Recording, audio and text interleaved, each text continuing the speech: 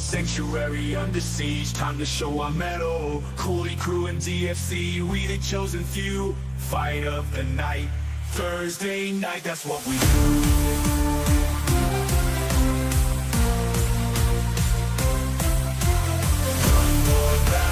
Sanctuary under siege, Cooley crew and DFC, we bring the heat. Fight of the night, we ain't backing down. Together we rise, conquer the crown. Sanctuary under siege, Cooley crew and DFC, we bring the heat. Fight of the night, we ain't backing down. Together we rise, conquer the crown. Plan in sight, assemble your might. We ready to fight, Diablo's domain. We bring the pain, it's our birthright. No fear, no retreat, we stand tall and strong in this war zone. We belong, we gon' do it, we'll belong. No more battle, sanctuary under siege. Cooley crew and DFC, we bring the heat. Fight of the night, we ain't backing down. Together we rise, conquer the crown.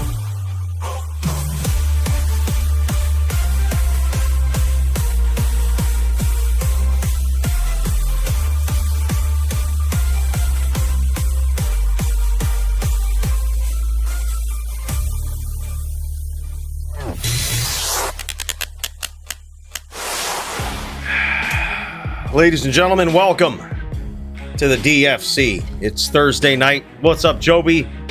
He was first, Primo. That's all that matters. He won the duel tonight. But there will be other duels. And speaking of which, man, holy shit, have we got a lineup for this card. It's pretty fucking savage if I do say so myself. Let's check it out. We're going a little early today. All right, here it is. We've got Toshank versus Polytheist. This guy cannot be dodged anymore. Polytheist, the shaman, the top shaman in all of D2R. We're going to see if he's got what it takes to take down the champion, Toshank. Man, oh man, is that one going to be good. What's up, Control Z? What's up, Gabe? We're drinking some strawberries and cream Dr. Pepper Zero. We got to be level-headed for our title fight because the previous champion is coming back to try, and I do mean try, to take the LLD crown. We've got ASDX, aka Brian, coming back in on his Zon. You guys have seen this thing decked out, ready to go. We've made some alterations on our Din, and hopefully we'll have everything that this guy doesn't want coming at him. We're going to see. I'm going to get it fired up here real soon, and then I might actually be looking for some practice duels. If anyone's got a Zon, man, sign me up. Like cough medicine, I don't know, man. I think you get used to it after a while. It's I think it tastes like strawberries and cream and 0 calories. Working on the girlish figure for tonight's bout, man. You gotta not only look handsome and good, but you gotta kick some ass. You know, it's just how it is. What's up, RH? Dude, we've got so many bangers on this card. We also got Krieger going up against Trees. This guy has needed a challenge at the top. I actually reached out to Trees personally and said, hey, look, you're the only one that makes sense, man. He wasn't signed up for this week. I think he was working. And, you know, these guys are in different time zones. It's super late for Krieger. But Trees is just getting out of work. So we're going to see if we can line this one up for an epic melee duel at the top. By the way, RH, my dude, thank you so much for 14 months of Savage membership, my dude. He says, DFC, baby. It's Thursday night. Big cheers to that, my man. Thank you so much. Then we've got notorious new guy Hellion going up against the top din in all of DFC HLD right now, and that is Serenity. We've given Hellion a lot to choose from. He's signed up on a din, but that's just a death sentence if you ask me. So we gave him the option to go Sin or Neck as well. Whatever he chooses, he picks his poison. And if I was a betting man, he's going to have his work cut out for him versus Serenity. But Joe Silva says this is a good fight. He says this is a good one. Serenity, also known as the Sin Killer, up at the top there on his Din. Typically, this used to be a bad matchup, Sin v Din, you know, for the Din. But Serenity has just lined him up and knocked him down, man. Going to be an interesting one to see no matter what Hellion chooses. So that'll be good. Then we also have the return of Montreana on his legendary Barb going up against Nightfall on a Necro. That's going to be an epic match. It's got Fight of the Night written all over it. I think we forgot to give prizes last week, so we certainly won't do that this week. We've got some to give out. A little bit of a theme to it, and I'll show you guys in a minute. Then we've got Botosaurus versus Jammy Jams. The return of Botosaurus. Good to see this guy back. Savage, one of the most consistent Sin players in all of HLD, and Jammy Jams is going to put this Sin v Din theory to the test. Is it a good duel now? Or can a consistent player like Botosaurus make it look easy? I hope he doesn't underestimate Jammy, because this guy is one of the most savage Dins, I would say second only to Serenity. This guy is nasty on that Din. Then we've got Punch versus Dazer. Holy shit. Man, that one's going to be epic. Barb v Zon. Historically, this has been a bad matchup for the Barb, but it's really because we've seen a lot of BVCs try to go up against the Zons. I would think that with Punch's creativity, he's going to give this guy a run for his money. He's probably going to be on some build catered towards dueling a Zon, and we're going to see if he can pull it off. We've got Squigs versus LPC. Going to be a sick one, an NVD. We've got a couple of NVDs on the card. We also have the return of Primo this week, and also the return of Hope D2R. Din v Sorc. This one should be fun. See if we'll see any three-piece comboing from Primo. This guy, he knows how, and if you give him the opportunity, he's one of those Dins that's going to capitalize on it. But does Hope D2R have what it takes to escape the clutches of Primo and survive? If he can, and he can deliver consistent damage, he might come out on top. We're going to find out. And Lamp was so lucky to have himself... This is... dude, I really can't wait to see a couple of these. Lamp was so lucky to have himself two duels tonight. We usually don't do this with people that are in the top 10, all right? Lamp, this guy is a savage. He's going up against the Zon tonight in Jinshin, a.k.a. the Kim Sul-Ki here. That should be interesting. Vita Blizz versus Zon. And then he's also got himself a matchup versus Muchez. Muchez has returned to the DFC. And it was only appropriate that this guy goes up against Lamp himself. There was no other opponent. You can see it right down here. Grudge match of the century. If we've said in Discord, if Lamp wins this, we'll let him in the lounge for a couple of weeks. I think it's only fair. Just a couple of weeks, though. That's it. We'll have to allow Lamp into the lounge for a couple of weeks. But regardless, I think this is going to be a fun duel. Certainly, Lamp has his work cut out for him versus Zons. I think it is a tough matchup for a Sorceress, but we've seen Lamp do it before.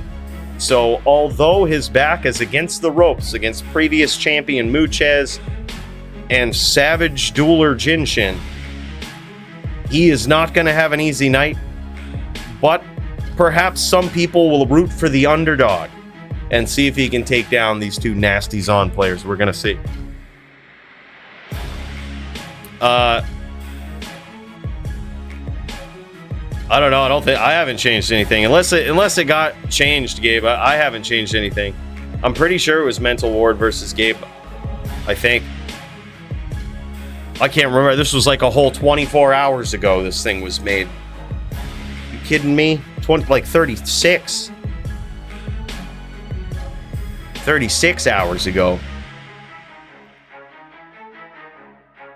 I didn't change it, but Arena is scuffed. Perhaps. Dude, yeah, and if Placebo was on a Sin and you're on a Sin, there's no shot I would have set up Sin v Sin. Like, zero shot I would have done that.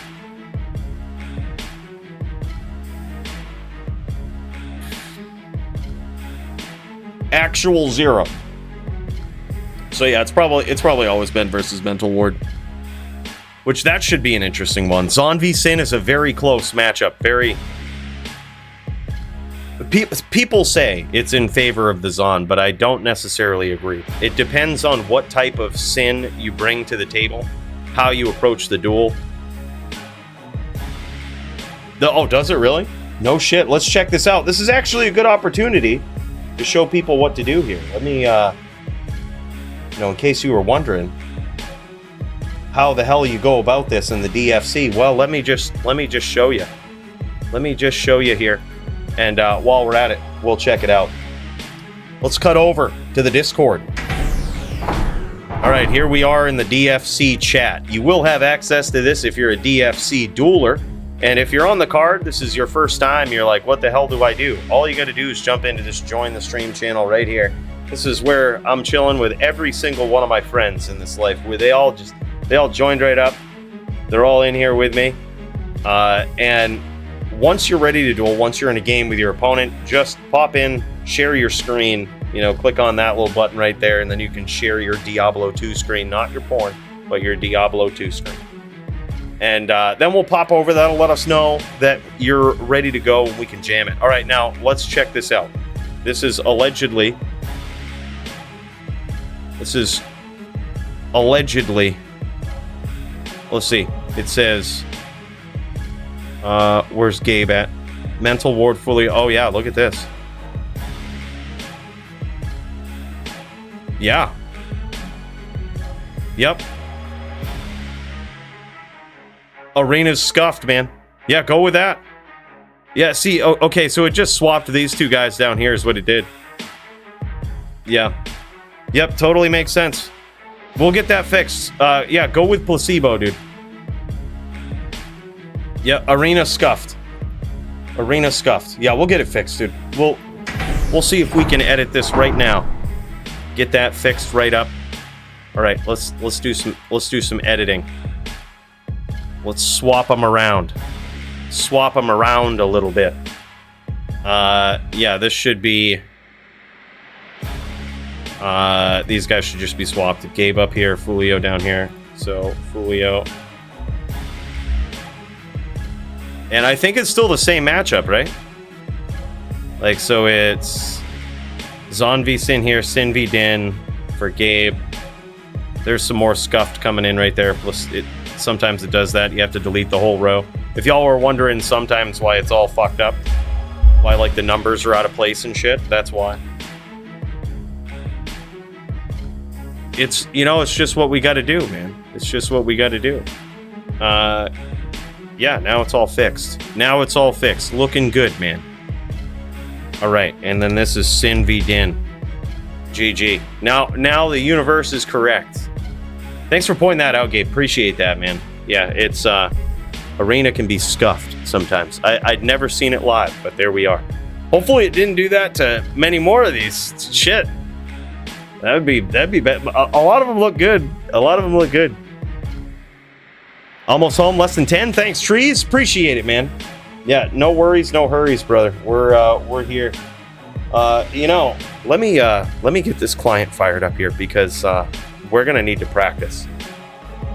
This is not my first rodeo with Din v Zon in LLD. But I certainly wouldn't turn down practice. That's for sure. All right, let's cut over, man. Let's do it.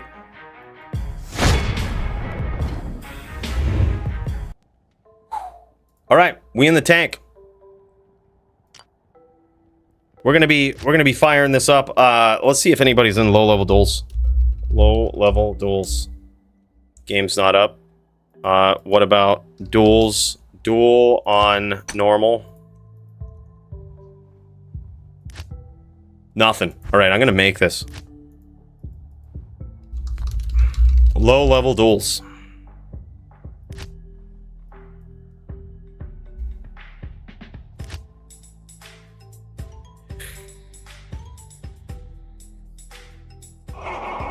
All right, and here we are. We've made some edits to this little tune. He looks different every week, man, but he's at heart, he's the same guy. He's the same guy. This is our Zon setup for today. we're trying something a little different. Okay, we got to make sure that all of our stats are proper. We might get hit with a little bit of poison. We're certainly going to have some cold damage to freeze us, but we're not actually even going to worry about it. That cold damage, we're just going to look past it, and we're going to do our thing. We're going to hope for the best. We've been practicing with this guy, and our crits are fucking insane. The crits on this guy can hit for 12 to 1400 damage, and that is testing versus characters with like 30 plus DR, which is impossible to achieve in LLD. So we're going to be hitting hard. We're just going to look past the cold damage if we get frozen and just jam it. But we are going with the hammer on the main weapon right here that we got from Toshank. Our min damage is pretty savage. Sometimes it can roll wicked low, though. You don't get a crit and you get a min roll. Holy shit, you're looking at probably 100 to 300 damage. It's really bad. But on the high end, it's pretty good. And we've got the same circlet that we used last time. I really like the faster run walk on this. I'll probably be in search of a better one, like a 132 open socket for a din for this particular matchup with a lot of mana on it. But it is a very specific ask. Regardless, though, I really liked the mobility of that we had in our last duel versus Toshank. We've got some massive mana, massive life here. DTM is very important. That's going to be huge because when we do take damage, at least we get some mana back. We can continue to push the pressure. Now, this is the big thing right here. We're wearing peace armor. That is for the crit strike right there. We're trying to get some crit strike with this nastiness. What is this ist rune? Winner of tonight's duel gets an ist. Wow. That's huge. You know that this charm is probably worth 40 of those, right?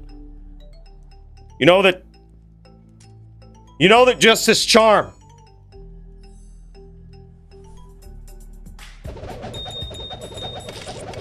Oh, well, now he's talking gems and shit. All right, well, that's something right there. That's something. He says, and all this gear on this guy. Wow, that's fucking huge. Wow, black flail. This is nuts. Yep, that's big. All right, well, now you've got me curious. Okay. Oh, okay. Now you've got me curious. All right. All right, well, let's check it out. Now you've got me curious. Good day. Do they have any sockets? Are they good? Are they perfect? I am overburdened. Answer is no. No. No. I believe this is 14% superior. Hard to tell, though. No sockets, no nothing. Look, we were curious. We had to know. Look, I'm just gonna set this right over here for the winner, of course. Thanks from Wicked One Ball, my dude. Wicked One Ball, the man, the myth. Take you. Bro, thank you so much. Big cheers to you, brother. I'm sure somebody will appreciate this. Griswold armor, Nausea's Puzzler, Water Walks. I am overburdened. These are huge. I might actually, don't tell Wicked One Ball. I might steal like 3 of those gems. Like, don't tell him. All right, we're gonna set these here, and though I mean these are practically gonna be mine. I'm gonna win this duel. So these are we're just gonna stash these away for safekeeping. I actually paid an ist rune for that for a shale rune earlier. I did that. I was desperately in search of a shale rune to make that armor that I was talking about that I was showing you. For my dueler. Happy DFC night.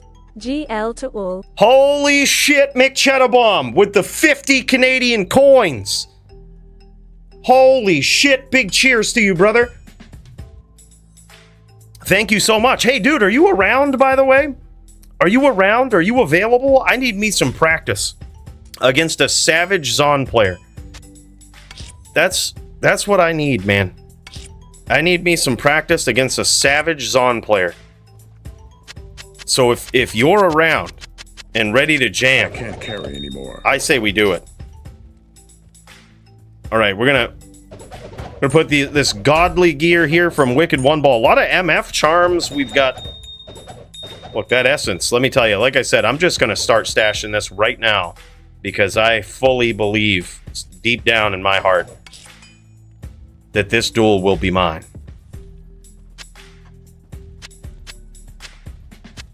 These gems are actually pretty dope. I'm not gonna lie. This is a good touch right here. Winner of tonight's duel, he says.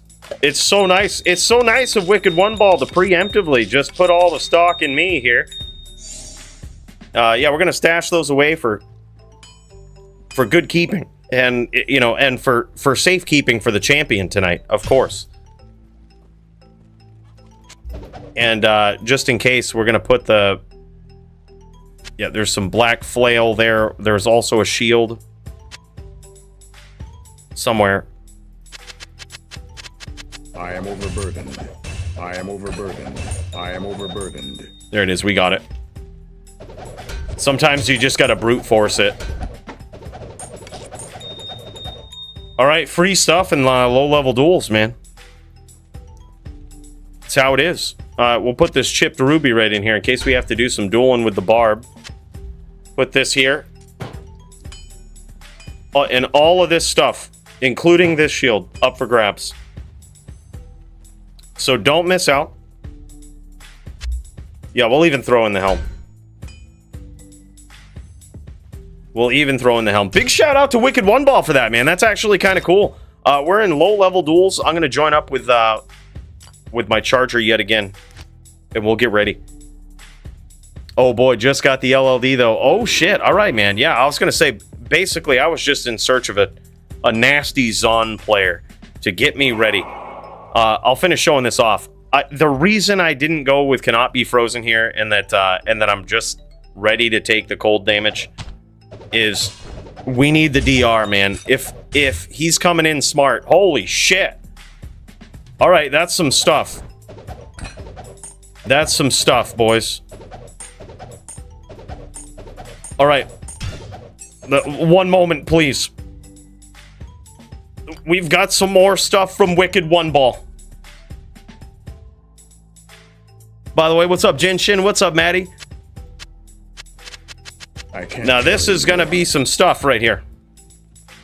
This is a near-perfect Skin of the Viper Magi. 131 Shaco, 34 War Travs, 35 Spirit. Holy shit. 32 Hodo. Now we're talking, boys. Now we're talking. All right, we're going to put this right over here in the corner. Courtesy of Wicked One Ball. You're going to have to dig through. But look, the winners... Oh, it's a 15% too. It's a 15% on that string of ears. That's huge. That is what they call huge. I am overburdened. I can't and carry some of these anymore. look like, holy shit, SOJ and everything. That's just wild.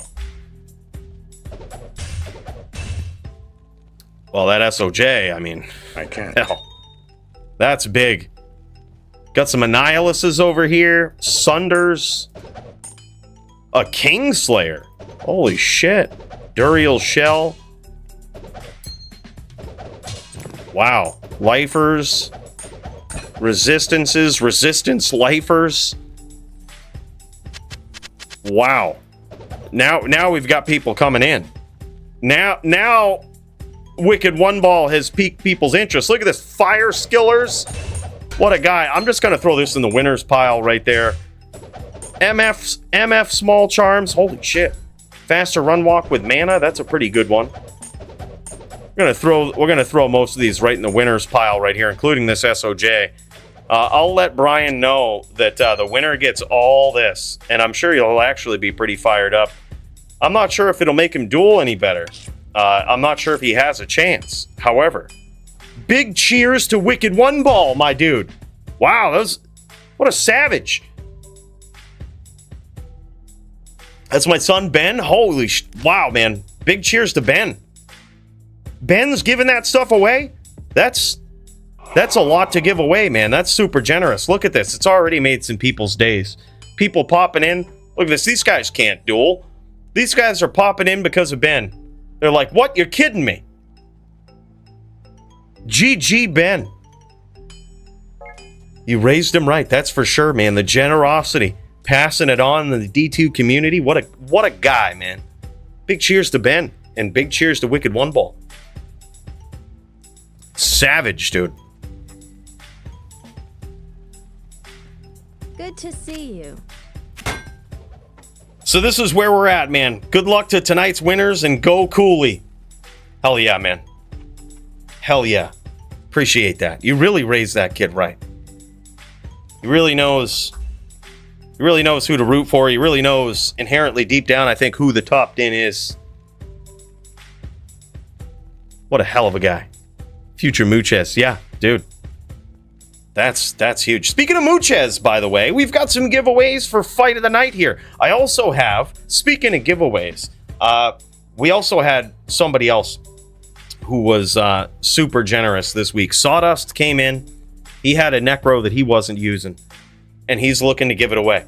Now, look, it isn't perfect gear, but it's practically a full Necro, my dude. So if you need P&Bs with lifers, if you need some decent charms to start you up on your PvP Necro, this is what I'm going to do. You know me, I like to give it away to people who need it. So if you or someone you know needs a full Necro to start up in PvP, you just let me know. We've also got some prizes from Muchez. We've got this actually belongs to Squigs, still unclaimed. It's a 100% perfect Enigma from last week. We've got Montriana on the card. This prize is actually his from a few weeks back. And you think those were good. We got a little bit of a theme to the prizes today. The theme is sixes, appropriate for the Diablo games. All right. 666. Of course, they come in threes. So let's start up with this. First, as for the winners of Fight of the Night, we're going to have 5 of them. 5 of them, okay? We're not dicking around. 5 of them. We're picking 5 people. Doesn't necessarily matter about the entire fight. Just put on a show, man. It doesn't necessarily go to both players. It could go to one. It could go to both. Just put on a show. You put on a good performance, you might win a prize. All right? No guarantees. And no purchase necessary to enter. All right? The first sixer is a 6-point ring. Yeah. This thing is wild. Cold Fire, Life, Dexterity, AR, and Cast. This thing is savage. 6-point ring for the 6th theme here. We've also got a pretty nasty melee weapon. A very interesting one. You don't necessarily see used a lot, but the IAS frames on this are nasty. So this is also up for grabs. The second sixer item that we've got is these 6-point LLD boots. Tri-res, one could argue quad-res with these, with the PLR on there. 5 dex, which is perfect for LLD. And of course, 30% faster run walk. These boots are beautiful. I'm jealous of whoever gets these. I honestly could probably use these tonight. If Brian starts pulling some juck fuckery, maybe we'll just put them on temporarily. You never know. Yeah, these boots are savage. Not only for LLD, but you could also put them on your HLD. They're just good all around. I wouldn't suggest upping them just because it's a level 29 requirement, and then you're going to lose that. But regardless, these things are just nasty. So that's the second six-pointer. And then we've got a perfect Annihilus. All right, this is also up for grabs for Fight of the Night. Gonna throw that in there. I believe it's the last of its kind in these giveaways. And then, what would a 6-point giveaway be without some 640 javelins up for grabs? I have never found these. Some people been hunting their entire lives for them. And here they are, 6.6, or I should say, 640 javs. One of the most godly magic items that you can possibly find. These things are ballin'. These things are savage and certainly up for grabs for fight of the night. They're even mat javs, man. They're even mat javs. Yeah. CS Zons all over the DFC right now. You know someone's going to be looking for them. So those are the prizes for fight of the night, courtesy of Muchez, and courtesy of Silent Balloon, actually, with the melee weapon there. We're going to mix a lot more of those in the future. But we've got some very kind people, in addition to Ben and Wicked One Ball here tonight. And also Sawdust with a full Necro giveaway. So GG to you folks. We appreciate you, and holy hell, you make the community better, man.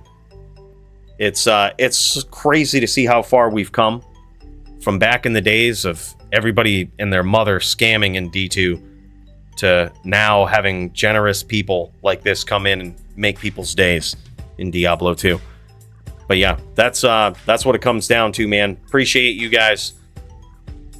This den is decked out. We ready to jam. We ready to slam. And as a wise man once said, we're ready to Alabama. I don't know who said that, but whoever did, it was wise. All right.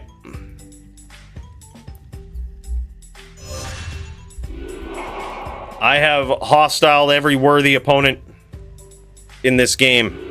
Not here. We're going to be slapping.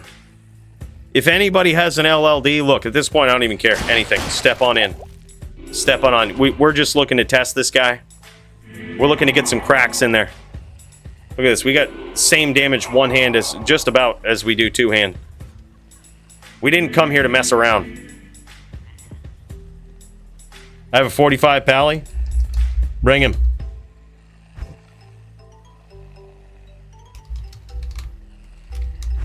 Oh, is he ladder?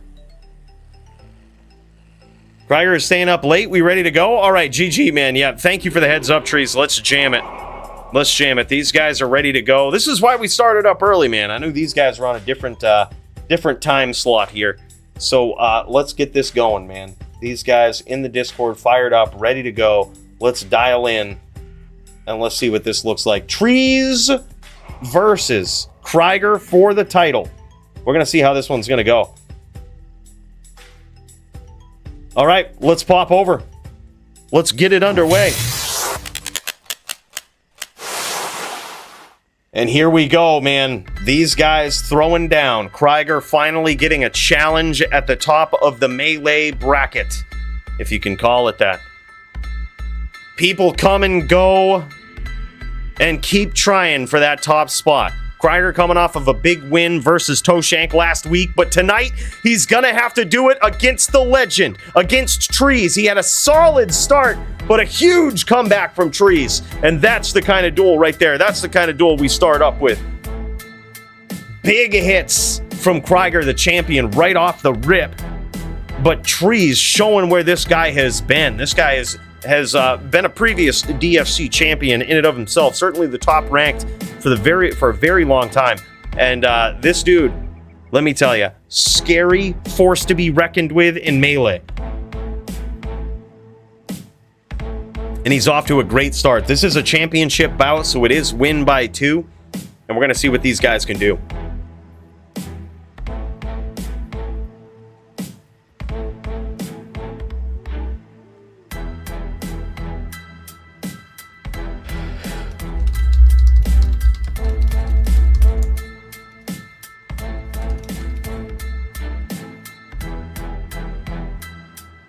And down goes Trees. Now this is 1-1. Sorry, I looked away for a second and it was over. Look at this. Responded to messages. Just looking away for a second.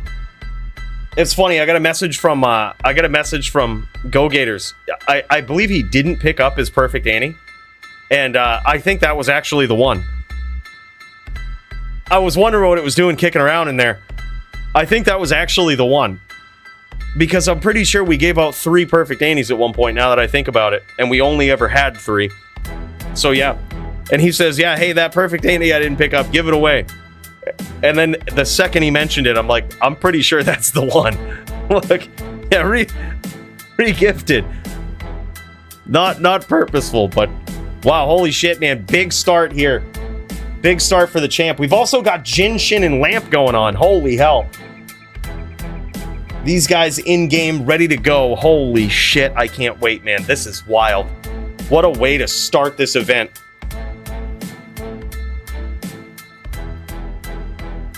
All right, I'm going to message Brian as well. Holy shit. All right, now it's 3-2 in favor of the previous champion, but ever so slightly.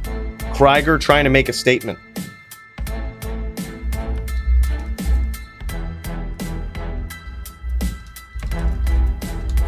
And now it's tied. It's threes.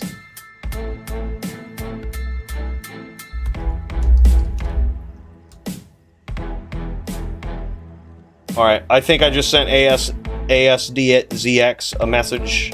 I think. I'm in streamer mode in the Discord, so it truncates everybody's name. So it could have been to the wrong person, you never know. Both are friends and epic, so I will say, may the best man win. Let's fucking go. Holy man, now Krieger pulling ahead. Or no, I'm sorry, Trees pulling ahead. Trees pulling ahead. It's now 4-3. Very close matchup between these two. All right, here we go. Wow, man. Krieger's a savage. I mean, we knew it.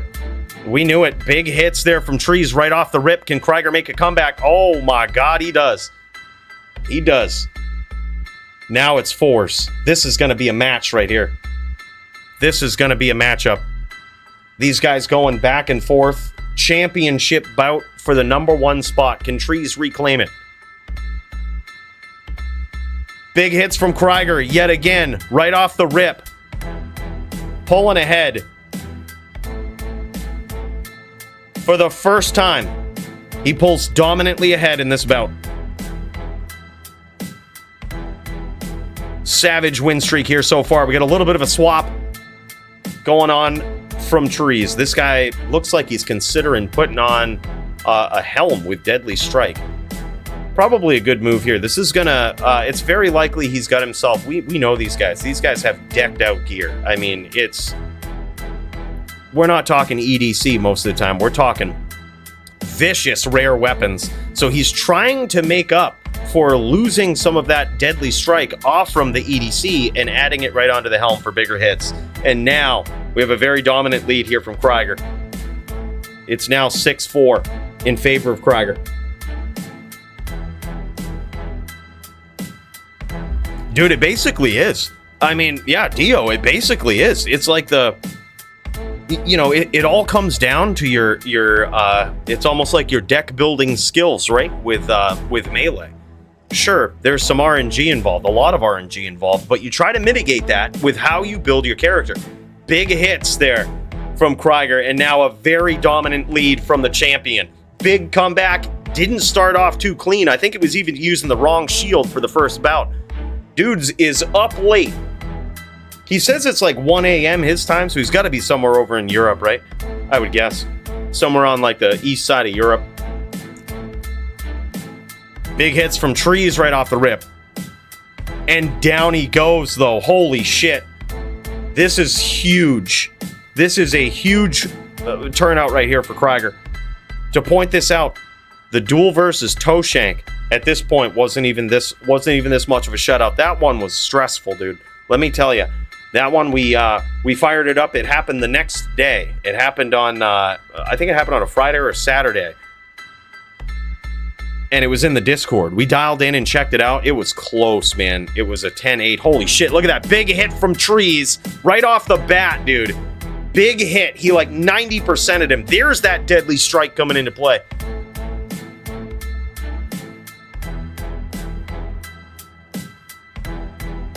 I mean, that's what they turn out to be, man. We try to dial in, because we got people joining these tournaments from all around the world, man. So the bigger the window, the better for most players. And look, I don't mind.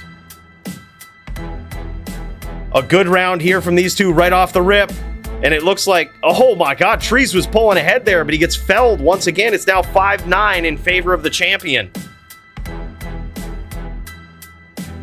I believe the champion is on death. I believe that is his choice. We're gonna have to pay attention to see if the glacial spike. Yeah, glacial spike coming out. Those are some big hits, man. That death is just it's so hard to beat. That weapon is just nasty. Yeah, he's on death. Yep, for sure. 6-9 now with Trees taking that, trying to make a big comeback.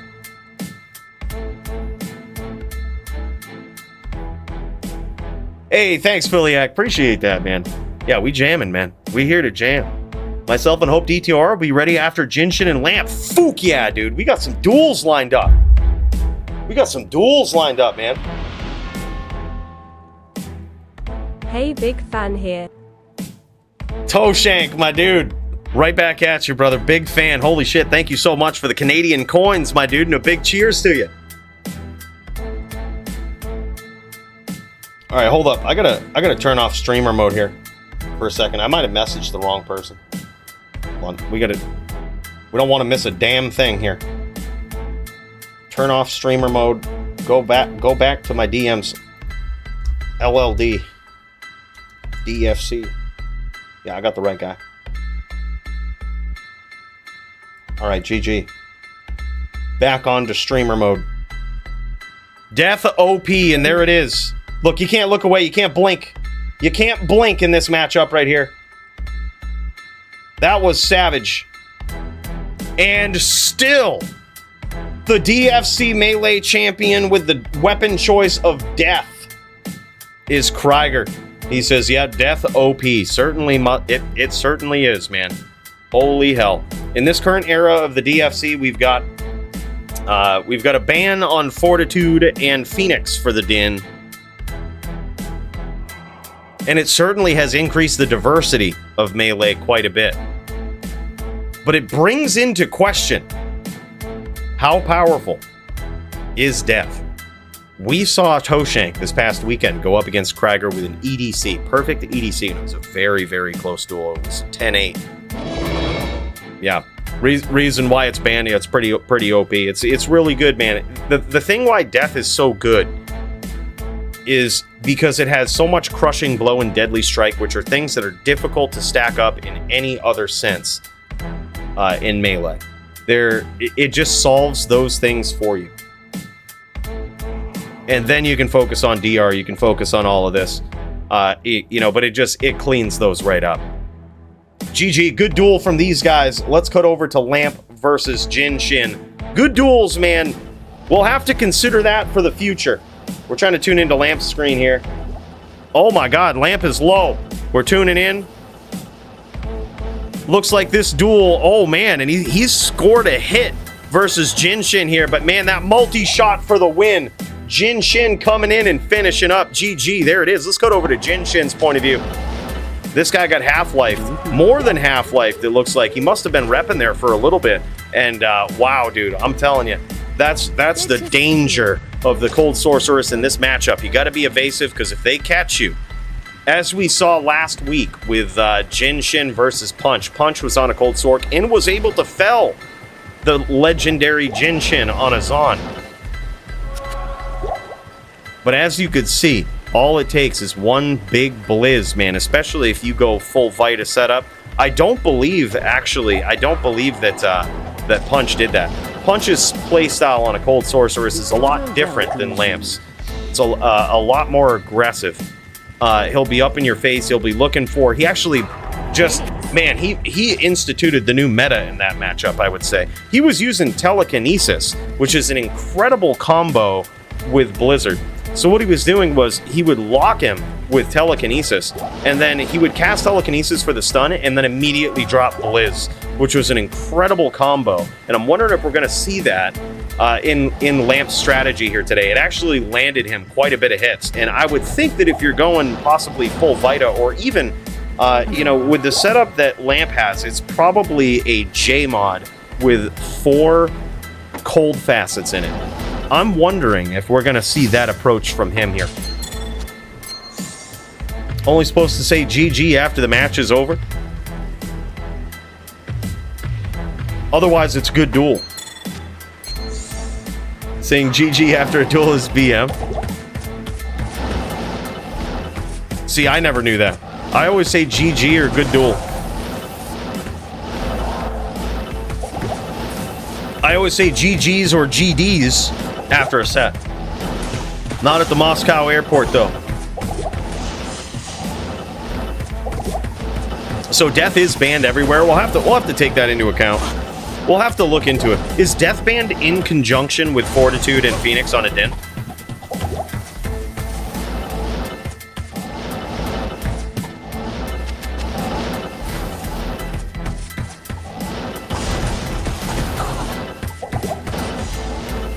Is it in conjunction? Yes, sir. It's called FPSD.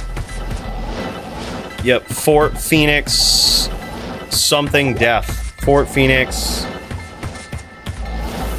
something death. Yeah, what's the S?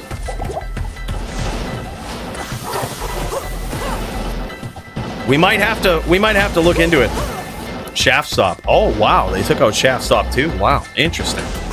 That really forces players to make up for their DR in very interesting ways. You can't just inherently get it from the armor. It leads to more rares being in the format, which I kind of like. I think that adds some diversity.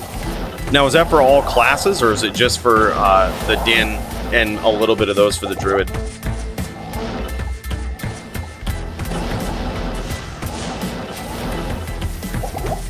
Yeah, so you're left with the E-Rap armors, yep. All classes. Wow, interesting. See, I would think that... how's the diversity in those formats? Do you see Zons? Do you see Barbs? Do they do well? Are Druids... Do Druids do well? Jin Shin's got some serious damage off the rip here. Really whittling his opponent down and doing a great job of predicting where he's going to be. Jin Shin off to an incredible start. I believe it's at least 1-0 in favor of Jin Shin. At least. Could be more.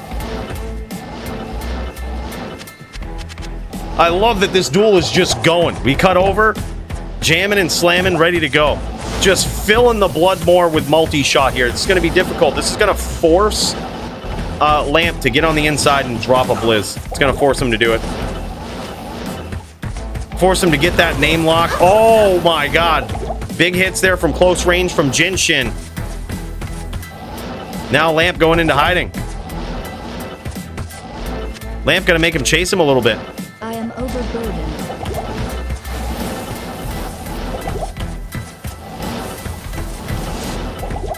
Thank you, Maddie. Yep, FT4s. And there it is, man. Another win. Another win for Jin Shin in this round. It is at least 2-0 in favor of Jin Shin. Huge. Huge. Barb is allowed to keep CA and use Warcry. Interesting. Interesting.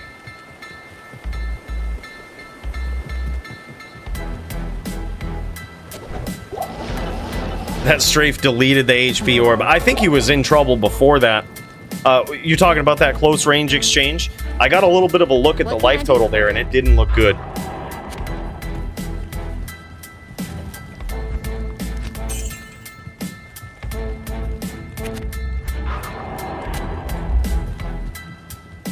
What's up, PvP channel? From Denmark, man. Big cheers to that. That's awesome.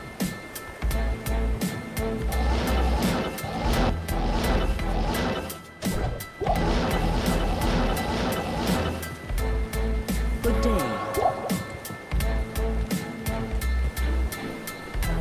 So Druids could stack IDR now? Time to swap over to Ellie. What can beat priding Ellie Druid? LOL. Greetings. That's the question. Probably a Zon. Zon is one of the worst characters to make a matchup for in the DFC. We had a gut instinct about the Amazon just being all or nothing in our matchups, and it's very true. Yeah, Ghost Sin will wreck a Druid like that. Yeah, Amazon will. Ghost Sin. Also now, Life Tap is just completely unregulated on Barbs and Dins. So, also a good Din could probably beat a Druid. Someone who's good at the chains, who's good at the three-piece. It's possible, anyway. You have a lot of bites at the apple, that's for sure. ES Sorc is free. Zon is free. I don't think ES Sorc is free. There's not a lot of druids that can beat my Santiana.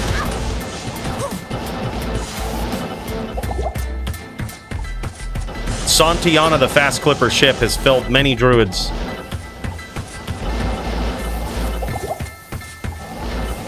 Including, in my opinion, the best druid in the world, Dio, on her way to the top. It felt deserved. Felt like we'd earned it. Yeah, it's a tough one. You gotta have someone who knows how to play possum a little bit. A lot of times people get a little too aggressive with their fire sorcs versus a druid, and you can't do that. Especially on ES. Maldonado is better. He's best druid. No shit. Never heard of him. If he was the best, he'd be in the DFC. Caught blind spot shockwave telelock Sorc is dead. Oh. Number 1. Oh shit! Toshank thinks he can do it. Toshank thinks he can do it. Bro, big cheers for the Canadian coins, man. Thank you so much. I think I have seen some trouble with some druids. Go-Gators was actually gave me a rough time. I think if you play like Go-Gators, it's a rough duel.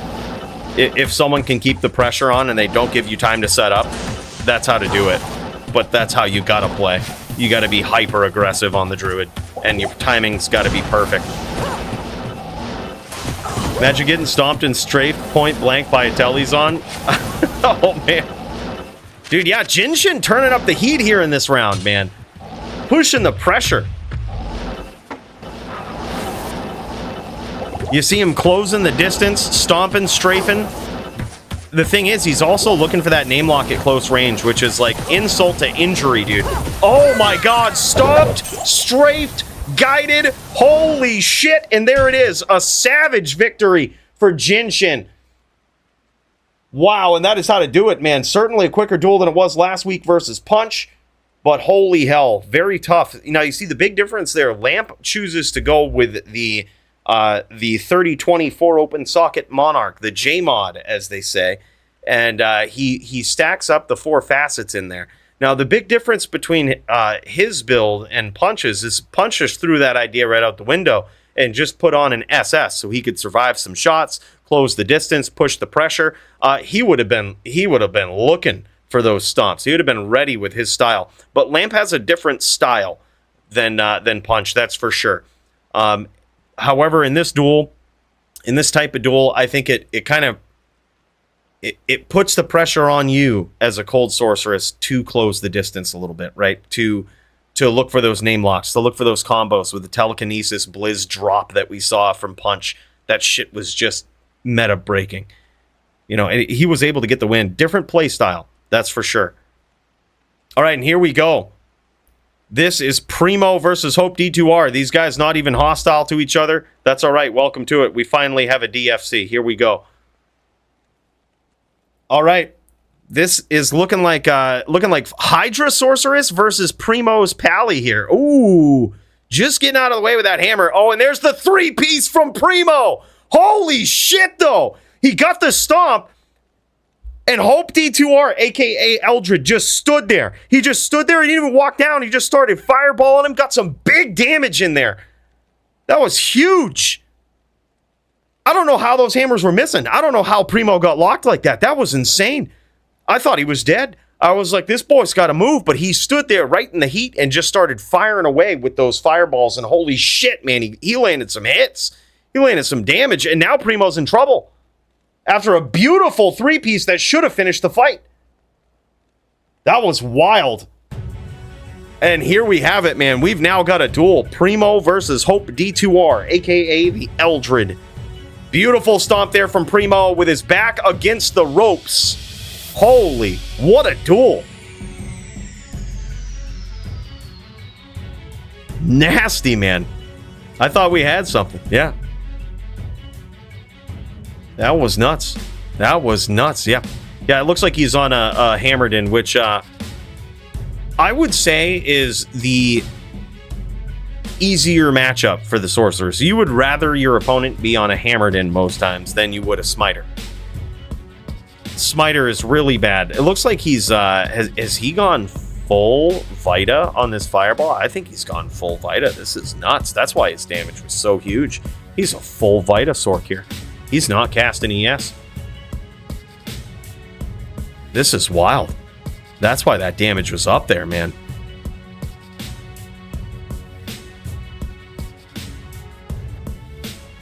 Oh my god, beautiful, beautiful closing of the distance there from Primo. Closes it up, cinches that round up a lot quicker than the first one.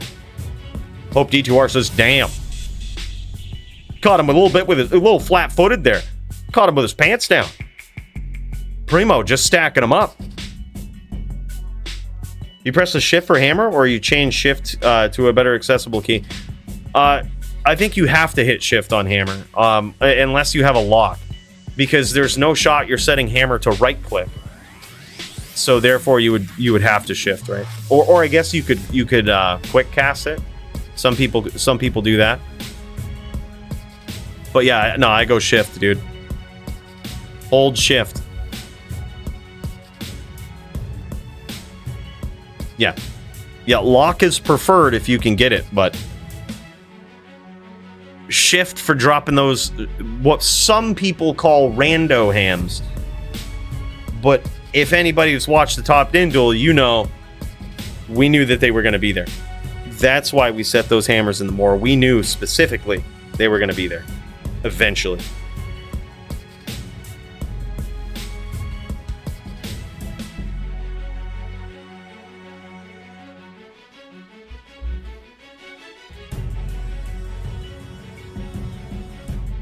Oh my god, and he traps him again. Puddles him, dude.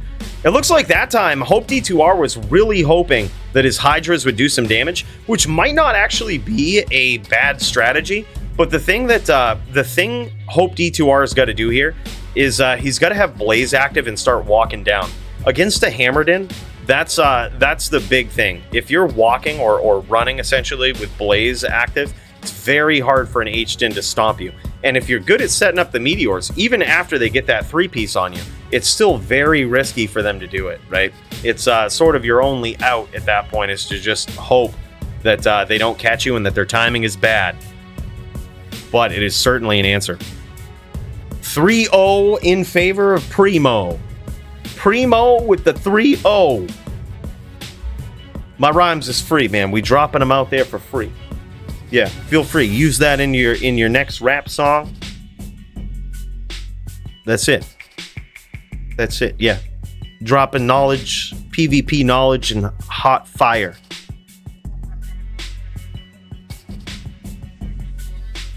Yeah, Primo's also good on the understomp. He really prefers to go for the 3-piece. It's been a craft he's worked on for a while, and he's just about mastered it. Like this guy's really good with it. But his understomp game is pretty good too. Usually, with a lot of dins, it's they have their bread and butter that they go to. It's either the 3-piece or it's the undercut. Right? With me, it's typically the undercut. Beautiful undercut there again from Primo, and he gets it. Showing his versatility with a savage 4-0 win. Insane. But regardless, so good to have Hope D2R back. So good to see this guy in the DFC, and I'm happy to see him on a Fire Sorceress. A very interesting one, too. Full Vita Fire Sorceress for that damage. And it almost got him there in that first round, man. He almost cleaned Primo right up. That was insane. Good duel, man. Very good duel. Good sportsmanship from these dudes, and wow. Let's lock it in, man. We got some notes to take. We've got some notes to take. All right, what have we seen so far? Fight of the night. We've got Jin Shin v Lamp in consideration. We've got Primo v Hope D2R / Eldred. We've got Trees versus Krieger. I'm going to put a note here. Death OP. Holy shit, that's huge. We're gonna have to look. We're gonna have to look at these rules, see if we can get something that encourages diversity and is in line with some other ever-changing melee rules out there on the planet. Yeah, but we've seen it, man. It's Death just shuts them down.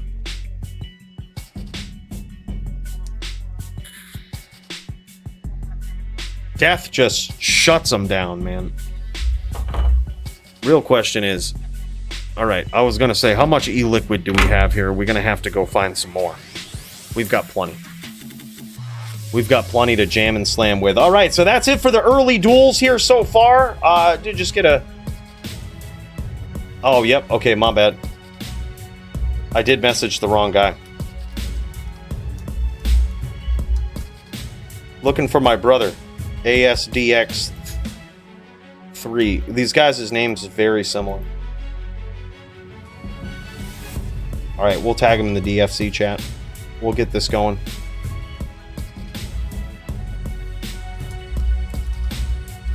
You ready, Bod? Oh my god. Gators just fired it up too. Holy shit. The championship bout. Are you kidding me? Are you kidding me? Gators on the Necro. And wow, this one should be a savage bout here. Gators is going up against Dio-Wind in an NVD match. This is going to be nuts. Gonna be wild. Dios got this. Turbo! Bro, thank you so much for the Canadian coins, man. Holy shit, 50 of them. Brother, big cheers to you. Thank you so much. That's huge. Wrong. Gators wins 4-1 bet tilde. Oh, man. Yeah, you see, this is going to be interesting. This is going to be an interesting duel. You see, I would say Dio, when he was at the top of his game, and it doesn't look like he's really too far away. He's recently rejoined and worked his way up the ranks, but the game has changed quite a bit, right? And we have savage players like Go Gators on a Necro here. And I don't think Dio has ever been tested like this versus Go Gators in his current form. Now, I believe these guys are going with DFC rules, which is bear only, and I think it's 20 spirit. And we're gonna see, man. I believe we've limited a lot of stuff in this matchup to try to make it as fair as possible. But this is the only thing that's different in the DFC now versus just about anywhere else, and that is the 20 spirit, which is pretty wild.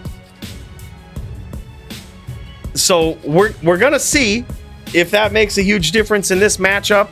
But then again, I don't even know who's going to win this. I've seen Dio in this matchup, and he's a savage, dude. He's really good in NVD, but so is Go Gators. Go Gators, we have seen this guy go from 0 to hero. If you remember the start of the Go Gators journey, coming into the DFC, just piling people up, and I still remember his first duel versus Vamp the Champ, where Vamp literally thought this guy was Toshank. He thought this was Toshank Smurf on this account right here. That's how good this guy is, and he's only gotten better since then. Not just on the Druid that he used to start up with in main, but now he's good on just about every FPK class. This guy's got skills and the knowledge and know-how to do just about anything. And tonight he's on a Necro. Can he do it versus Dio? We're going to find out. Dio, I got to say, if this was Vegas betting odds, I think you would find that Dio would probably be the underdog in this matchup. I think, you know, underdogs that usually are basically data that shows who's betting on who, right?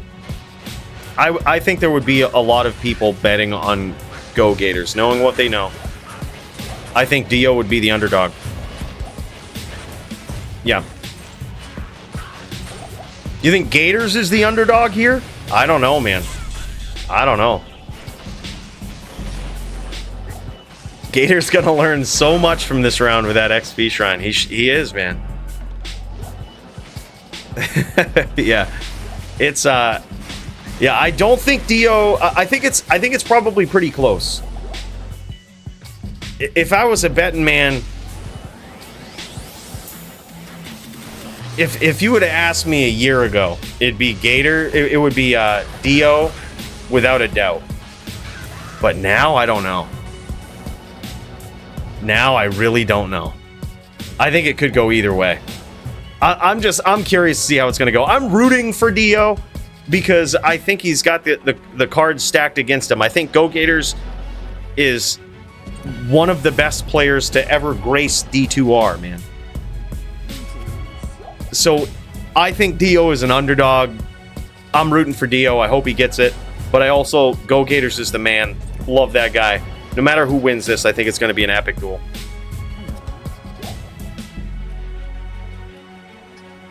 Yeah, he has. He has, Jess. He is a fucking savage, man. This guy, we've seen him go from, like, pretty good player that was getting title shots versus Vamp the Champ. Like, he was always good. But now, Go Gators is one of those players that's just on a whole nother level. You know, they come along every once in a blue moon, right? You got people like yourself, Jess.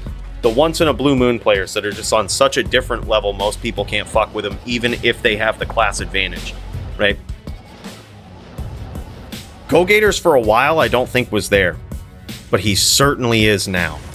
He's scary on just about every class, man. For the kid who used to cry in Jeet's vent, love you. What? What is this? Is this a slight at someone? Oh shit. Drew G just donoing 2 coins there to throw some shade, and look, we ain't gonna turn it down. We're putting it right into the spaceship fuel tank, my dude. Thank you so much, Drew G. Appreciate you, man. And look, to clear the record, all right, I don't passively ignore your statements, okay? It was a fucking joke. Anybody who watches the stream knows that I'm the least observant person ever. I have the opposite of ADD. If something's going on, I can literally not focus on anything but that thing that is currently going on. It's like the opposite of ADD. All right, and it was so obvious. I went back and watched a fight in recent history. I wanted to see like what a fight looked like on stream, so I went back and watched one of my streams. And I fast forwarded this part where Serenity was trying to invite me to a VT PK, and the dude was sitting there for like 5 minutes typing it out in game, probably longer, like right on the screen, right there to see. And I was off on in my own world talking about something, running my damn trap, didn't see it for an embarrassing amount of time.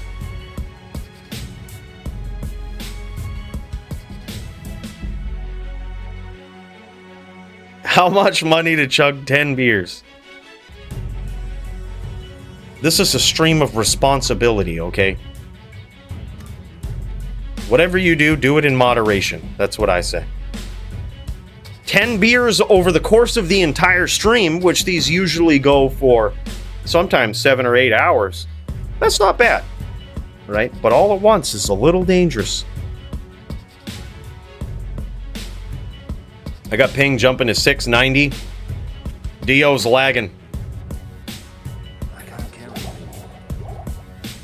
I believe both these guys are on East. Dio is in Montreal, Quebec, Canada. Je suis quelque important en tabernacle. Up that way, anyway. Yeah, local legend whenever I step on the scene. But main point there is Montreal usually has some really good ping on the East, and it looks like Go Gators also has some pretty good ping here. So yeah, Dio's going to be restarting, trying to eliminate the lag. I can't carry anymore. Monopoly Money Dueler versus Florida Man. Magnifique.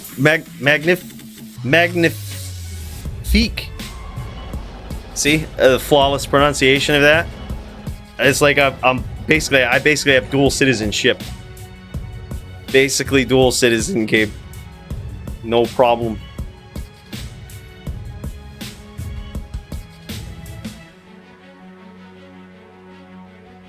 Je ne parle pas français. I have to follow up every statement that I learn with that one. Je ne parle pas français. I saw someone the other day who was streaming D2R, and he spoke French. I could tell he had like a French accent. So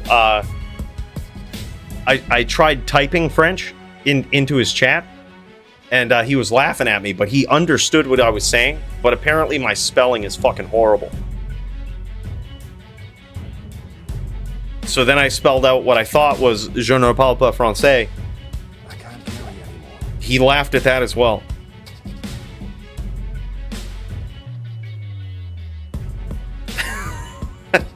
French is hard, yeah. It sure is, man.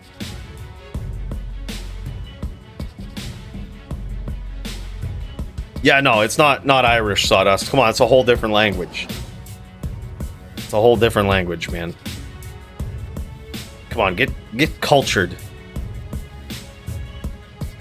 Coolly knows French thanks to the American school system. No, I took Spanish, bro. But the only thing I remember how to say in Spanish, I was a wicked dickhead in high school, dude. And like, so I was just trying to get out of class and stuff. I was like the class clown, but I still got like okay grades to get into college and stuff. Like high school was easy. And so I took Spanish, but all I remember is "Puedo ir al baño, por favor," and I would always try to say it in like the most American way that was like, so, like I can imagine if you speak Spanish, that sounds like the worst accent ever. And I would always ask that. The answer a lot of times would be no, because the teacher figured out that I would just go into the bathroom, but really I would like go to the library or some shit and like fuck with my friends. Yeah.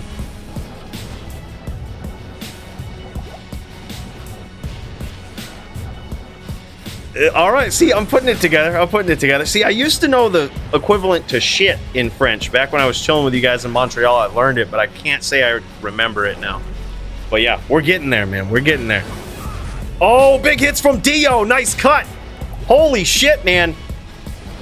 Big cut there from Dio. This is huge. Go Gators looking for those spears. Big bear hit there from Dio. That's going to knock Go Gators off of his game a little bit and give Dio the opportunity to get in there with a stomp. Beautiful spear from Go Gators. That one connected.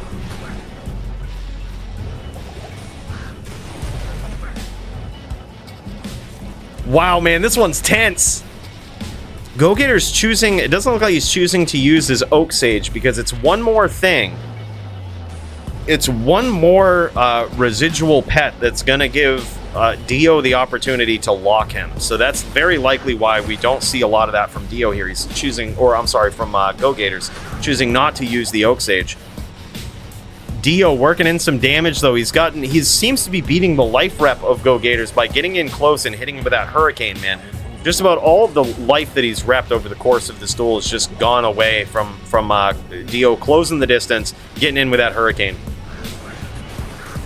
Beautiful stomp there again. Another connection from Dio. That one taking a few hundred damage, but some beautiful spears from Gators here, too. Both of these guys in trouble.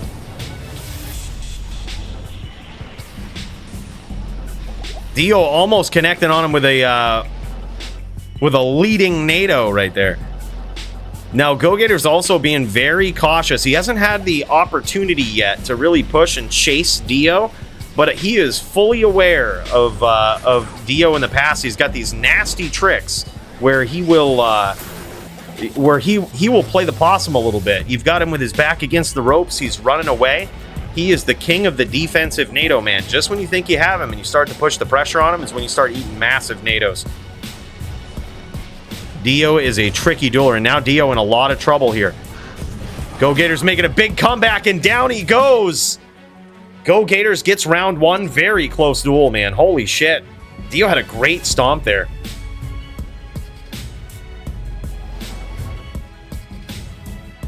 Yeah, with that last series of hits, dude, his spears are on point, man. Spears win fights. That's what they do. And Gators is really good at getting that lock on either the bear, the oak, the player. As soon as they come close, that's the first thing Go Gators looks for, is he looks for that name lock with that spear, and he gets it. He's so quick with it. And it's one of the most discouraging things if you're dueling on a druid in this matchup, if you're dueling against the Necro and you're on a paladin.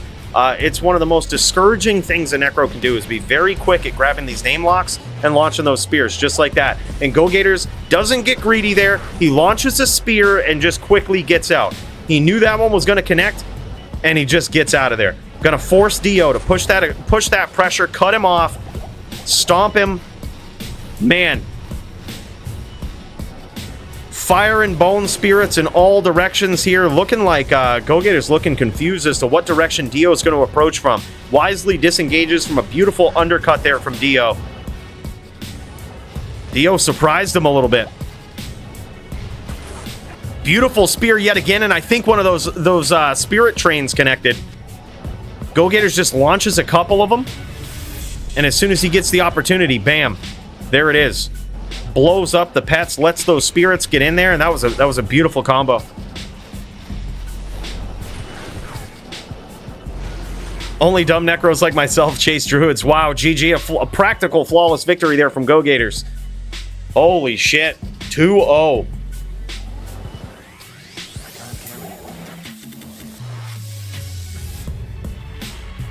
Yeah, it definitely is. It definitely is, Jess. See, I have learned the ways of the defensive NATO like Dio. I've seen the value in it in multiple DFCs. Previous DFC champion Dio, this guy was a dominant one, man. Savage Druid player, and that defensive NATO just won so many fights. Yeah, people just thinking they have the upper hand and chasing and stomping. Yeah, it used to be a thing you would see a lot more in the DFC, especially in this matchup with the Necro, you know, every once in a while pushing the pressure when he blows up the Oak Sage or the pets or something. But you don't see it a lot. You don't see it a lot at the top now in this matchup. You know, oh, beautiful cut there from Dio. Huge damage. But can he finish? Now Go Gators going to be on point.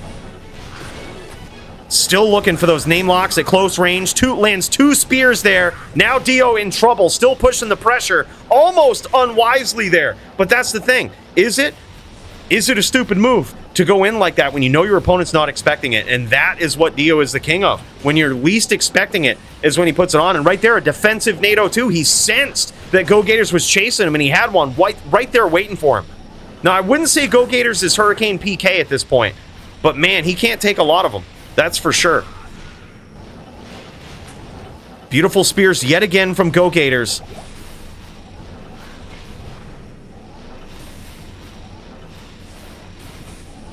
Go Gators setting up this nasty train, but can he finish? Lands yet another spear.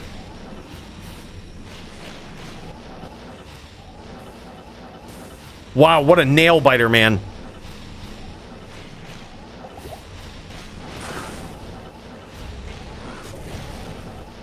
That was a nice cut from Dio, but unfortunately he didn't have a NATO waiting. Holy shit.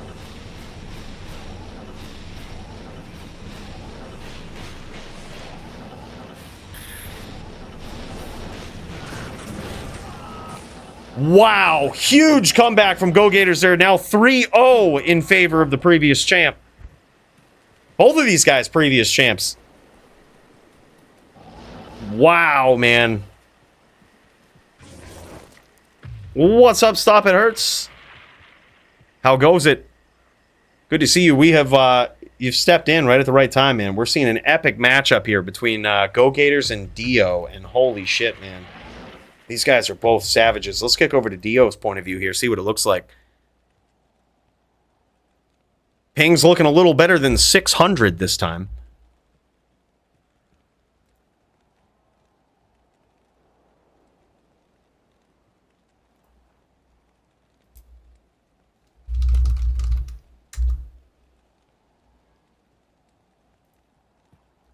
All right, and here we go. Big hits from Dio right off the rip, and we've got a duel, boys. We've got a duel. A near flawless victory there, I think, for Dio. And we've got a duel. And there we have it. Here we go, boys. Dio is back in this. Can we see the comeback of the century from Dio in?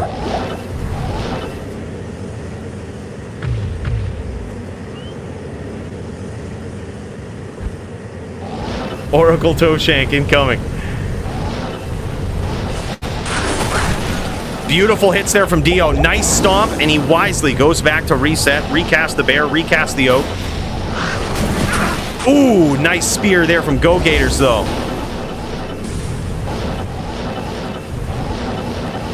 Dio dancing around on the outside a little bit here. He is the king of this, trying to cut off Go Gators wherever he runs to, knowing that Go Gators is not likely going to chase him. What he'll do is he'll try to cut him off from the outside. He'll throw all of these NATOs on the outside where he thinks he's going to go. Really cutting off the options for Go Gators. And then the next level play there is, once Go Gators notices that, do you chase him to the spot where you know he's going to go? Assuming that whenever Go Gators sees this, he thinks that Dio is leaving NATOs, right? Now he's luring him in. But is Go Gators going to fall for it? And is Dio going to adapt? Oh, man, beautiful spears there from Go Gators. Just next level spears, man. He's always ready. Every time at these close range exchanges right here, you got to be ready for the nasty hits of Go Gators. He's ready. He's got that name lock waiting. He's got the spear following it. You've got a very limited time that you can stand flat-footed as a druid.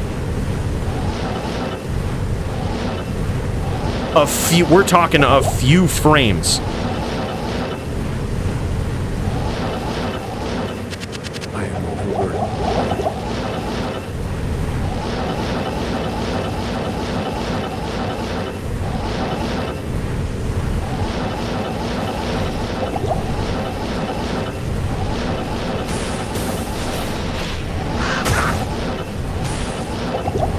Beautiful stomp there from Dio. I don't believe he actually landed any damage from it, though.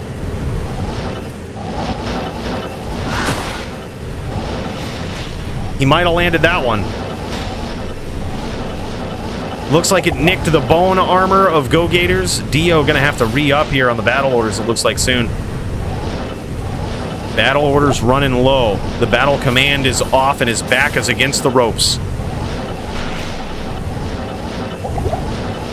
And speaking of which, can Dio do it? Back against the ropes versus one of the most savage champions ever, and there it is. Holy shit. Wow, man. He gets there. Go Gators gets there 4-1. Holy shit. Wow.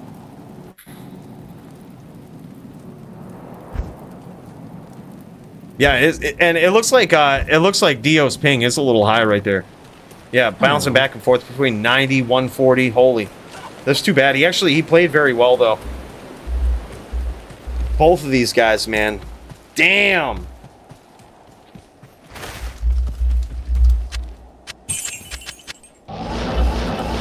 Not in town. Wild duel between these two, man. And it looks like ASD, aka Brian's, going to be ready to go probably somewhere around 8 p.m. For our matchup. Oh, look at this. He even went 13 Spirit. Go Gators was just showing it off. He's shutting up all the haters right there. He actually, we tuned in and saw that he was at 13 Spirit. That was wild. Insane, man. What an incredible night of fights so far, man. What more could you ask for? This shit is just wild. Absolutely wild. Let's get back into the zone, man. Let's get focused up.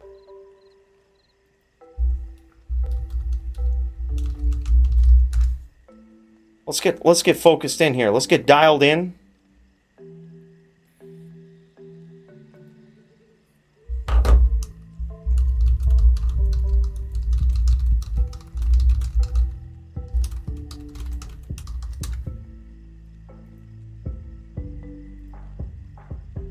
Wow.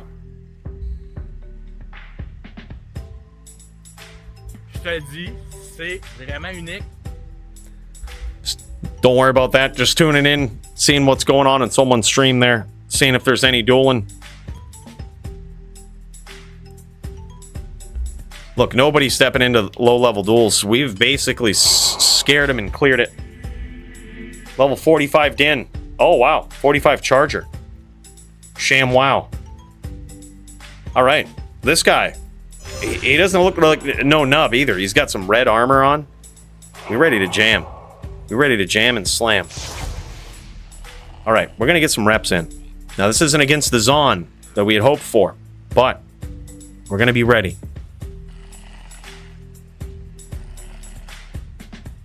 Yes, they are. Yes, they are, Max. Levels your pally now, Cooley. This is my level 30. By the way, Squigs, I have a prize for you, brother. Unclaimed from either last week or a couple weeks ago. 100% perfect Enigma tigulated male.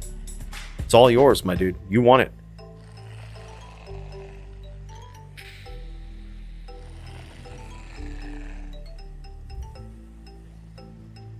Yeah, so dude, he wasn't even going 20 spirit for that, man. Go Gators went 13 spirit. He went with those OG rules, man. That's really impressive. That's really good. Nothing you can say about that. The Gators played so well.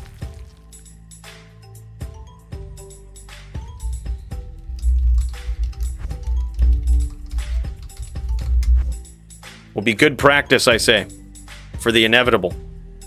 We like to practice with our back against the ropes.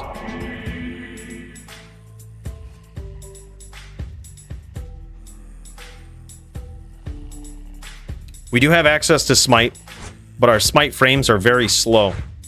I don't think we're going to be doing much of that versus a Zon, although we technically could. We probably don't want to run the risk. We're going to be frozen too. Yeah, we don't smite at all. I might even just unkey that shit. Might even just unkey that right now. No smites.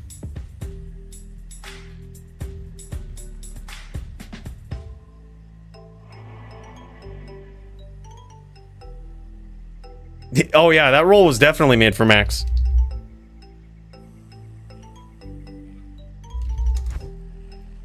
Yeah, no doubt. Straight insight charger. Oh, man. Dumped him. Dumped him. We hitting big. How much life? Good duel. How much life?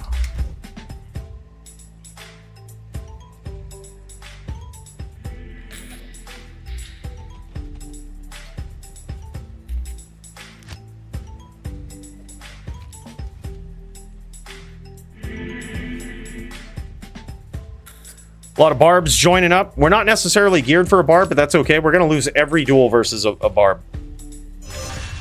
Which is fine. We're just going to practice our timing. Right? This is we're going to practice our timing versus a barb. We're basically going to lose every duel. It's going to be a good gauge of the damage that we do. All right. Let's get in this. Let's get in this. Strain is dark. We gotta alleviate this. We gotta get ready. Gimli's got a shield, so we certainly lose that one. Go Gimli.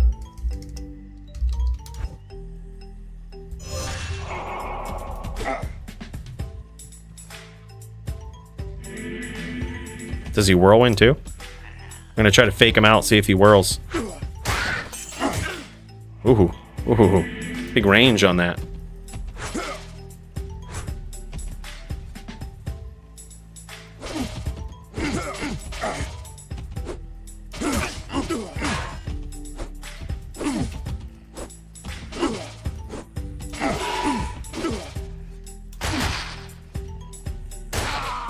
Boom, baby, holy shit.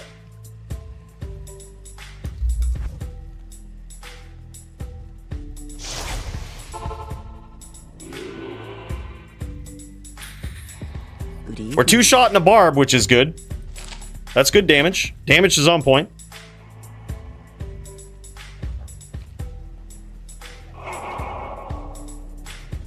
Alright, go Lucky. He doesn't whirlwind, though, so... It's like ranged versus non-ranged. It's like ranged versus melee.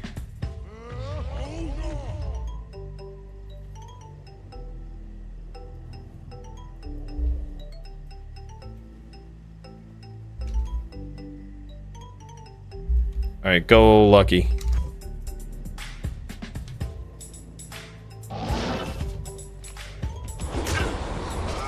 Holy shit. Big hit, dude. All right, go Sham.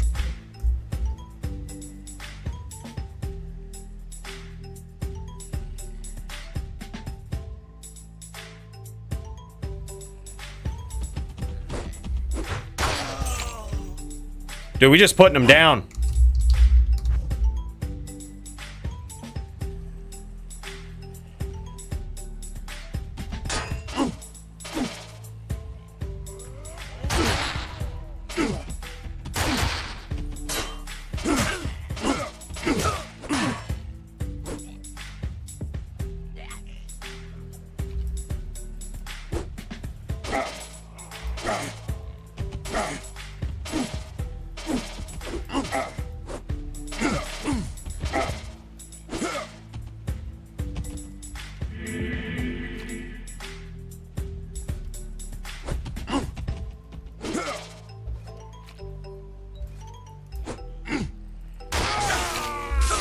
Make it 4, baby.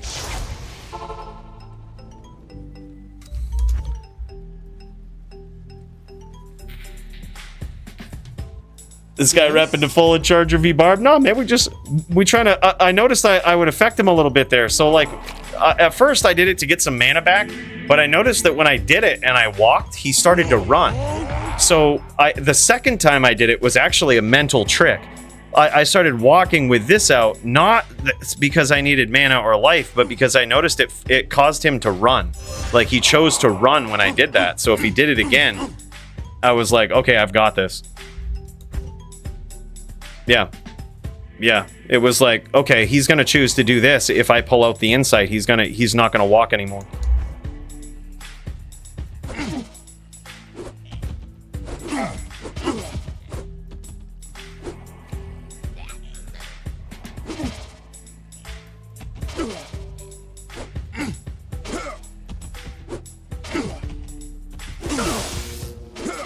Big hit. I can't. Impossible. Oh, I thought I had smite keyed there. I was going to try to smite him down. Oh, we got him with the thorns. We got him with the thorns, dude. ATD 14 on the mage plate. We got him. We got him. Oh, man. Good duel. Good day.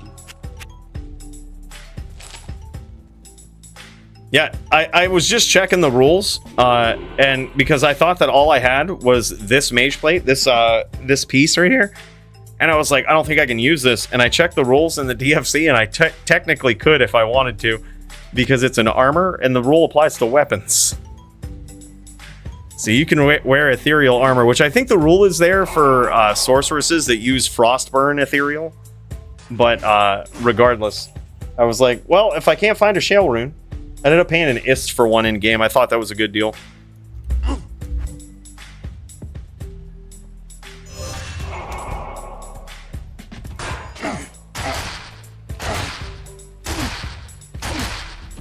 Just connecting, bro. Oh my god.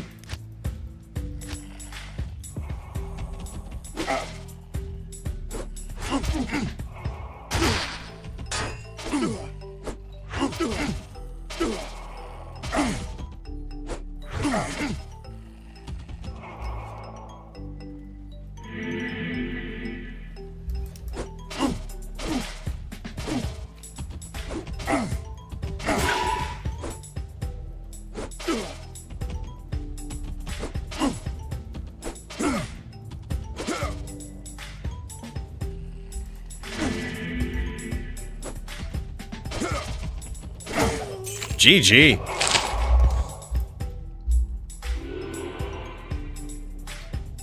Toe versus Pauly? Not yet, man. Not yet. We haven't seen it yet. Usually, Pauly doesn't get out till a little later. He works till late. He's west, so I think he gets out like somewhere around 6 p.m. his time.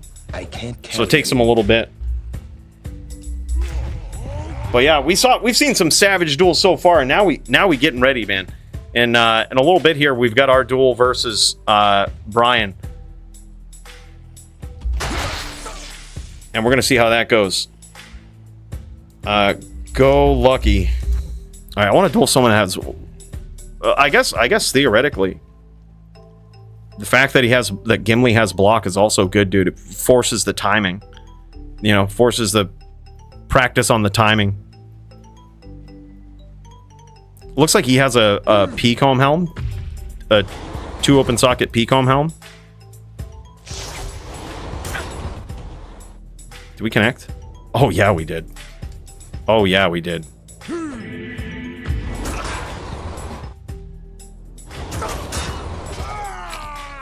Man, our damage is there, man. Our damage is there.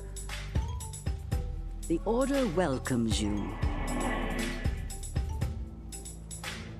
All right, go Gimli. This is good practice for timing. In and out timing.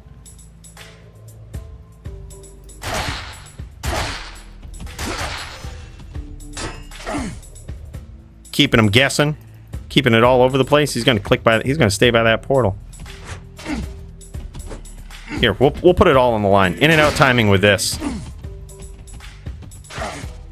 We'll give him a chance.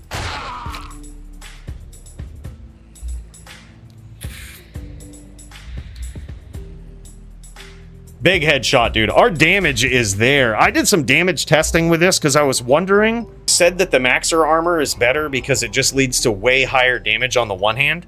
But then I noticed with a Zon, you need mana. You can't just run out of mana. So it forced me onto Spirit. And then when I was forced onto Spirit, I was like, okay, well, if I'm going with the mana approach, then I need some version of Deadly Strike. I don't really have that. So that's why we put on Peace. And then we went with SOJs to increase the amount of critical strike that we actually get. So it's not dead. And I like the damage with this. All right, we'll give him a shot. In and out, baby. In and out. Yeah, damage is huge. And we have big crits on this side because it's +6 critical strike.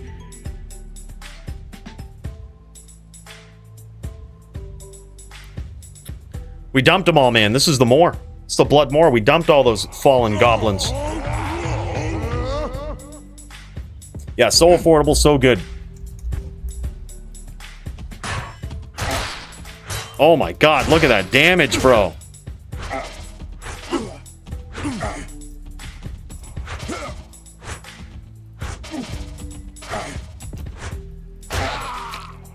Nothing he can do.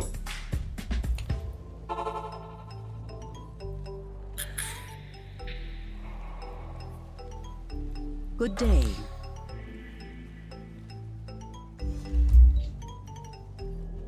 More barbs coming in. Love it. I probably should have gone in my TP first. Dude, I'm liking this damage. If I have to go up against a barb, I might do some version of this. Maybe instead on the swap, we put a point into meditation or find a scepter with meditation, conviction, and FOH. And that way we can harass a barb from the outside and still be deadly. All right, go someone. Go Sham.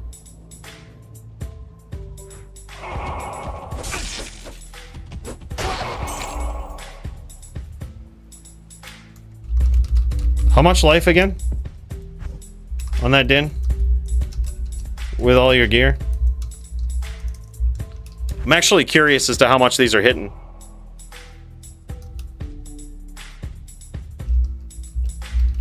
How much life on Gimli? Because these hits are pretty nasty. Only 700. Oh, okay. I was gonna say, like, I was surprised I was one tapping that.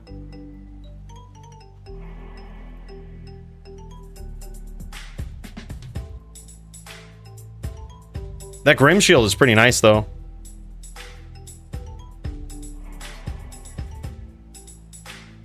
$16 dex with, he's got dex damage tools on that. That Grim Shield is sick. Yeah, it probably should be a paladin shield. Perhaps Spirit or something. Yeah, Gimli's got around 2k. So when we hit, it's big. All right. Oh my fucking word! Look at that hit. He's got 2k life.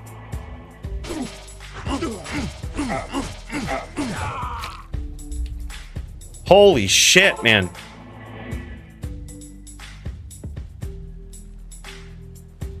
The Order welcomes you.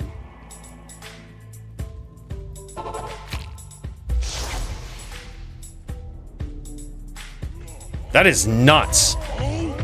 Yeah, this damage is crazy.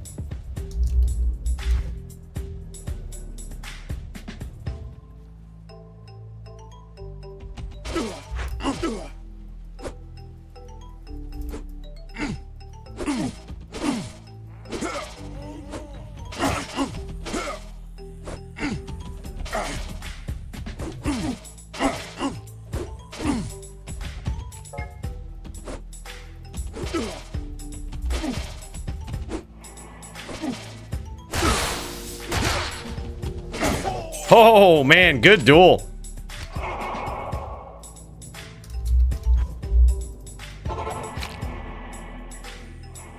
What in the defense? Yeah, he's got massive defense, max block, which, you know, I mean, we're probably going to have to get all the hits in like that versus Zon, too.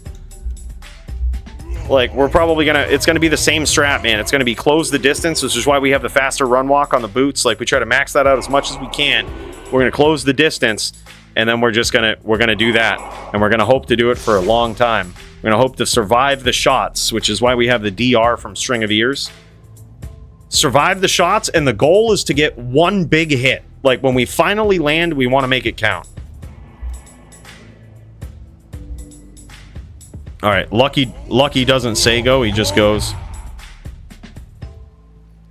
We'll wait for him to throw the first punch. Here it is.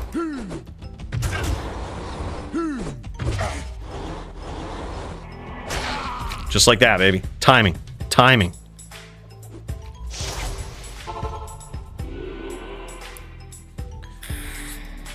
Good day.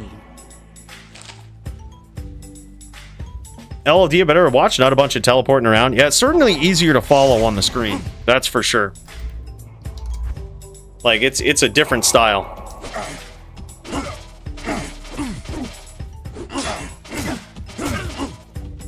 We gotta learn to get out of his range. We're getting ganked. All that block. That's how it's gonna go basically versus a Zon right there. This is basically a Zon duel. It's gonna be... Like, if Brian comes in and he does it the right way, it's going to be... He's just going to go full dex and hope that his dodge, avoid, evade, max block, and all of this stuff just pays off. And he's going to try to trade blows with me. His are practically always going to connect. And mine, it's going to be 3% that I hit. But our goal is to make that 3% hurt.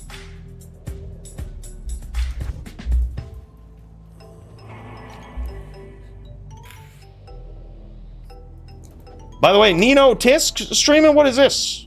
What are we watching over here? Who is Nino Tisk? Is this versus... Wait a minute. Who that? Let's check this out. I'd hate to take away from someone's duel time, man. Let's get over here.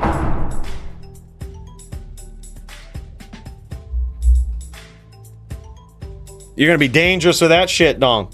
Dangerous. Alright, what is this?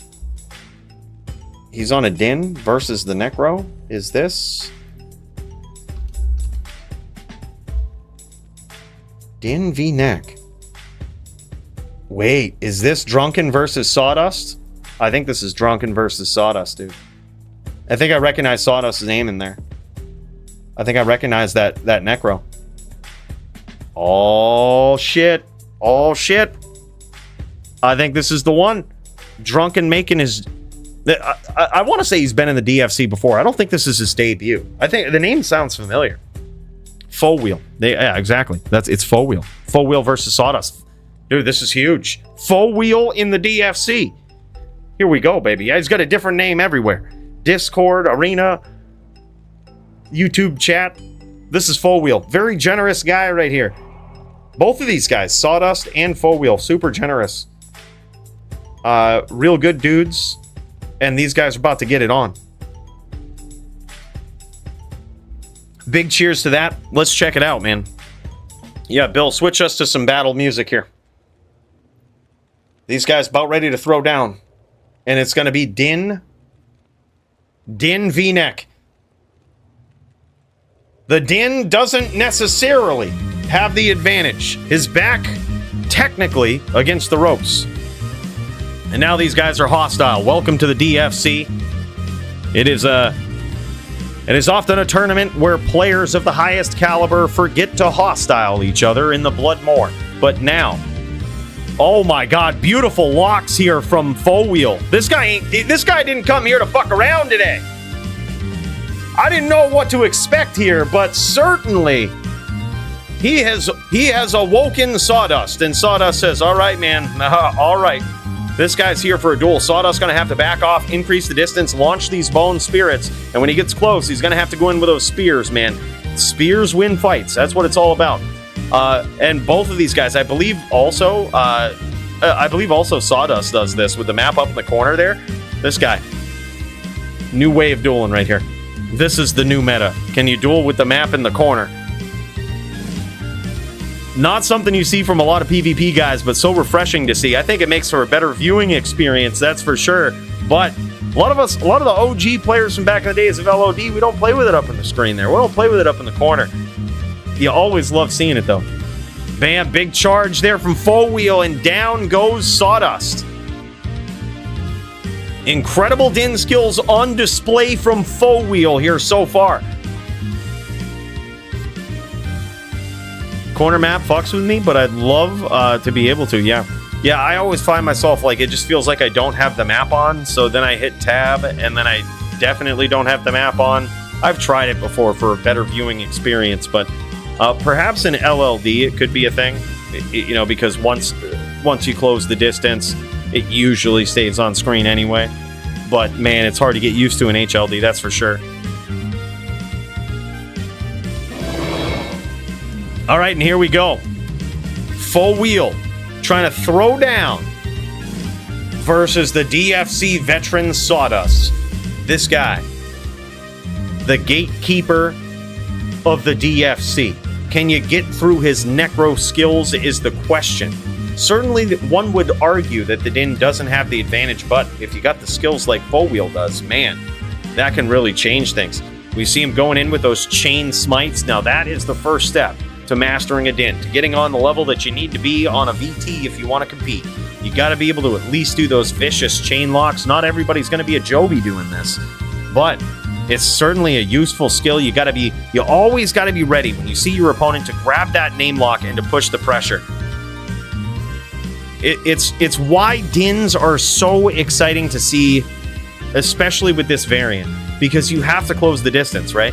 Like you could cheese on the outside with a little bit of FOH, try to encourage them to come in, but the real hits, the real damage comes from you being able to grab those name locks, close the distance, and do some chain smiting. Beautiful hits here so far from Foe-Wheel. And now Sawdust with his back against the ropes, trying to recover from this here, trying to increase the distance. Beautiful chain there from Foe-Wheel, but he's got those bone spirits chasing him. What I would love to see from Sawdust is some more spears. As soon as, oh my god, big hits there from Foe-Wheel, and down goes Sawdust. As soon as that Din gets on the screen, you got to punish him for looking for the name lock. You got to punish him for being a little bit slow and fat-footed or flat-footed. The only way to do that is to keep those spears flying, dude. Keep them accurate. Look for that name lock. Beat him to it, right?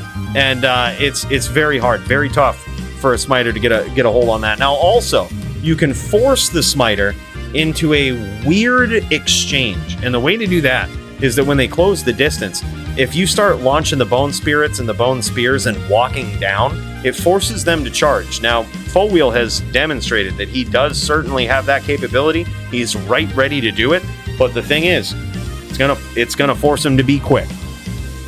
And when he does, Sawdust can just then teleport away, but you gotta be quick. You gotta be quick. It is certainly one of those exchanges that the Necro wins if he gets good at walking down like that, throwing those up spirits, up spears. It's certainly a winning exchange for him unless the paladin starts charging. Then the tables turn a bit. So we're gonna see. We're gonna see how these commence. It looks like right now, Sawdust is just looking for a way to engage with Foe-Wheel. He's looking for a comfortable distance at which to implement his magical spells and to ensure the destruction of his opponent. That's what he's looking to do. He's looking for his range. He's looking for his comfort zone, essentially.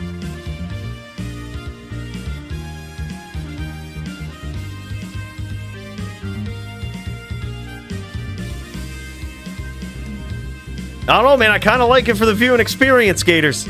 I kind of like it. Oh, big hits there from Sawdust. And that's how to do it, man. He's going to try to catch his opponent coming in. No walkdowns from him. So if Foe-Wheel can grab that name lock, if he can get in there, if he can grab the name lock from the pet or anything and close the distance, he's in there. Sawdust isn't going to give him much resistance if he gets up close like that besides teleporting away. Beautiful spirits there from Sawdust. I find it harder to watch without Map Center. I should say better viewing experience for people who might not be used to the center map in PvP. Yeah, that's for sure.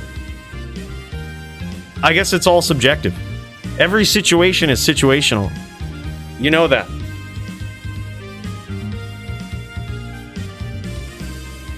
Gala makes it a bit tougher to chain Necros on a smiter, while FOH chain them. That's true. It gets in the way. It can block that hit. A lot of times, I like to do that with Oak Sage on a Necro. I like to have them both up versus the smiter.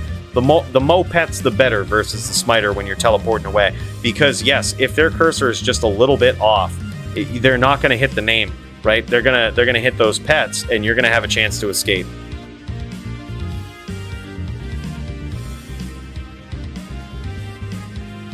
Full screen to see names with really low opacity is best. I like that. Sage coming in. Sage Necro coming in with the real tips. See, but I also like to know where my corners are and stuff like that. So I like to play with higher opacity. I tried the lower opacity at one point, and it was like I ended up missing corners and edges of the map, and I was like, all right, this ain't for me. We gotta go full bore right in the center. Don't give a shit what it looks like. We're jamming, we're slamming, we're Alabaming.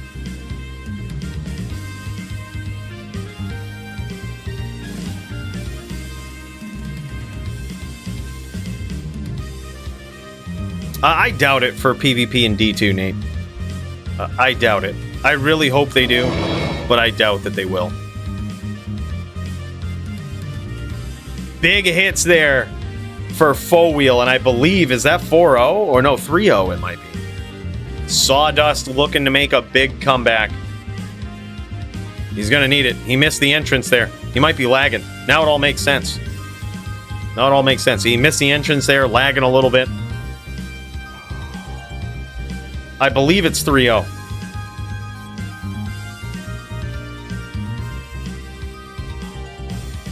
After watching you last week, I had to make an Amazon named Diablo. Yeah, I think it's a good idea, man. We used to be barred from making that name, and now we can. Kind of sweet.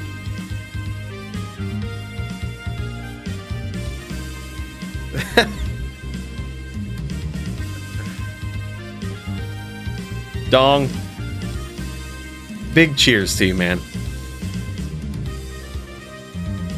Big cheers. Are Pally's favored in this matchup? No. No, they're not. It kind of depends on the skill level of like where you're at, but people say at the highest tier of competition, the Pally is not favored. He can get there, but he is not favored. But, I mean, it literally comes down to, like, right here. If there's a flaw in your game on either side, you're boned. Like, for example, if Foe-Wheel wasn't as good at chain locking like this as he is in the 3-piece combo, then he'd probably never be able to catch Sawdust, right?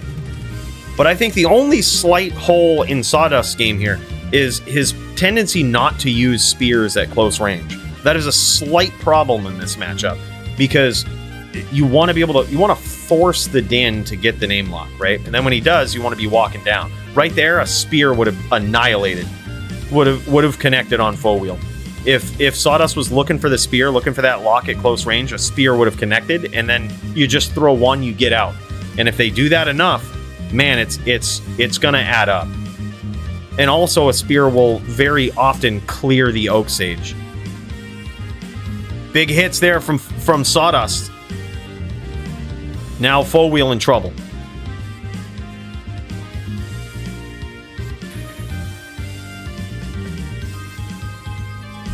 Yeah, I'd say it's still pretty good. Like, if skill sets are even, I mean, it comes down to the mistakes that you make, right? But yeah, I would say 60-40 is a pretty good estimate. Just gut instinct. I haven't checked the data, but assuming equal skill level and high skill level, 60-40 on for Necro. Big hits there from Sawdust. He's looking to make this comeback, man. He might have figured out the time in a foe wheel here. He might have figured him out. He knows now he's got to get out of there. See, he's learning his opponent. That's what he does. Now foe wheel looking to ping him down a little bit with the FOH as he looks for the name lock at close range. And there he goes. He gets it for a smooth 4-0 victory from foe wheel and a great fight. Good job from Sawdust picking up on the playstyle there right at the end. And that last duel, man. If he would have started up knowing the info that he knew, I think it might have been a different duel, man. He was catching on there at the end. Very, very good. Great duel from these two, man. Holy shit.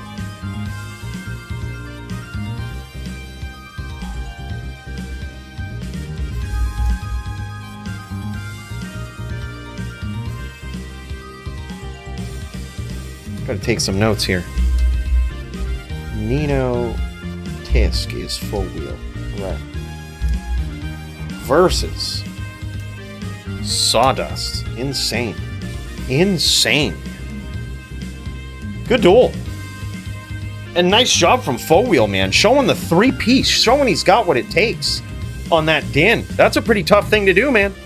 It really is. It's wild. And we back in it, man. We back in it. Great duel right there. So good to see.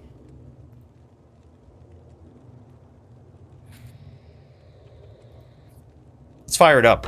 I see a lot of people joining in here, hostile, and oh, look at this. We got a Zon. We got Aphrodite up in here as a Zon too. Holy shit. All right, this is going to be some good practice. Give me that beautiful Bloodmore music, man. Give me that beautiful Bloodmore music. That's what I need. Yo, Cooley, greetings from Bulgaria. Got time for some melee duels? Greetings. I'm practicing for LLD. And would have to switch accounts. But perhaps later. This card is exciting so far. I've been traveling for work the last few weeks. Glad to be back in the saddle. Good luck to all. Botosaurus, we're so happy to see. I was so fired up to see you on the card, brother. I was like, this guy is back, and we have been missing his flawless sin skills, man. Can't wait to see it. Thank you so much for that. Cheers. Look, Botosaurus, we're cracking another one for you right here. More caffeine to get us fired up. This is the Dr. Pepper Zero Sugar, massive caffeine to keep us awake and alert for this title bout showdown. Great duels here so far. I totally agree. Thanks so much, man. Really appreciate that. Big cheers, my dude. And Gimli's got a melee LLD too. Makes me want to start one up. One of the Zons want to help me practice. Aphrodite is really good.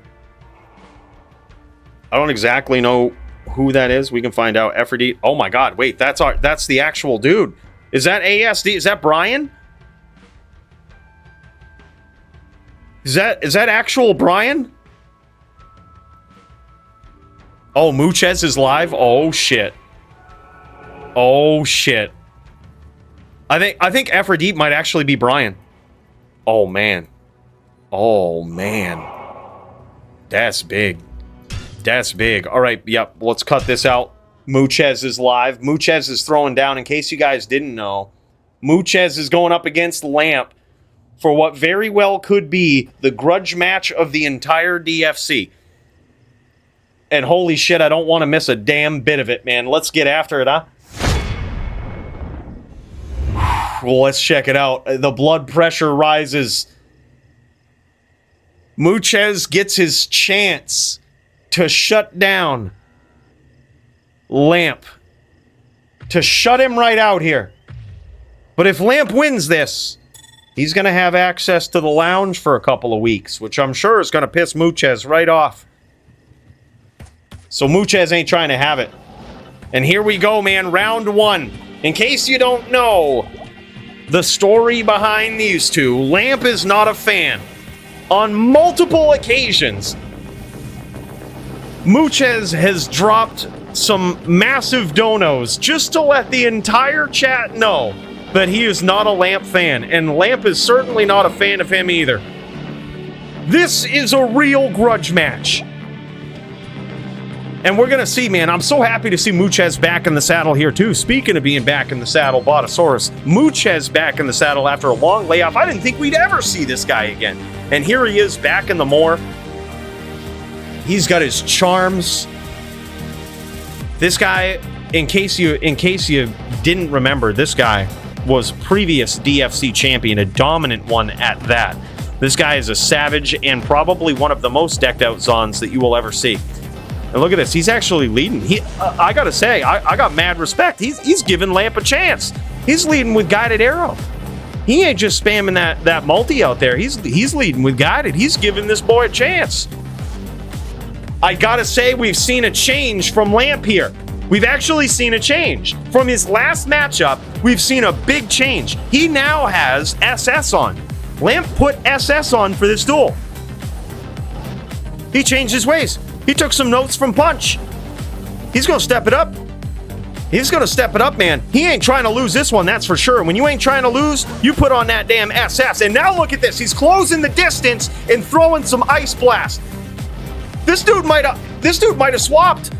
He might have swapped right off from fucking quick casting. That last duel might have changed Lamp's playstyle forever. Holy shit, he's really pulling this shit right out the closet to beat Muchez here. He ain't trying to go down like that. Big stomp from Lamp, man. Holy shit, that's impressive. He did have an SS on that last duel? No shit. When he was talking last week in Punch's duel, he said that Punch was making a mistake by using SS and not having the J-mod.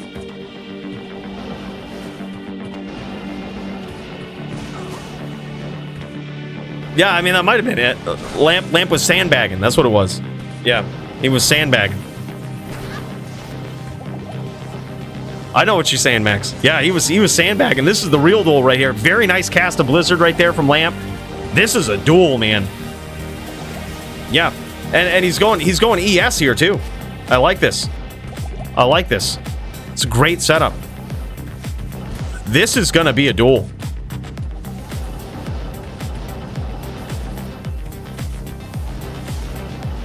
Back and forth so far, man. I love to MF while I watch DFC. Feels like I'm playing Madden in the 90s. Cooj, big cheers to you, man. Thank you so much for the 5-spot dono. Much, much appreciated.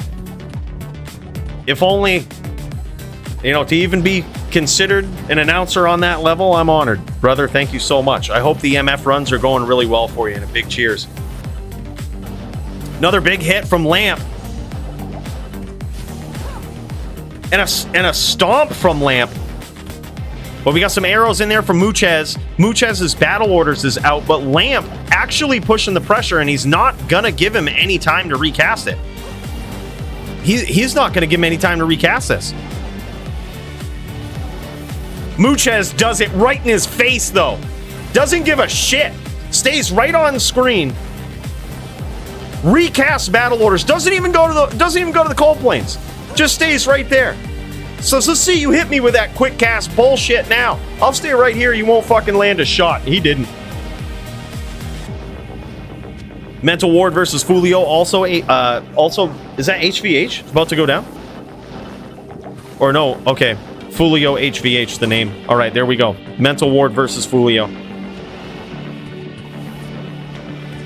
They were both quick casts, I think. That's rugged. I actually think, now that you mention it, I thought I remembered something about that. There was another quick cast player. Was it Muchez? No shit. Dude, this is an epic match right here. I love that Muchez still leading with those guideds, man. He knows that that's what's going to do a lot of that damage. Big hits there. He landed one. Once he gets... I'm going to assume that once he gets Lamp low enough, he might actually swap to Javs to try to finish. Because that's what's going to get right through that. If you can one your opponent, let's say, and they have SS, your Javs are just going to finish them. The Javs actually do some pretty savage damage anyway. But they are certainly a finisher for an ES Sorc.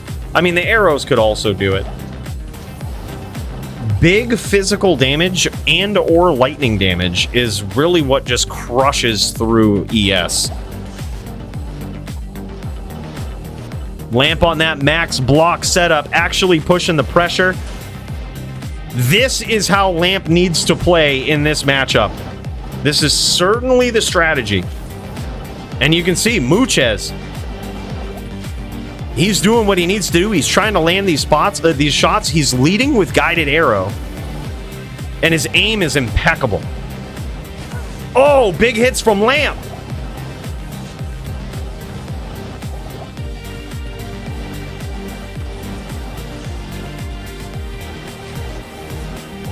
Muchez battle orders running low yet again.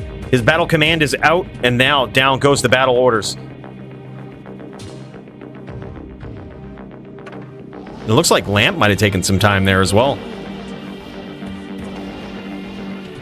Great approach there from Lamp. Chooses the correct angle. We don't see any strafe from Muchez.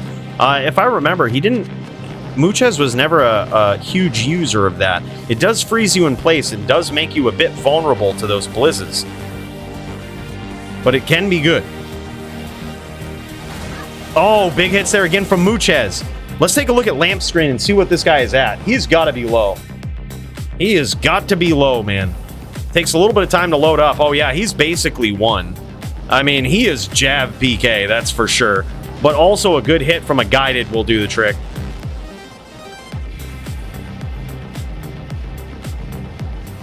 We have never seen more aggressive gameplay from Lamp.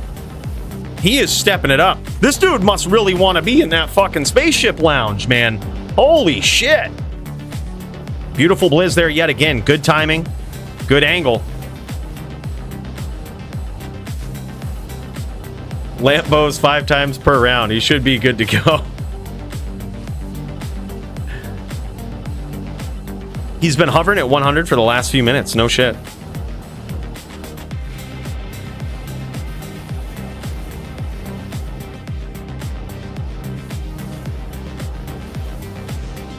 Bro, that's wild.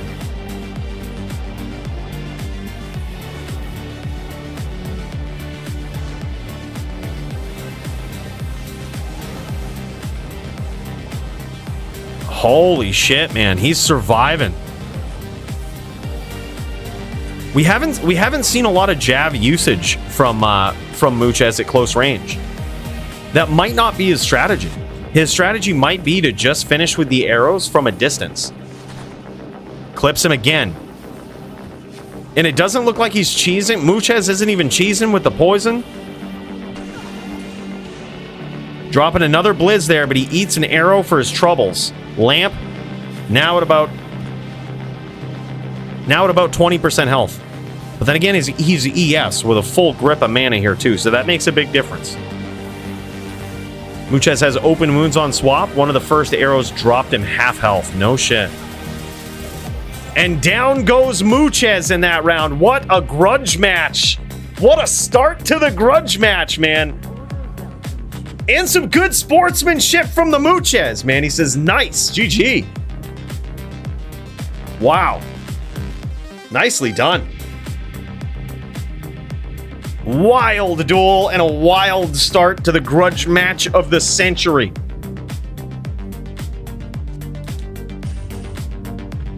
We've made the rule that if Lamp wins, we let him into the spaceship lounge for a couple of weeks.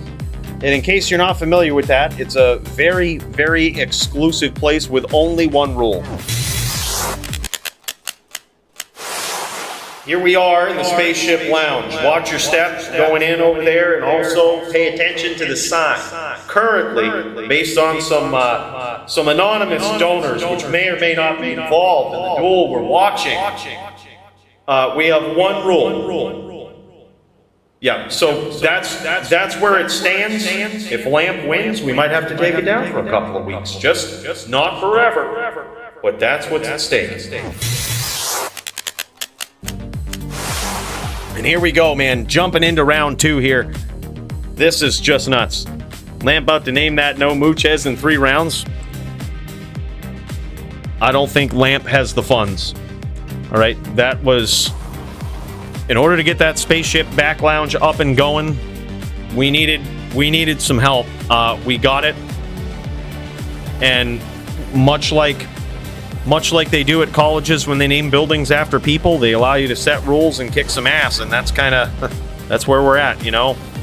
Muchez just happened to be one of the first people to believe in the spaceship. Some people didn't believe we'd get it up and going, flying 7 times the speed of light. But let me tell you, we did, and now we've got a lounge. And the thing is, when you're a pioneer, you get to set some of the rules. Yeah, Lamp did a name lock. It's wild, man.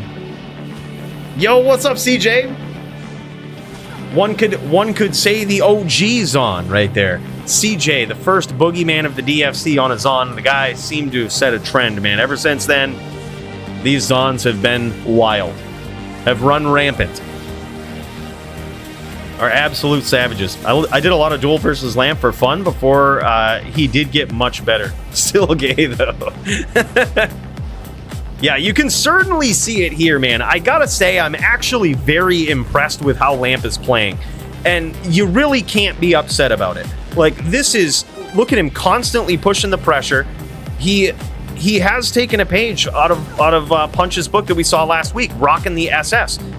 He has come along to that.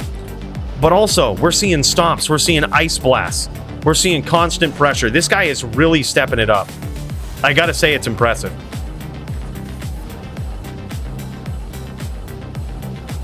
Still easy, SVS. CJ, we miss you, bro, but I've been seeing your back, bro. I've been seeing you playing that D2R, man. I've been seeing it on the Discord there. You streaming it now? Are you back to streaming it, or are you just jamming it for fun every once in a while?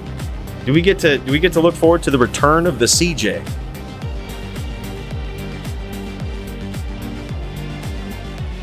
Time shall tell. He needs to enter telekinesis and Blizz. We saw that pay some big dividends last week, man. When we saw Punch versus Jinshin, that was a wild duel. And Jinshin, to put it in perspective, has already had his duel versus Lamp tonight. Pieced him up, dude. Pieced him up. I believe it was a solid, easy 4-0. Made it look easy. But that is just because Jinshin is on a different level. That guy is a Zon player that most people can't touch. And so is Muchez. That's the thing. Muchez has chosen a different strategy, though. This guy is straight boa. I actually think Jinshin was straight boa there, too, but he man, it was to the point where he was pushing the pressure on Lamp. We're talking like strafe stomps and everything. It was just stupid.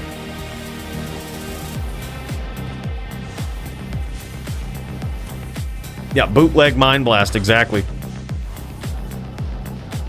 CJ's Fortnite main, what you mean? Yeah. Family is highest respectable priority, 100%, man. 100%.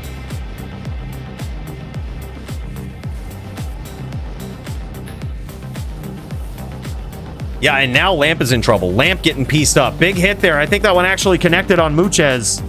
You saw that stun animation after a Blizz drop. That one connected, and that was a big hit.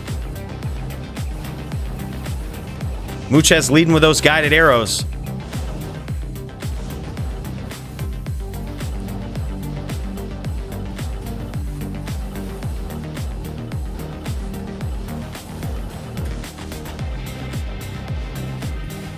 Previous champ versus aspiring champ in Muchez versus Lamp.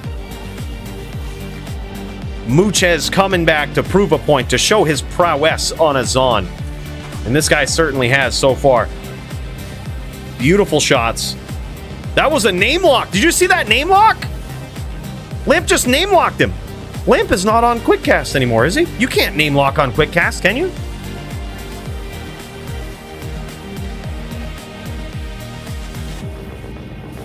Holy shit. Zon not allowed to use open wounds or something? Oh no, he definitely is. He has it on the swap. Yeah, he has the open wound shield on the swap.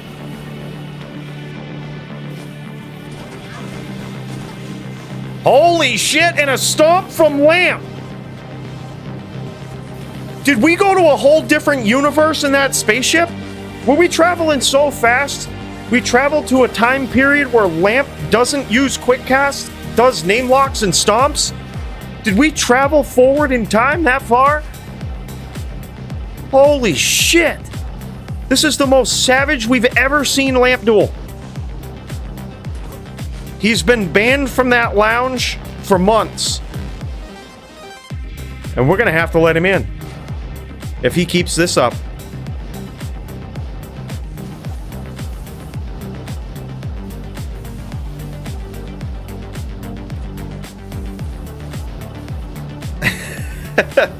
Lamp is on quick cast for sure. How did he name lock with that? Was it just that there's a delay and you can right click name lock or something? That's wild.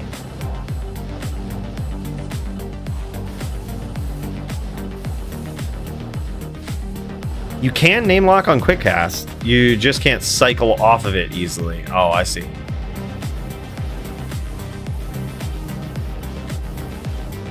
Holy shit, man.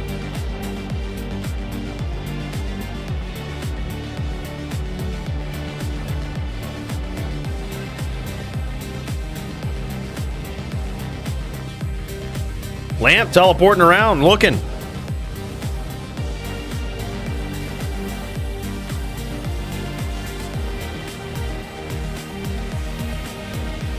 I didn't expect this to be such a close duel. I'm not gonna lie.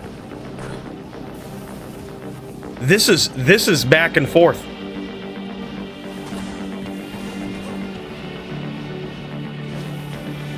We did a good job. He's going to be a best name locker. Damn. Lamp good now?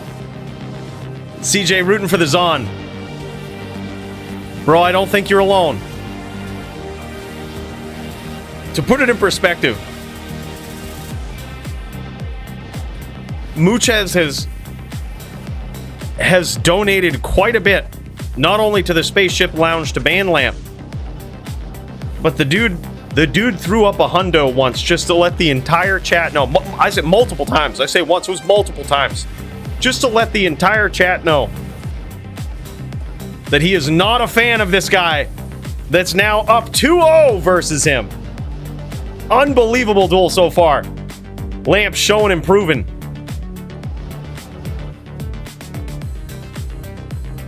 Wild.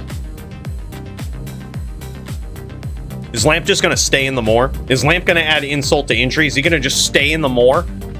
Not even go to Akara? Bro, we might have to let him in for 3 weeks if he does that.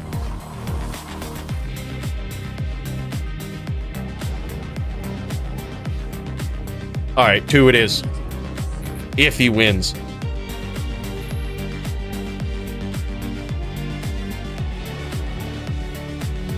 E-Def brought Punch to play under the table. LOL. Yep, Smurf. Got Punch up in this. Paid him 2K. Got Punch playing for it. It's definitely a way different style than we saw in his first duel with Jinshin, though. Way different style. Now, of course, he was on Vita Blizz in that matchup. So, we did put him on Vita Blizz, which I thought would be better. But ES certainly seems like the way to go. Holy shit. This duel is interesting.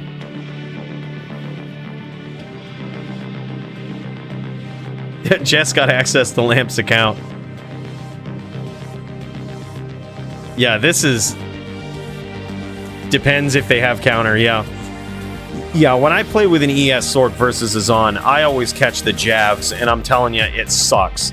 Like, jabs makes ES a fucking waste. It's like, you get hit with the lightning bolts, and they're always hit, so your max block doesn't matter. It destroys your mana. They have open wounds on that side, so it ones you. And if you go up against someone who's really good at getting those locks when you come in, you're toast. There's nothing you can do.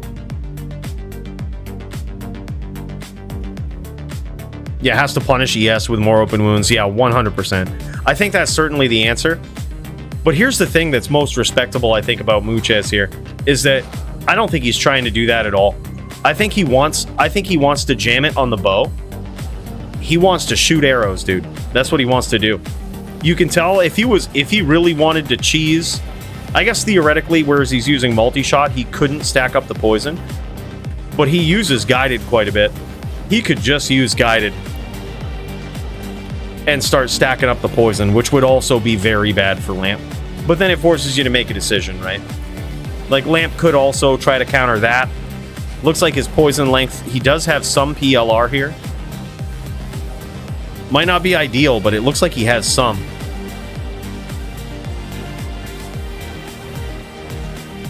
Yeah, Muchez ain't trying to cheese it at all. Dude wants to shoot. That's what he's trying to do. Big hits there from Muchez. Procs the open wounds, too. That's going to be big. That's a big hit. He's going to need some more of those. He's going to need to one Lamp.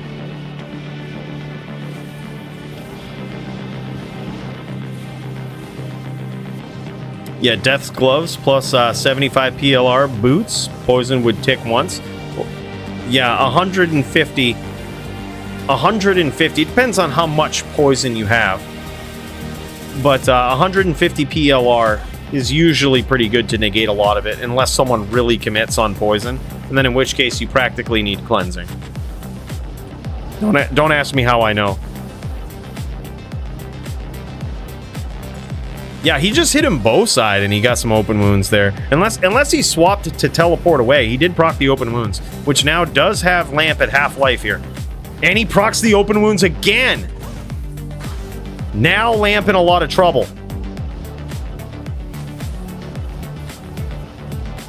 This could one him.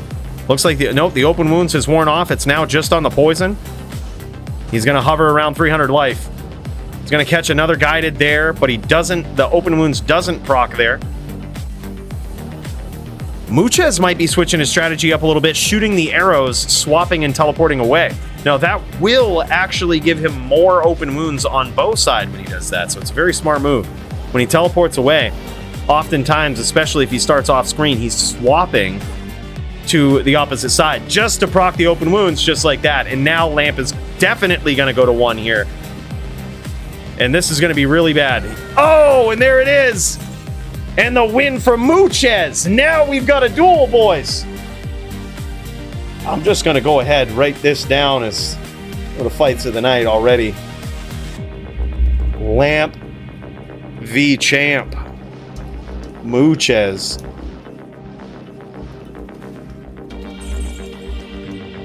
That is very impressive. Very impressive duel so far. Uh-oh, Gabe gave him a secret weapon. Uh-oh. Uh-oh. First 2 are free, that's right. First 2 are free.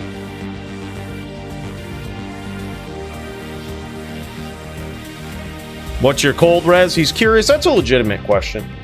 Let's see if we can tune in, man. Let's see if we can tune into Muchez's cold res here. Let's see what it is. 370, 1 Raven. Close enough.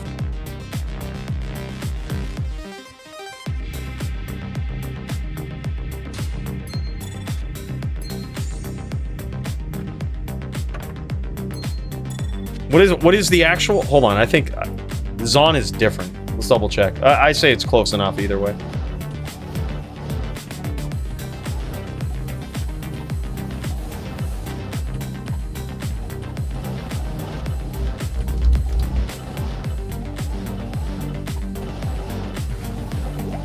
Yeah, it's 370. 371 Raven. He's right on the nose.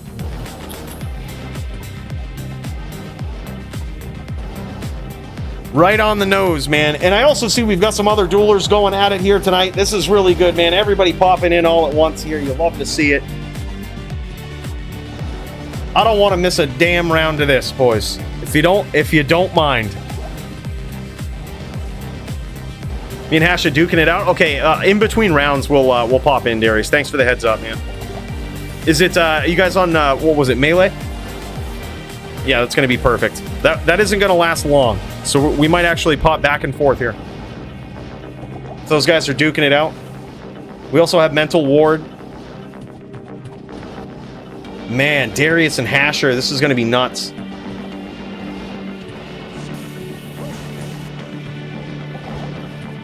Good old dodge and avoid and evade for the win there, man. That is probably one of the most annoying skills when you're dueling up against the Zon. When they dodge, avoid, and evade, man, it saves them from so much damage. It's why the stack rules typically tend to be a little bit different with the Zon. You almost treat it like a claw-blocking sin to some degree, which is why the rules are a little different for them as well when it comes to absorb. It's just because, man, it's already so hard to hit them.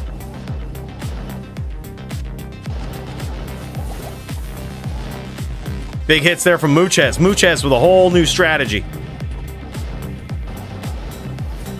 He's picking his shots. He's cutting Lamp off. He's literally getting to the point where Lamp is so predictable here. Muchez just knows where to shoot. He's shooting in this semicircular pattern with all of these shots, chasing Lamp as he comes in. Look at this. Perfect prediction from Muchez there. He just knows. He's gonna shoot. He's gonna pluck and go, man. That's what it is. He's gonna pluck and go as he should. Now that we've seen those stomps from Lamp, we know that Lamp is no stranger to getting up close and personal. And now Muchez trying to pick him down. Trying to chip down that life total before he goes in and finishes with that multi-shot. Let's kick back over to Lamp here, see how this is looking. Lamp taking some hits here. Lost about 300 life out of a total 1479. So he's at about 80%, little over.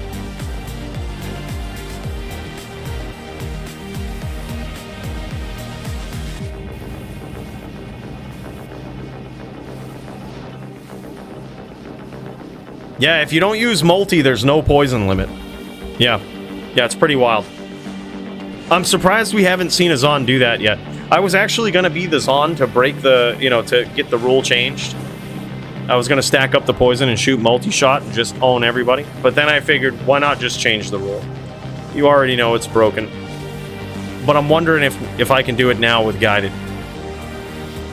But then again, I don't think I could. Dude, it's similar damage to what it is on my Din when I do that. And my Din has faster tele frames. He can run away faster. It's like you're basically just a weaker Din at that point that's trying to do the same thing. Because your actual points into guided don't really matter at that point. All that matters is how fast you can run. So while it might seem good on a Zon, I really don't think it is. You could use strafe though, I guess.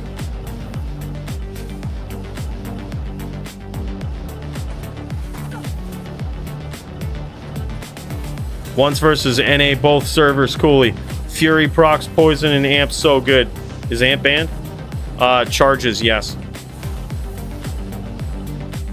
You can proc amp though. Get it! Get up in here with all the poison EVS. Let's do it. That's what they all say until they all come the DFC way. Light M up if you got M. Light them up if you got them. Sawdust, big cheers to you, man. Thank you so much for the 2-coin tip, brother.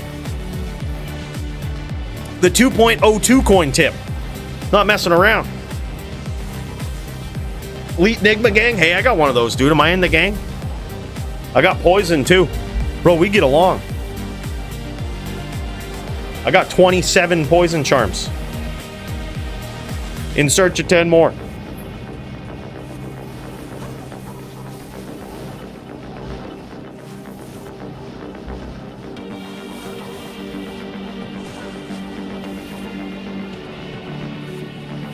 Lamp now repping to full.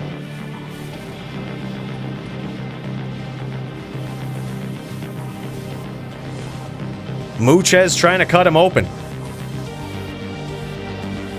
Battle order's running out. Lamp immediately goes away. He's just tuned in with that, man. He is tuned in.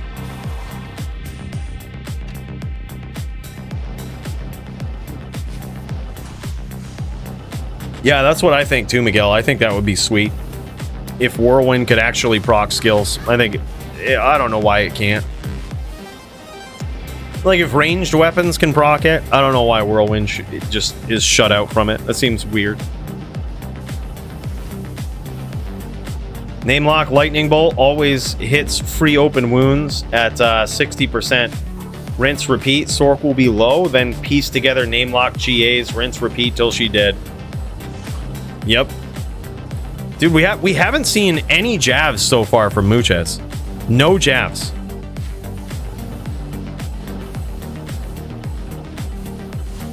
No usage of the open wounds jab side. He's piecing him up with the arrows. Gets him back to half-life with that shot right there.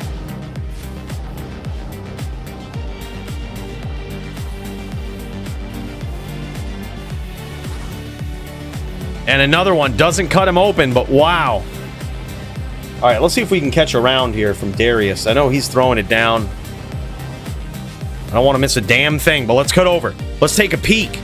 These guys going Fury versus Zealot in melee.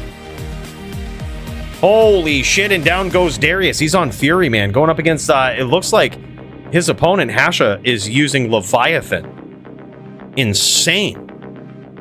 What a choice of items. That's huge. All right, back to Lamp. Let's see how this is looking. Curious to know about the score in that one there, too. We'll have to take a look. Lamp repping to full. But he's still getting in there, man. He's still, look at it. He's still closing the distance. He's chasing. I mean, as he has to, right? He's chasing. This is rather impressive from this guy. I gotta say, man, best we've ever seen Lamp play right here. I've never seen anybody want to get in that lounge more than I do right now. I mean, granted, Lamp has been the only one banned from the lounge, but this boy wants it, man. This boy wants it. And he gets cut open yet again. Open wounds worn off now. Definitely at 50% is Lamp. Lamp in trouble. All right, let's kick back over to Darius here. See how this melee match is going on the Fury Druid. They're about ready to start up the next round here. Big hits from Darius. He ain't messing around this time. Runs him down. Mows him over. 9-7. This one is so close to being over. Let's check this out, man. Let's check this out. These guys throwing down. We've got Hasha on what appears to be a green armor. That is a Leviathan armor right there. Big hits from the Fury Druid Darius early on. Is it going to be enough to carry him to the victory? I think that's it. Is that it? Good duels, man. Wow, holy shit. Yo, let's see if we can see the gear from these guys right here. I'm sure there's some people that are wondering what's going on. We see a red armor from Darius. We see this, legendary mallet right here. Beautiful. E-Rep with the low rune, 1 socket. Cruel Fools with the 2010 gloves. Beautiful stats on that. 15 dex, 6 strength. Very nice melee stat ring right there with min damage. I like that as an addition. AR. Wow, beautiful armor there. E-Rep Kraken Shell. 2 sockets, 2 40-15s up in there. And this is the next step. When you finally decide to get off from that Cerberus bite, a helm like that is the way to go. So it's a shame. That one is an F, it doesn't look like. But still, holy shit, it's got just about everything you'd ever want. The white appearance of that just makes you look like, man, it's so great. It's such a great look. I love that aesthetic. 40 life shape-shifting skillers here with some perfect charms. 36 20s. Gotta stack up that AR.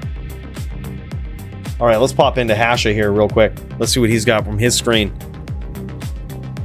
It wasn't Leviathan. I know what it was. We haven't seen that armor ever. I don't think. We've never seen anybody use that.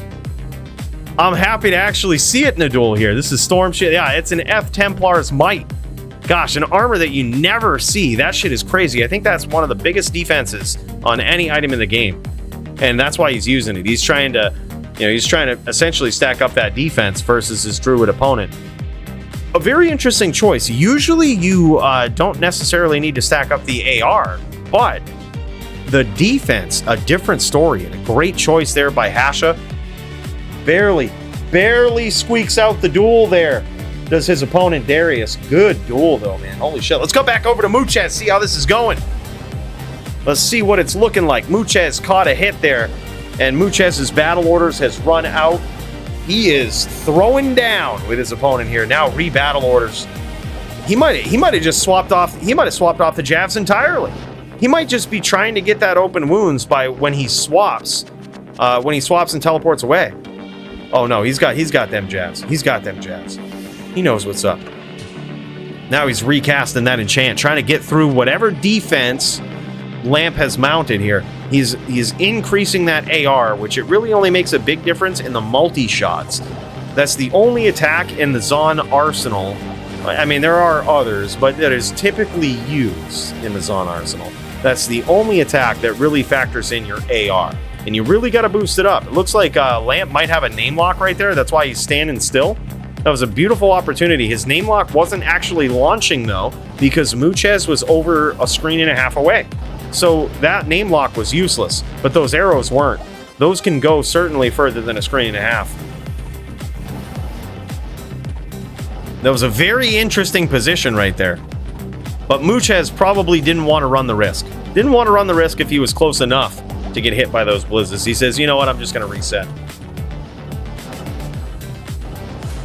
Exile is okay in melee duels if it's agreed upon by both opponents, like by both players. You can have exile. Yeah.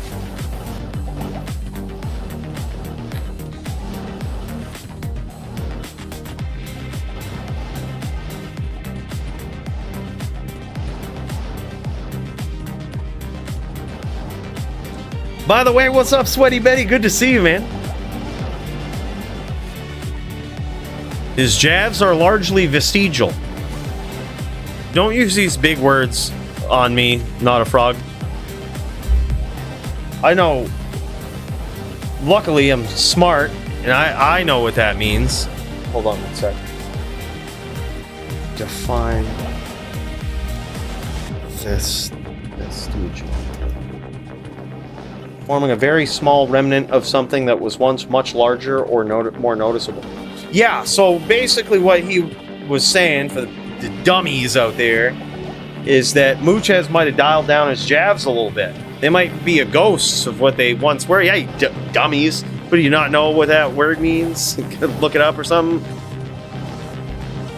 Jesus. Get good, man. Oh, big hits there from Muchez, from Lamp. And it looks like the battle orders has run out with Muchez. Lamp is pushing the pressure. This is Lamp's opportunity, and he's certainly trying to get in there. Certainly trying to finish the duel with a nice stomp there and Ice Blast, closing the distance. We see no Jav action at all. Not even not even up close trying to proc that open wounds, nothing. You don't really need much of the Javs to proc the open wounds, but I think Muchez would just prefer to land those arrows because, much like Not a Frog says, vestigial is what those Javs might be. I didn't get a good look at them, but Muchez was known in the past for having one of the most decked out characters that you might ever see in the game, on any Zon player, that's for sure. And it's possible that he sold them. It's possible that he doesn't quite have the Javs that he once did. So that might be why he's deferring to these chop shots with these arrows here, trying to pick him down from afar.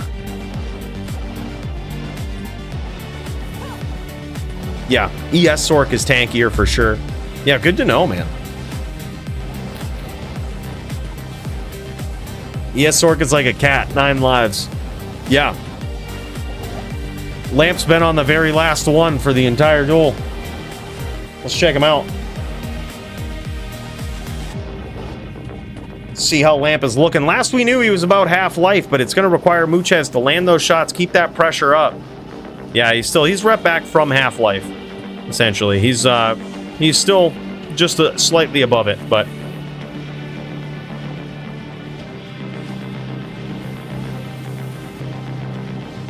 I gotta say, man, I really appreciate the aggression from Lamp here. This is textbook what you should do.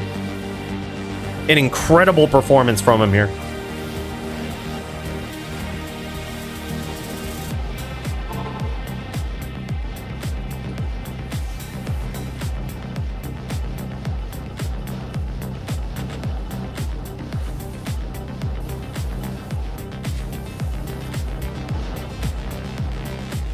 Two options for Zon versus ES with max block, open wounds or charge strike. Yeah, that's true. That's true. You could get in there with some charge strike, and that just destroys. That destroys the mana pool. Big hits there from Muchez. No open wounds procced, but certainly some damage in there. But at this point, Lamp is repped to full.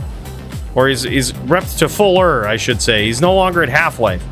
Arrow didn't do any significant damage there. You see, at this point, it's very clear. Muchez needs that open wounds to proc, because that's really what wears Lamp down to the danger zone. That's what gets him so low that even those multi-shots are going to take him out. But Lamp is just constant pressure here. Beautiful pressure from Lamp. Unbelievable, I gotta say. 3-1 so far from these two titans. Unbelievable, man. Wow. All right, let's cut over to Mildred real quick while these guys reset for the next round. It looks like, I'm not sure if these guys' duel is done, but Mildred versus Greenlung. Looks like Fury versus Barb. A little bit of Bloodmore music going on here. The only music worthy of being inside the octagon, the Bloodmore music.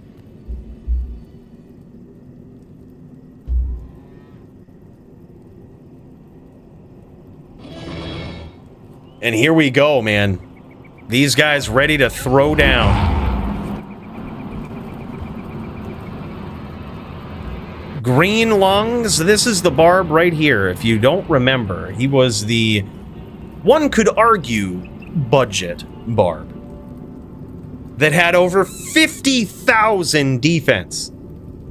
This guy is a savage.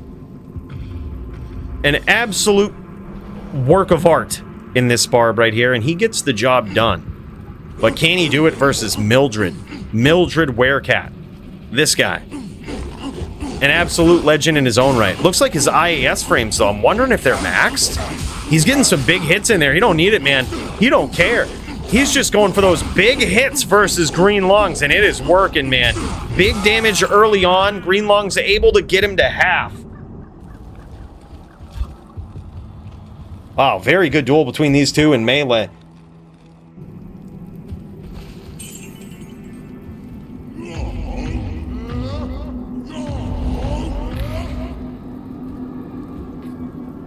All of our favorite druid name in the DFC.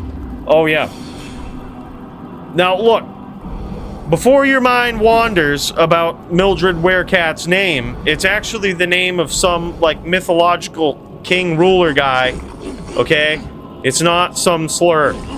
Alright? So don't get mature in this chat.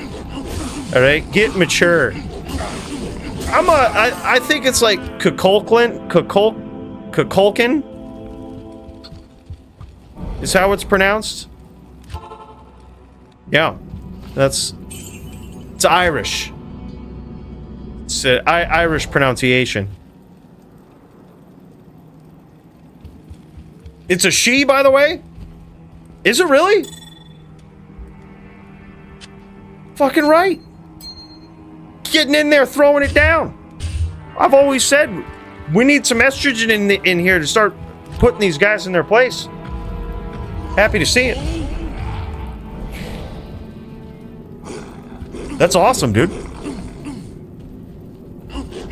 And what a savage druid she's got. Mildred Werecat. But now some big hits there from Green Lungs. He's trying to even up the score here. Boom, but he can't quite do it, I believe, right now. What is this? Is this 3-0 in favor of Mildred Werecat? This is big. This is big. Is Lamp Muchez over? No, it's 3-1. We're gonna flash back and forth between that. Let's see how that round has started. Has it started up on the 5th round here yet? No, these guys in town, jamming, slamming, getting ready. Let's pop over to Mildred Werecat. This dudette absolutely tearing it up here. Off to a great start in her melee match. And here we go. Dude, look at this. Just big hits from the Werecat, man. No dicking around. I'm wondering what her AR is. Because she's landing shots against a very difficult barb to hit. Clutch play on the AR here. Wow, and yet again. 4-0. Even closer. Holy shit. Good duel, man. This is wild. Let's kick over to that beautiful Bloodmore music, man.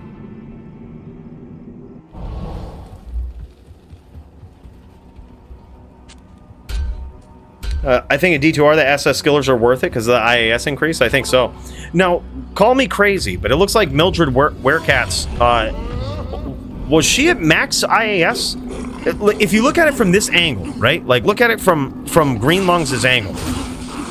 Does that look like max IAS? She might be favoring damage here, which doesn't seem like damage in AR, which doesn't really seem like a bad idea. She's getting through on a Barbarian that we've seen has some of the nastiest defense in all of Melee right now.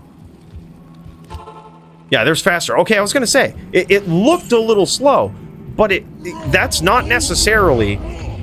people talk about it like it's a always must hit, but I think it's very situational.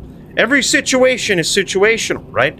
Like sometimes, if you really prefer that AR and that damage, if that matters more in the matchup, which it seems to be here.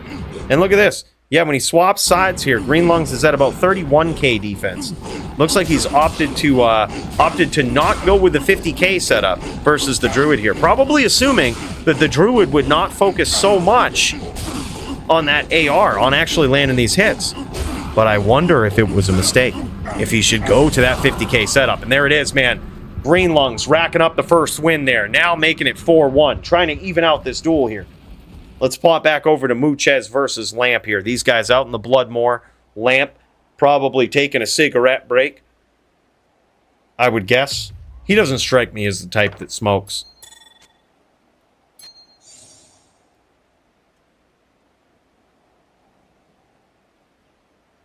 Muchez might argue the only thing that he smokes is peepees. Oh, man. Muchez switched it up with some very interesting sauce. I'm not sure if y'all caught that. Most Zons use the Faith, all right? But this time, he's got some secret sauce in there. Oh, no, he's switching it out. He's going back to that Faith, man. He's going back to that Faith. He was going to open wounds, that shit. He was going to open wounds on the bow with that shit. I gotta say, I respect the hustle.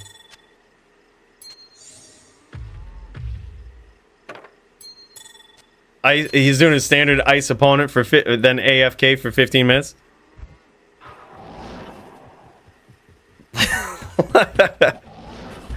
All right, and here we go, man. What could be the final round if Lamp can clutch it out, but what could be the start of a nasty comeback if Muchez can, well, get back on the saddle. So good to see him back here, man. Let's get back to it, Bill. Let's fire it up. Let's fire it up.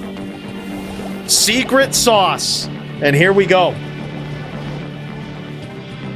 Muchez might have changed something here. He was certainly in the tank. Certainly went to the stash to make some swaps. Thought about using the open wounds bow with those 2 runes. It looked like a rare bow. Possible. I didn't catch it, see if it proc amp damage. But certainly a rare bow with 2 sockets that had 2 runes in it. Possibly could have compromised his IAS a little bit, but at the same time would have been everything that he's looking for with any hit that he lands on Lamp. That open wounds certainly pays big dividends in the matchup. We've seen it before. The win that Muchez stacked up, he procced open wounds from afar multiple times, and man, did it pay off. All right, Lamp has taken a few shots here. Let's see if Open Wounds seems to be proccing a little more this duel. Well, let's just see. A little bit of frame drops dialing in here. It looks like he did get clapped there. He was poisoned at 1166 for a life total, and it doesn't look like too much Open Wounds proc there. Yet again, he gets hit again, no Open Wounds. So it doesn't look like, and a third time, no Open Wounds. Doesn't look like Muchez is trying to cheese it up with the Open Wounds here.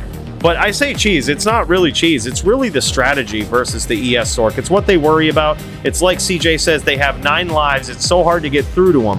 The thing that you got to do is you got to piece that life total down, man. You got to treat them like the character they are. You got to exploit that weakness, and that weakness is big. If you can get through, land some Open Wounds, that life total goes to 1 pretty damn quick.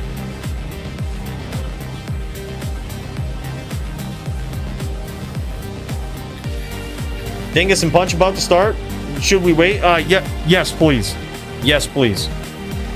We definitely want to see this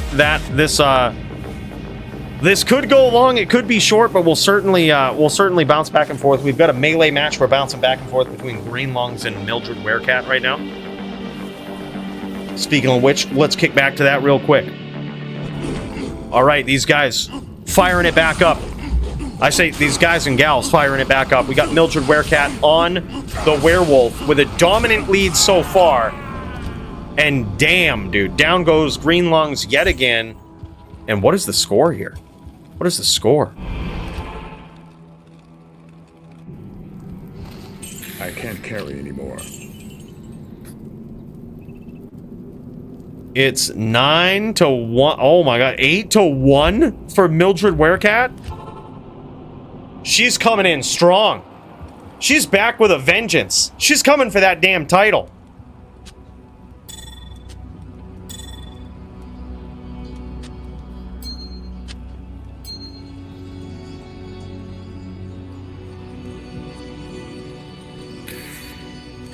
All right, while these guys switch it up, let's cut back over to Lamp, see how that life total is looking. I know he's landed at least 1 shot on Muchez. Let's see how close it's getting here. Looks like Green Lungs is in the tank, going back to the stash, trying to make some swaps. Muchez landing some big hits here versus Muchez. Man, this is looking bad. And now Muchez, down he goes. So a 4-1 victory. GG, some great sportsmanship between these two. Love it. And Lamp says, welcome back. Virtual round of applause for these two combatants right here. What a fight. And what an incredible performance from Lamp. That was impressive, man. Up in his face, constant pressure, ice blast stomping. No, that's some shit right there. Well, holy hell. Lamp's gonna have to, we're gonna have to let him in the lounge for a little bit, I guess. Unfortunately for, you know, Muchez might vacate. Maybe he allows him to have a seat. But let's look at this. Oh yeah, some rep life on this. He's trying to get to as much rep life as he can in this duel. He knows it's going to pay off. He did have the PLR. I could tell. I could tell from that 451 poison charm that Muchez had that, you know, where he landed some shots. That poison length, yeah, he had some big PLR there. I could tell. I was like, look, even if Muchez stacks up the poison here, it's not really going to matter. I can tell Lamp's got PLR. And he's got it all over the place. The amulet, the boots. Dude's ready to rep. He's ready to duel.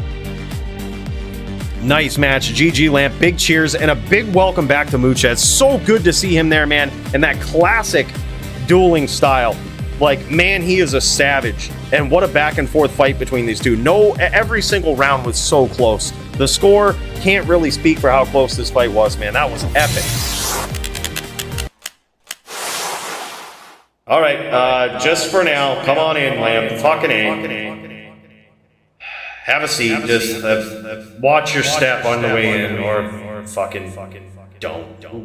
Who gives a shit? Just come on in and wipe your fucking feet first. We know where that shit's been.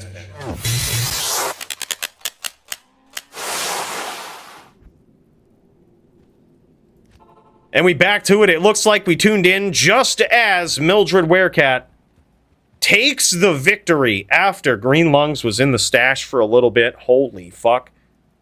Mildred Werecat back with a vengeance in the DFC. Let's check out this gear, man.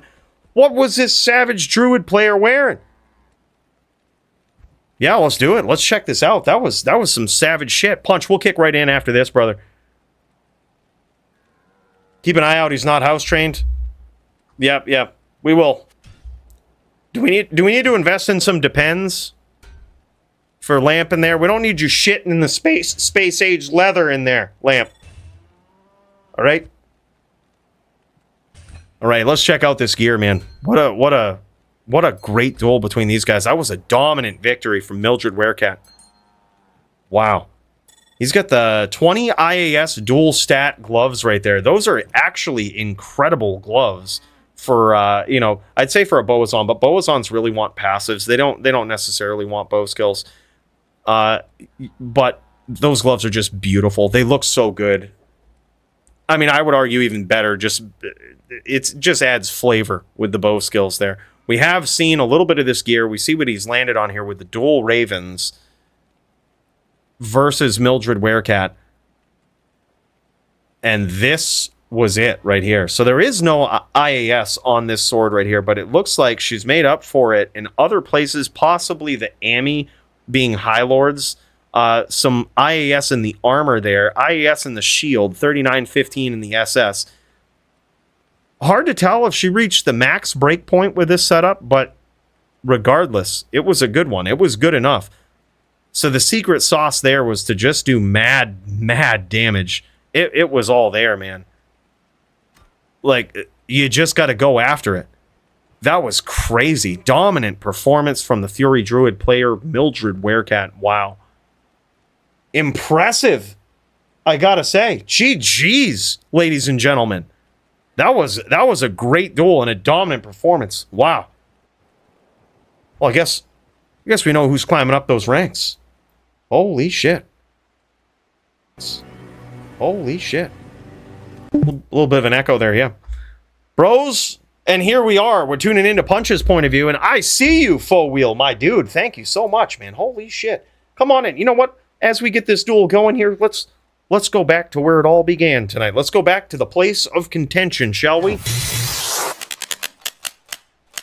Back here in the Spaceship Lounge. Watch out, Faux Wheel. You're definitely welcome in there. But I gotta warn you. Lamp is in there right now. Yeah. He won versus Muchez. Very impressive, I gotta say. But as part of the Grudge match, you now have to deal with him. So, you don't have to go after today. We can all chill out here. It's just, I think he's actually, I don't see anybody else sitting down in there. He might just be off in the corner. Might be sitting with all his friends. Point is, Faux Wheel. Welcome to the back of the spaceship, my dude, where you have always been welcome. A big cheers and a good duel tonight, man. Savage skills on that Dan. Let's tip one back to Faux Wheel. And we back at it, man. Punch is going to try to put these skills to the test. He's going to try to show his opponent, Dingus, what's up. These guys decided to go NVD Mirror. This was an interesting matchup right here. This is really cool. Happy to see this, really. I think Punch had a couple of duels on the card. I think initially he was set up versus Dazer, which would have been a very good duel, but I can imagine at this point Dazer is out. I don't think we'll get to see that today because it's super late for Dazer. I'm pretty sure it's like 2 in the morning over where he's from in EU. So I doubt it. Dazer loves dueling Blizz Sorcs. Yeah, I bet he does. But instead we've got Punch versus Dingus. Now this is very interesting. We don't typically see Punch on a Necro or a Druid. We have seen him on a Necro before, I think. But I don't think I've ever seen Punch involved in an NVD match. So this is some history right here. This is big. We're going to see how it goes. And the age-old matchup between these two. A little bit of echo there when we tune in. Look, it's just, we do it every once in a while for the effect. For the effect. It's like too delayed. It's like too delayed to be cool. But yeah, either way, we get to see Punch in this NVD mirror right here. The first time we've ever seen it. We're going to see if he can do some justice to this match. So far, Dingus getting in there and piecing him up, showing him his experience in this matchup for sure. Now, you might remember, Dingus is one of the most savage Necro players in the DFC. Certainly underrated, but I don't think we see him on a Druid very much. So this is another interesting matchup between these two. Wild. Wild, really.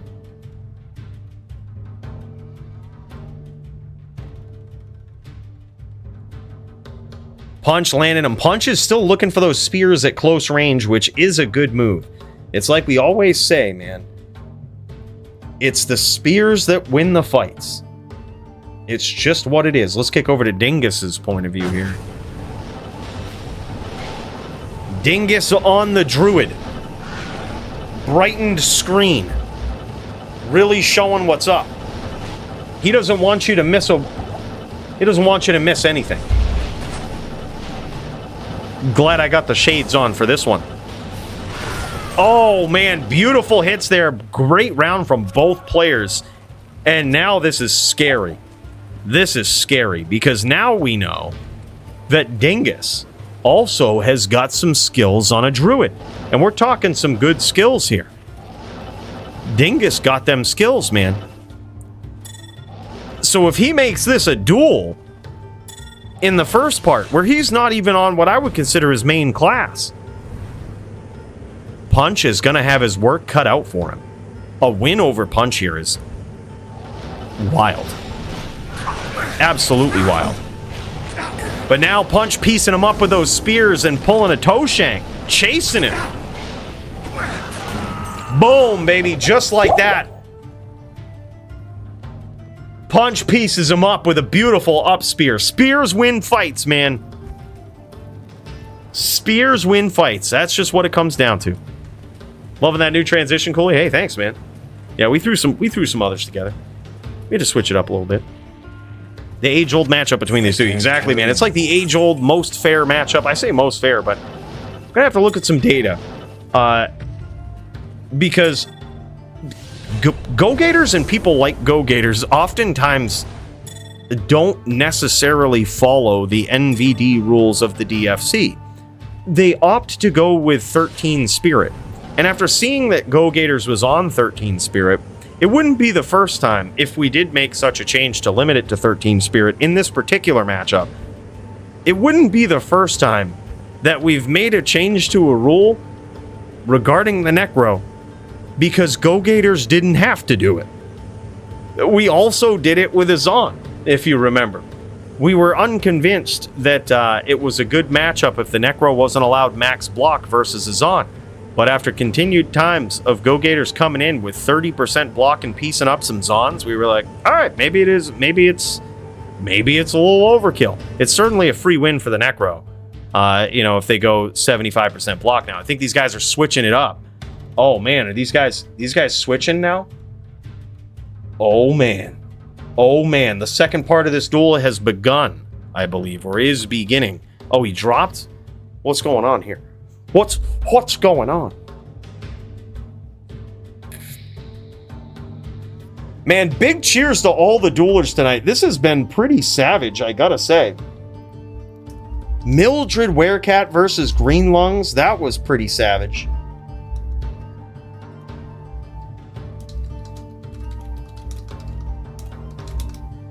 We've had Lamp versus Muchez, Faux Wheel versus Sawdust, Go-Gators and Dio, Trees and Krieger, Primo and Hope D2R, Jinshin and Lamp.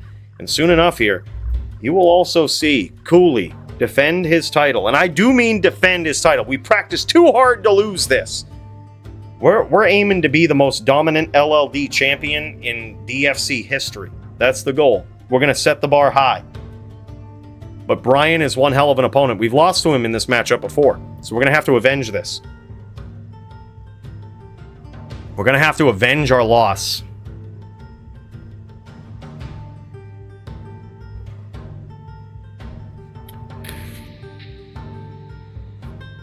Yeah, Holy Dark versus Bright. I don't think we need the shades anymore for this one. This is getting wild.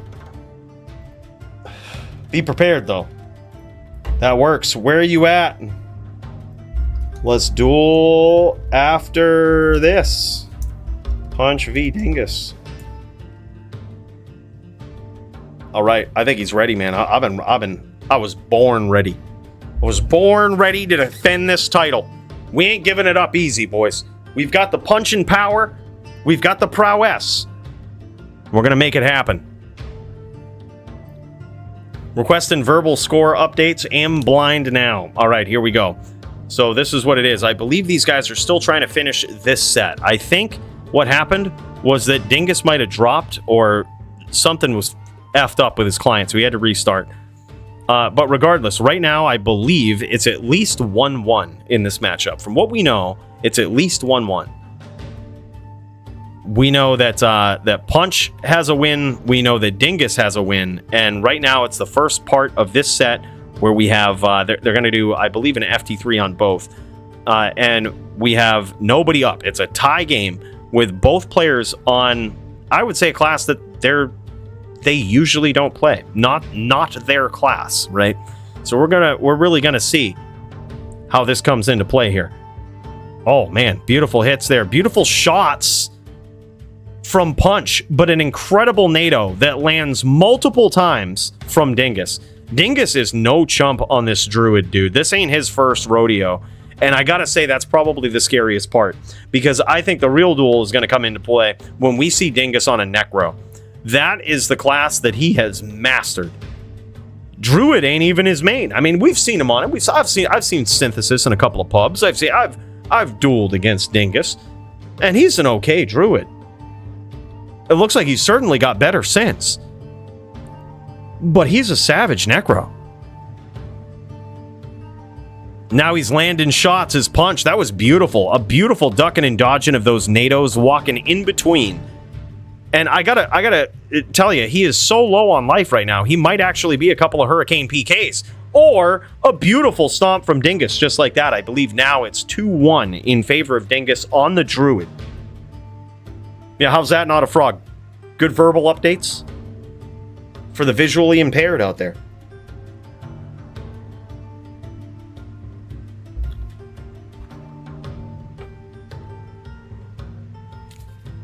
Terror approaches Sanctuary. Well, I hope you're in a game. I think I've got a couple of. I think I've got a couple going.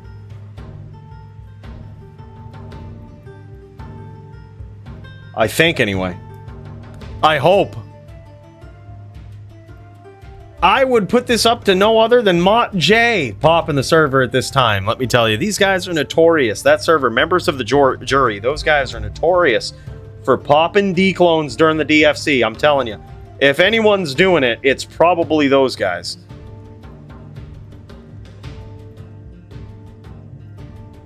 So, if you're playing on non-ladder, make sure you're in a game, because you might get yourself a free walk if you're ready for it. Those guys, I mean, have basically religiously done it just about every DFC for like the last several months. No, there's no expectation to. It just seems to be, maybe they do it every day. It's just something that they seem to do quite a bit. I'm ready, Mache. Let's go. Yeah, that's what I say, man. I've gotten a couple of 2020s off those pops, man. I have yet to find a good perfect Annie. I did get a perfect Annie off of their pops, but it wasn't perfect in a way that you would want it to be. It was a collector's edition perfect Annie. It was a 10-10-5. That's the Cooley luck, man. Beautiful shots there from Punch, evening up the score. It's now 2-2. Wow, this one is gonna go the distance. If it does go the distance and these guys end up having a tie, I say that we keep it as their tiebreaker round. We keep it on Dingus on Necro.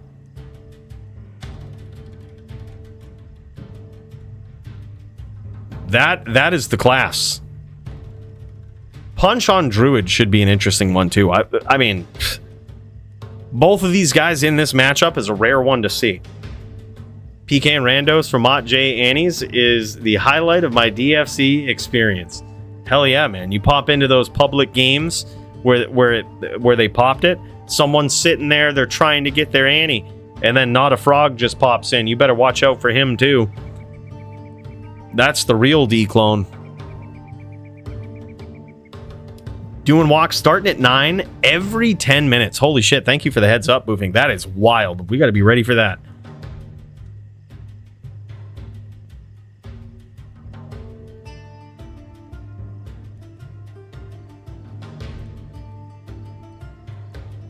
After this round right here, what we'll do is we can start up the championship bout between me and Brian. And then, however it pans out, it might be quick.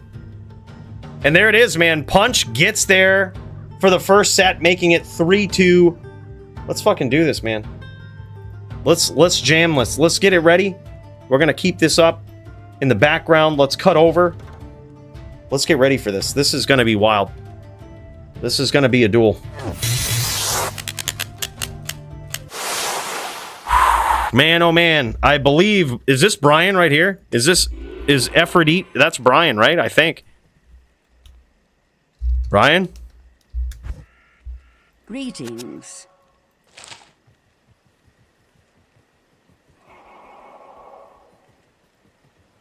All right, hold up. I'm just gonna message him a game name. I should probably shop for a good one.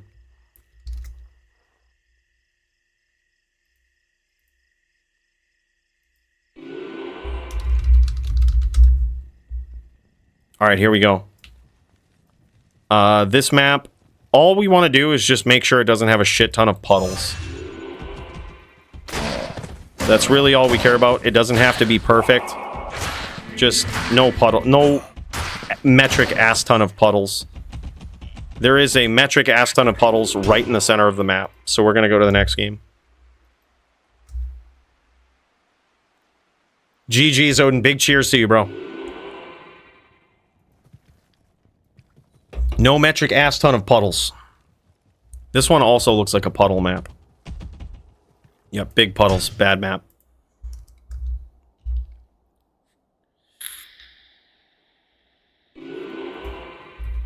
Bridge map, that's a good start.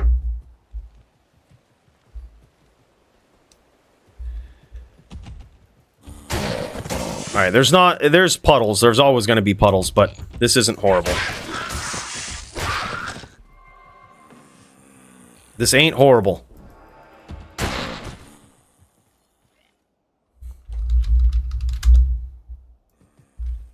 Alright, I've sent him the game name. We're ready to defend this title.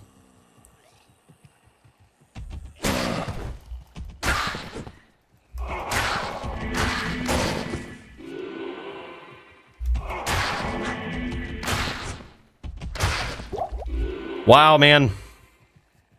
It was Aphrodite. Let's fucking go, baby. Let's get it underway. All right, Bill. Get me in the zone. It's time to fucking jam. Expert mode, Fox McCloud glasses activate. It's time to defend this title. This is a matchup where we've lost before, and we're hoping not to lose again. Let's start it off right.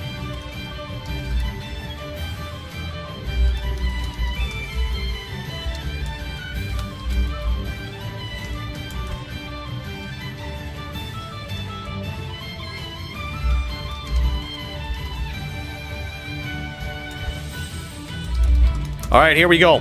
Round one. Oh my god, dude, he's CS. He's CS. All right, we didn't expect that.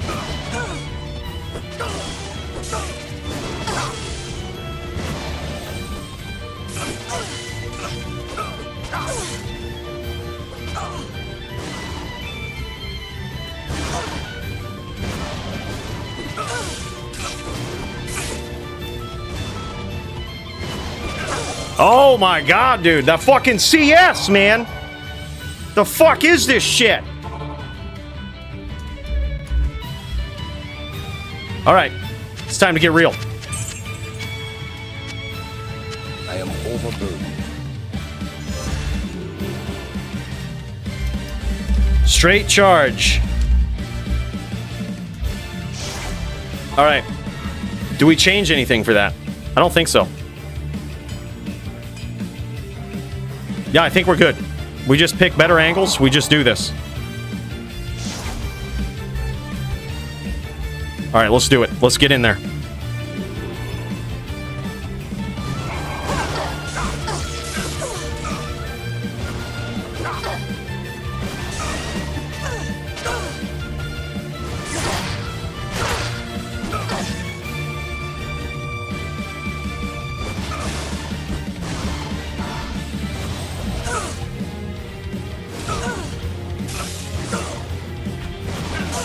God damn, good duel, man. We need to get a one-shot, that's it. We need a one-shot. We need one taps. All right, hold on. Gameplay, let's lock it in. I can't carry it. All right, what's the angle? I didn't practice for CS Zone. It's fucking garbage fucking shit. What is it? Is it straight down? What angle doesn't hit? What angle makes it so it doesn't hit?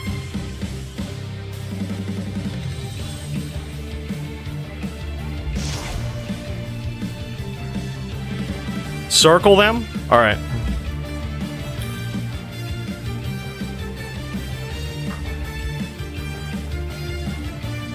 All right.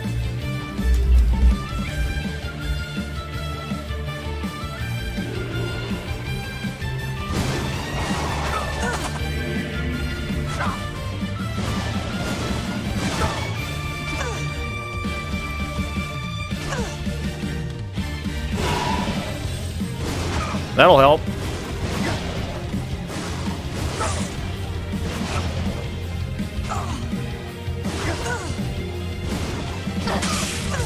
Or will it?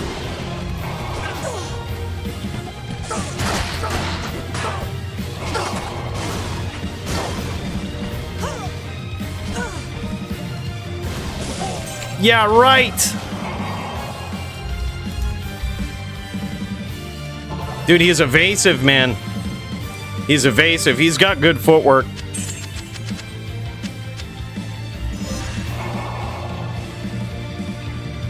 I was trying to go in with the insight there, but we can't do it. We got to be even more evasive. We got to fucking dial in. We got to dial in.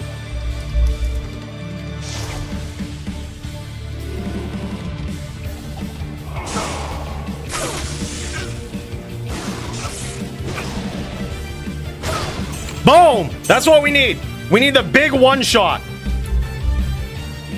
I told you that's what we needed. We gotta dial the fuck in. Good day. Float like a butterfly. Sting like a fucking Mack truck.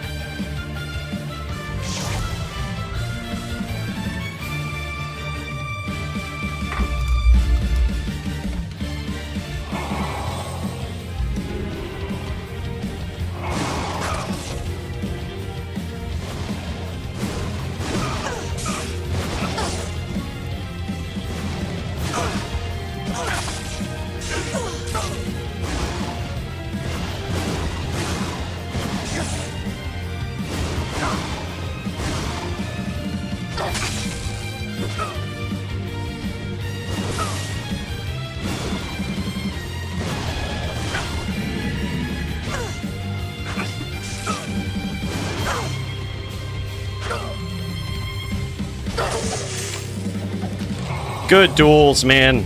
Wow. I didn't plan on CS. CS has got to be the worst fucking thing ever. A Zon should be a fucking Zon.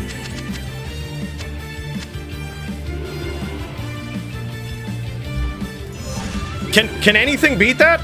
Yes? Can anything fucking beat that? I don't even know how you do it. Jesus Christ. Wow. Wow, didn't expect that, man. Well, shit. Well, good duels, though, I gotta say, all right? He next leveled me. is what he did. He fucking next leveled me with this Zon. Didn't expect that shit. I thought we was gonna have a good duel, you know. I thought no, that was good. CS Zon has been in the mix for a while, man. It's just goddamn, I don't know how to beat it. It's I know there's an angle you can pick where they just don't hit, but then if they're good, here's the thing: Brian's got good footwork and he's got really good aim with those jabs. So that's the thing, dude. Like even if he was a regular Zon, that would have been a tight duel. He's very good with the footwork, and he returns and new DFC champion. Let's check it out, dude. Let's see if we've got some time before we pop over to the end part of this. Let's check out this gear that he's got for this murderous Zon.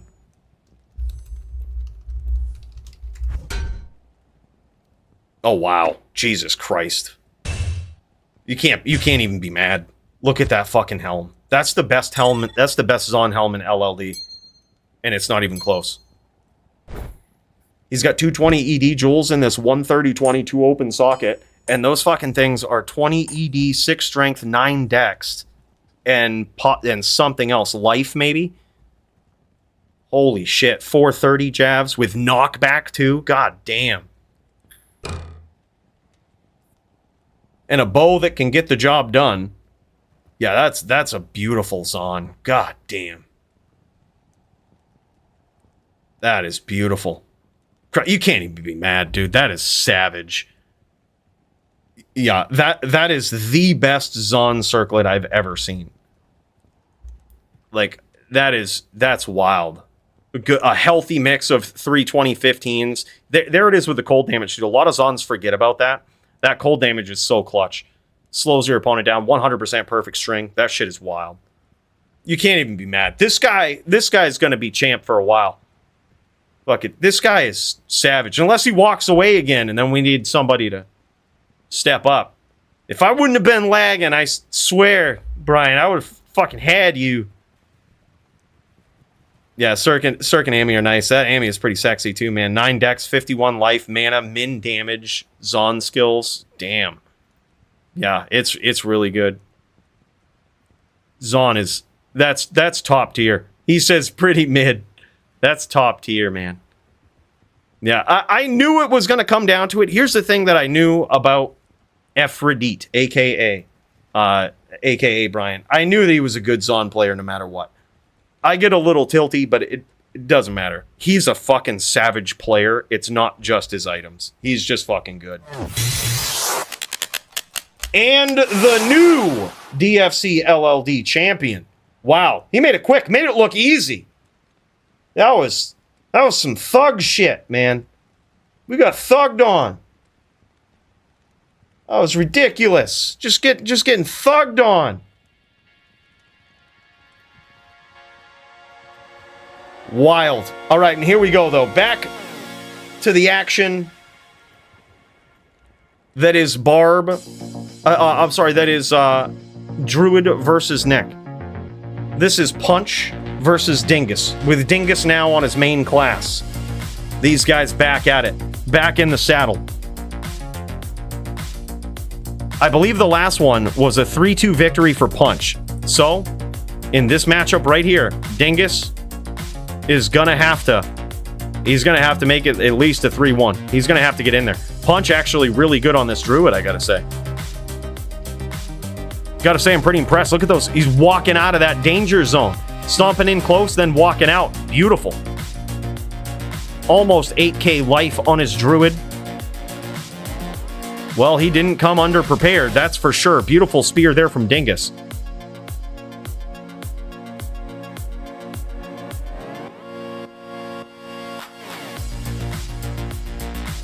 And now the Punch aggro comes online. See, this is why I think he struggled so much in the first part of the match when he was on the Necro. It's because he couldn't utilize these Punch aggressive skills, right? He's just a naturally aggressive player, man. That's just what it is. And he makes that very evidently clear by winning the first round with sheer masculinity and aggression. Shit was wild. A quick kill there on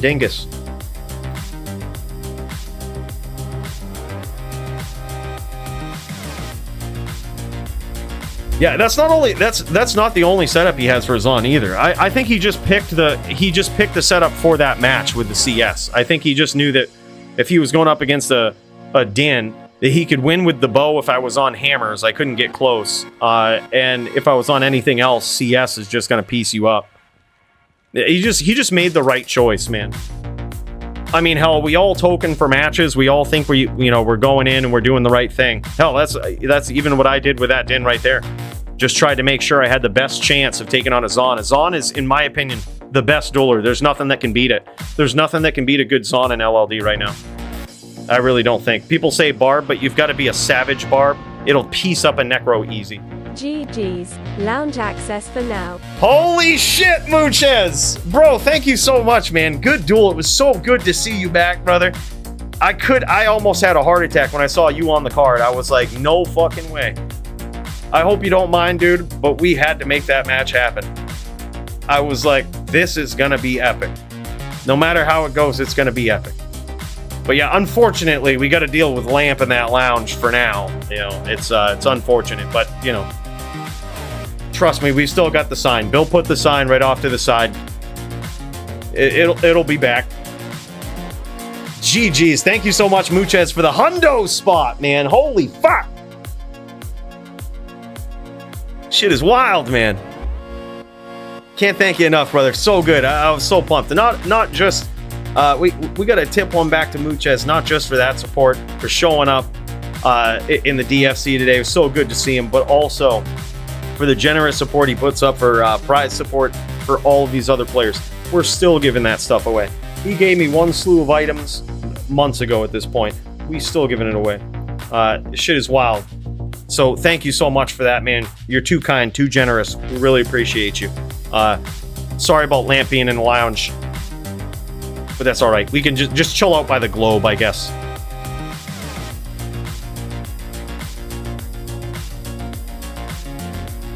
Yeah. The duel definitely looked different with ES, but yeah, I was actually impressed because I was like, Mooches knows. Mooches is a savage Zon player. He's a very seasoned vet of the Zon, and I recognize that you weren't necessarily trying to just do it all with open wounds, which is certainly the answer in that situation. But we even saw you switch off from open wounds. You had a setup and you were like, yeah, you know what? I'm going to do this. I'm going to do this the right way. I'm going to shoot arrows. And you turned it into a duel. So there was no cheese. It was like, I mean, not that I would even consider open wounds cheese versus an ES. It's the way to go. But like, you gave that boy a chance, man. And I gotta say, with how he was dueling, that shit was epic. Now the real question becomes, what do we do if we award Mooches with Fight of the Night? Does he get his own prizes back? You know, sort of an odd spot to be in. But we do have some melee prizes too. There's also that. 2-0 Manti versus Nightfall. Thanks so much for the heads up, man. We'll pop back and forth in between this. So far, it's 1-1. 1-1 between these two brawlers right here with some beautiful stomps from Punch. Oh my god, savage stomp there from Punch. This one's going another couple rounds, that's for sure. Oh my god, dude, beautiful. That is textbook druid shit right there, man. That was wild. You couldn't ask for a better play from Punch. Wow. I didn't know he was going to be so good on that. Now, he could piece him up right here and win that next round. Bro, what the hell is this? Bro, Bill, pause the music.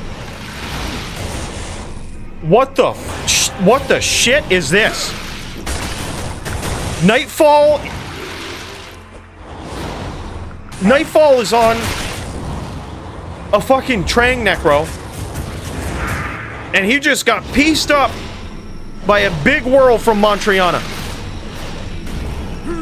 He needs to be walking here. I don't know why he's not walking. If he would watch Cooley's videos, he would know that he could walk and still maintain his block with the same speed. He needs someone tell him about that Cooley guy.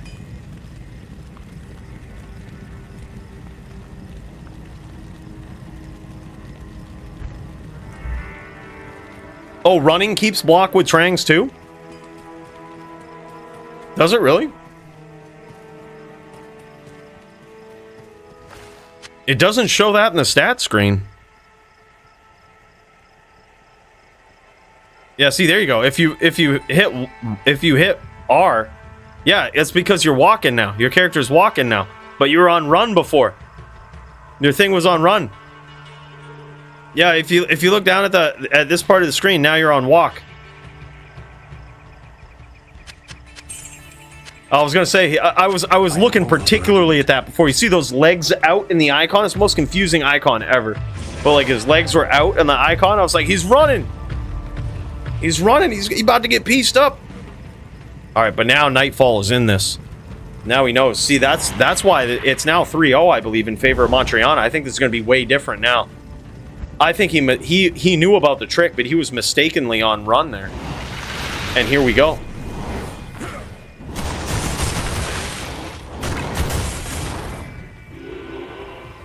Dude, Montriana's got a bow.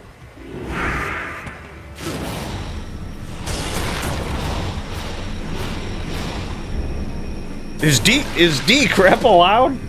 Hold on. I'll allow it.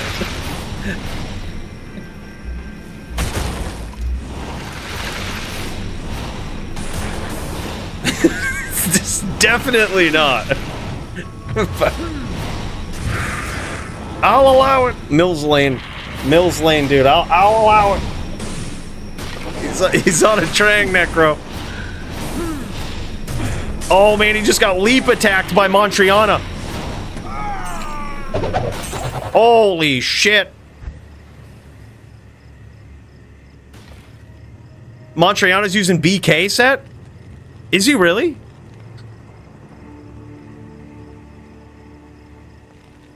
Oh, I see. It's a must because he uses Harmony. Oh yeah, okay. He's on BK set. Holy shit. Thanks. Is he on 2 sets at once though?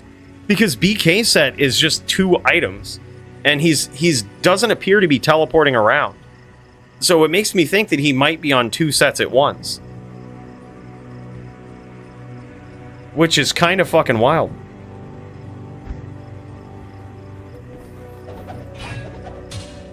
Yeah, he's got the BKs for sure. That's nuts. It looks like he has G-Face there too. Looks like he's rocking the G-Face. This is wild. All right. It's now 3-1.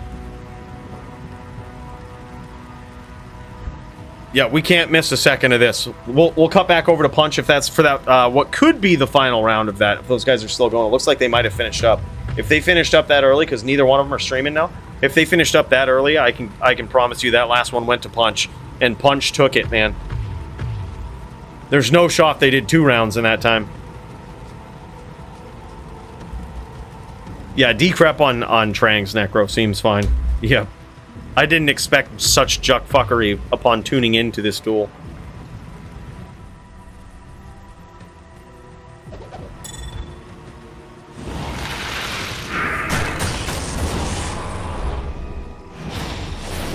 Holy shit, this is awesome.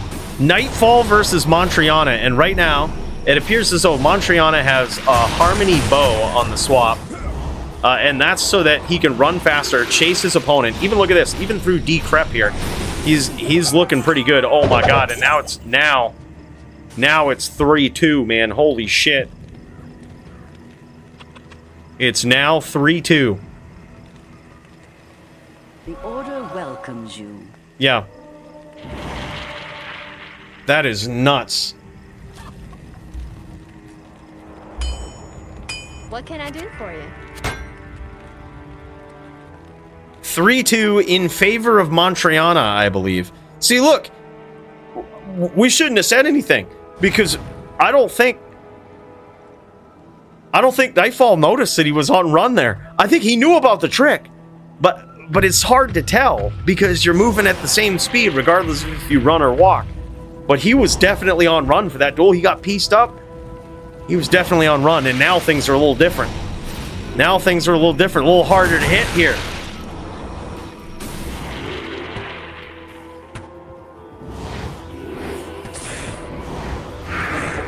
Holy shit, man. That decrepify. This is the strangest looking duel.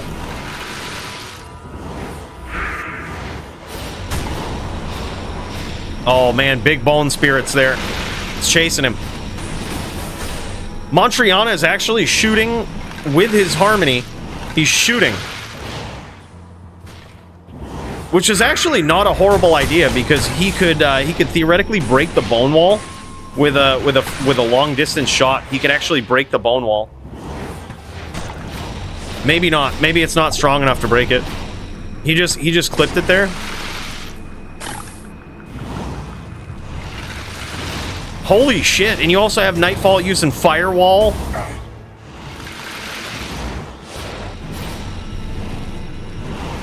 This guy is like full ghoul mode right here.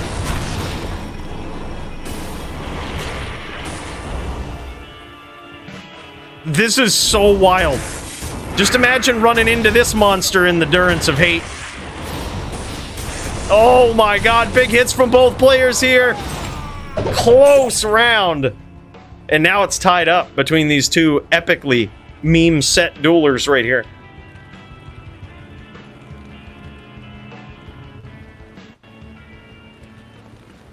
GG Muchez. I think that's awesome, man. I think that's awesome, brother. Another big cheers to you. Wild. 3-3 between this in this very strange duel.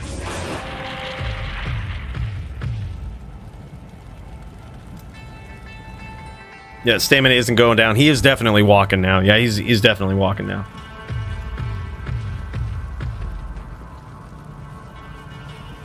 I think they agreed on a no telly duel, so like whether it's telly charges or not. Because even so, with telly charges, I think Montriana has that easy. Like, all he needs, like, he doesn't even need... Like, if his opponent is running around, he just needs to telly opportunistically. 25 charges would be plenty. So I think they agreed on no telly. That's at least what they said earlier on.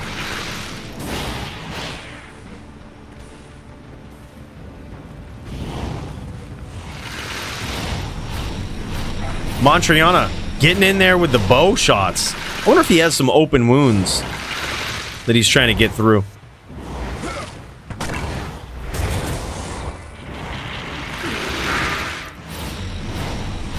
Bro, I just thought of a crazy way to troll people in pub games that I'm inspired now by a Nightfall. Can you just imagine hostiling people and then you just go and sit in the Durance of Hate with all of the other like little vampires and shit? So that they see you there and then you start to move like them and you act like a vampire and they just treat you like PVM. And then you just start piecing them up with like a bone spirit or some shit. That'd be so wild. That's true, I guess. That's true. And assuming they're watching their map. True. But for the memes, all right? For the memes.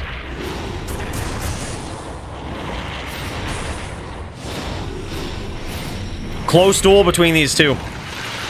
I'm surprised, dude. 4K life from this Trang's Necro. I gotta say, that's more than I expected. The cast rate seems, although the movement speed is very good, I doubt he hits 125 with his cast rate in this in vampire form. But even if he did, I wonder if it slows down the cast frames at all. Like, this is just so strange to see.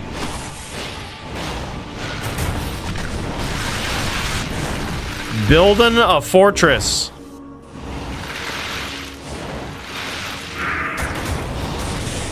That could be it. This could be it for Montriana, and there it is. 4-3. Great duels between these two. Bolt Cathos set versus Trang set. I gotta say, mad props to these guys because now we know. All right, now we know. We've gathered more information about these set duels. Okay. We know right now that so far, it appears as though the Mavina set is on top. Although we have not seen an Alders versus Mavina, Jin Shin versus Polytheist. We were hoping to see that, but we never saw it. All right, really really want to because we've got some shit to prove at this point. But now, Trang set has entered the arena. Yeah, I say we jam it. Let's do another one. I don't see anybody else queued up for duels here, and this is an interesting one to watch. Good day. Dude, I totally think Montriana should have tele charges in this, though. It's just 25, especially if his opponent's using Decrepify. Slap Monkey is ready, waiting for Taz. All right, GG, thanks, man. Don't call it a comeback. That's exactly what it was. I can't carry anyone. Only 13, I think, or 14 in Trang's? Wait, are you talking about for Spirit? Did he put 13 in Spirit? That I don't know. He might have gone 13 Spirit for this. Who knows? Dude, it's these fortress walls that are just difficult to penetrate. Oh, he's 20. Okay. Montriana getting in there. Dude, so if you leap, his spirits don't hit as much. Yeah, I was gonna say, like, leap is, like, really bad for spirits. So I hear. Like, they used to call me BM and LLD when I was leaping with my barb. Because the spirits wouldn't hit.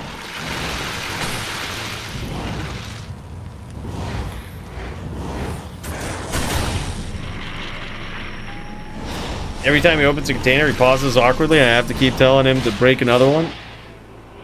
LOL.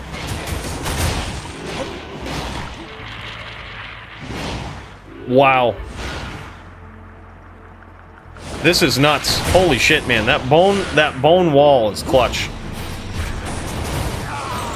And down goes the Bullcathos barb. No chance. Damn, this makes me want to build a set character, man. I want in on this. What do I think the best set would be? Bro, it's gotta be a set that allows you to use Enigma, right?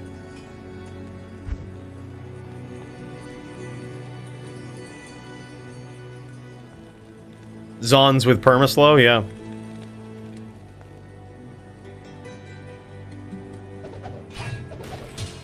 And there would also just be a sorceress up in here, teleporting around, and nobody could catch the sorceress, and the sorceress would just win. Sometimes the Zon could win, but it was just Zon v Sorc. Interesting setup, dude. He went like basically a lot of uniques and set items, like uniques and set items on that barb. Bro, this is what we would expect from Montriana. Like, the most creative barb going in. Just Bullcathos set versus the Trangs. I am so impressed with this, man. This is a crazy duel. I think that's some fight of the night consideration right there. Thank you. Trang versus Bullcathos set. Wow. That was solid, man. That was solid. I still think he should have slapped that Enigma on there with that D-crap.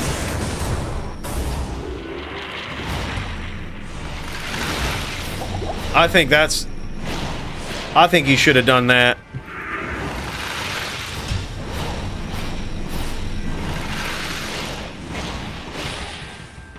What a wild duel, man. What a wild duel. See if Montriana can get it. Oh my god, he's close. He's close. He's got Nightfall running for the hills. Also, Montriana's very low.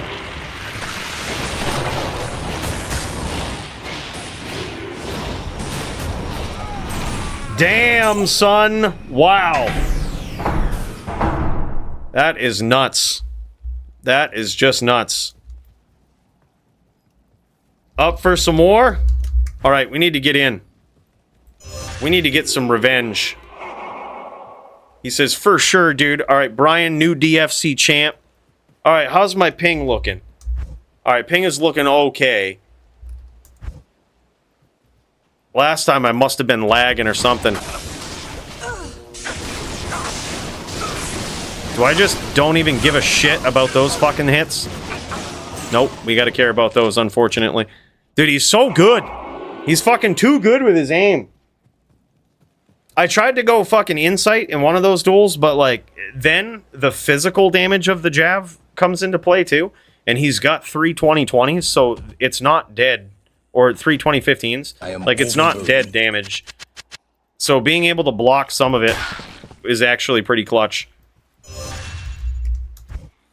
Alright, we just gotta go in. We gotta be topped in.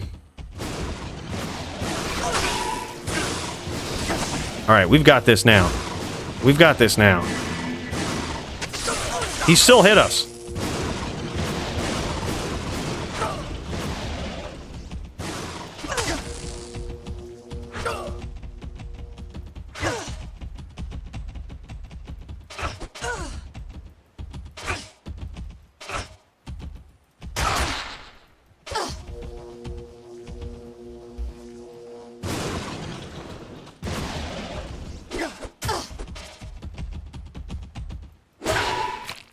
Holy shit.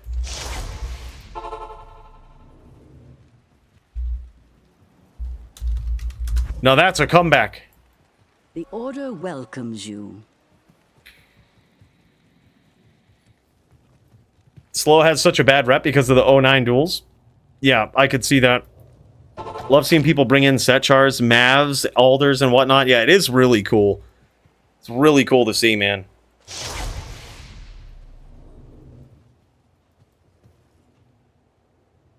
What did you do to his back? What? Oh, we just fucking pieced him up, man. We went in topped-in mode right there. We went into some topped-in mode.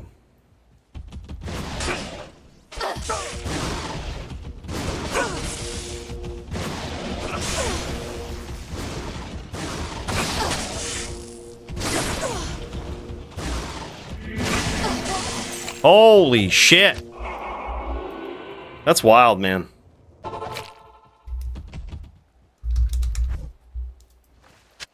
I can't. That's CS.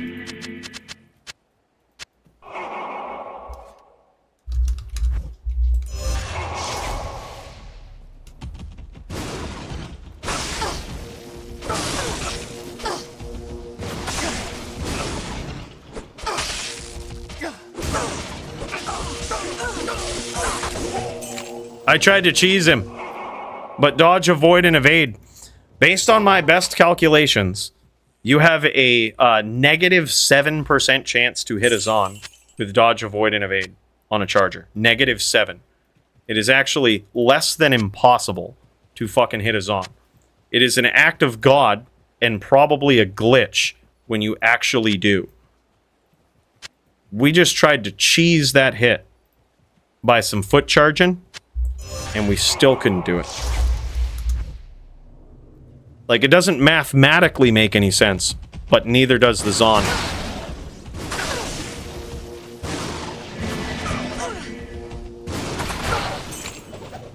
See, that's the shit we needed.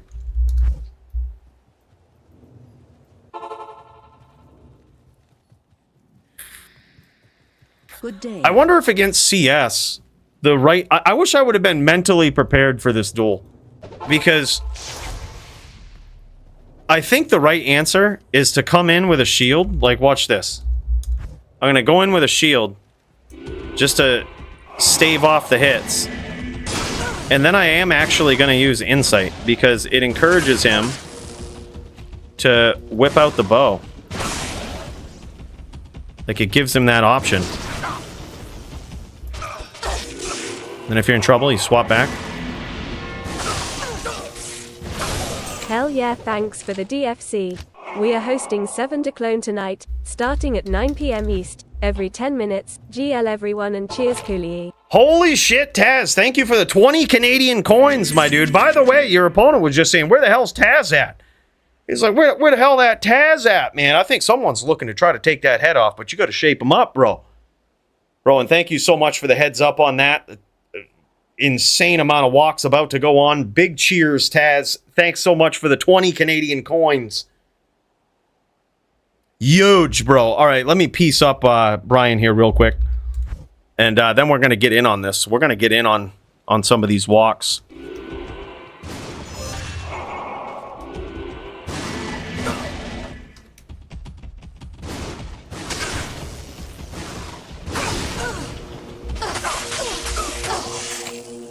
That cold damage, bro. That cold damage. That's why you use it. You notice I just got stuck there with no way out? That's why cold damage is so good. That's why insight is so risky in this duel. But I honestly think that it's still the play. Like, you go in with insight.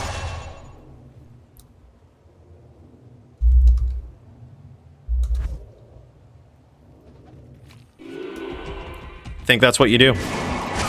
Just be quick.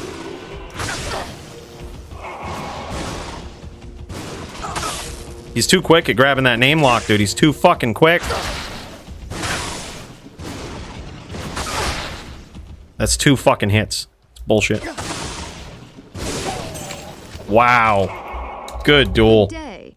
Good duel. See, there was no shot, man. I don't even know how to duel this. I need to jam like 100 more duels versus CS on. They didn't exist in LOD. And by that, I mean, I'm sure someone built one. But they didn't often run it in pub duels. It was not a great build. And it probably was like that because the synergies never used to be what they are now.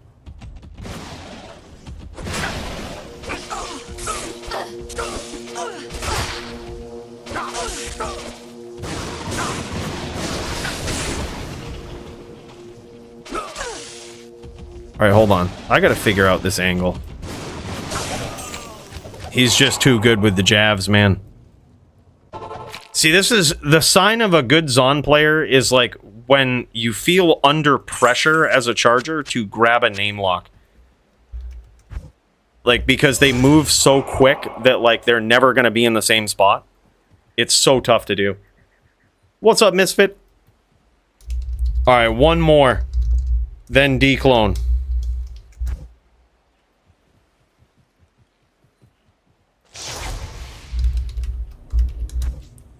All right, here we go.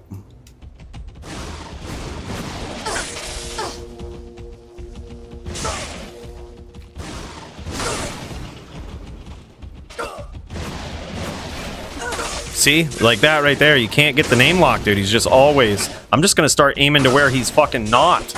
Because he's just always fucking where you don't expect him to be. Good duel, man. Yeah, there was no shot. There was no shot. Ban, dodge, avoid, and evade. It's the most fucking ridiculous skill ever. Can't fucking hit. Good duels, man. We gotta talk to the creator of the DFC. Tell him fucking ban, dodge, avoid, and evade. Ban it. Get rid of it. Done.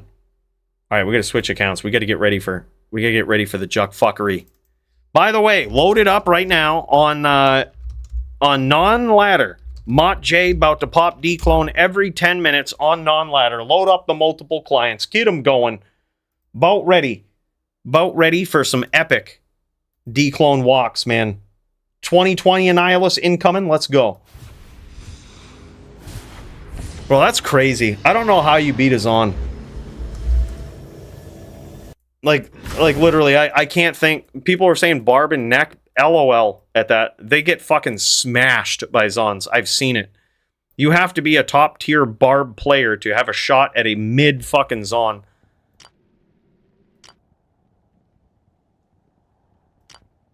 I just don't know what beats them in LLD. I really can't. I can't fathom or comprehend anything that could.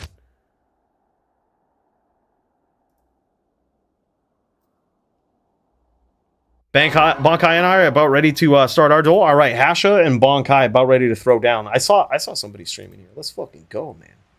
I also see is Foamy? Is that the same guy? Is that ain't Bonkai? I've seen Bonkai up in here before. All right, let's jam it, man. Let's get up in here. We've got ourselves a duel on our hands here. This is Hasha versus Bonkai. And here we go. Ready to jam, ready to slam, ready to Alabama. Hasha getting in there close. Barb versus Zon. Oh my god, dude, he's piecing him up. This could go either way.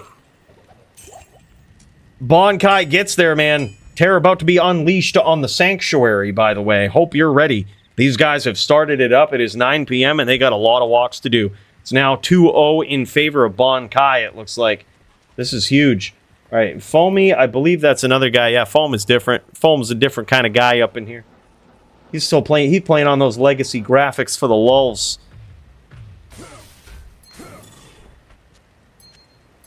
And Foam, our boy Foam, he's got himself a duel tonight versus Taz. That's who it is. All right, look. They just popped that Dclone. Let's get up in there. Let's fucking I'm gonna piece this guy up real quick. Hold up. I'm gonna mute it in the background while we watch this duel. These guys gonna pop it every 10 minutes, so you better be ready. You better be ready, man.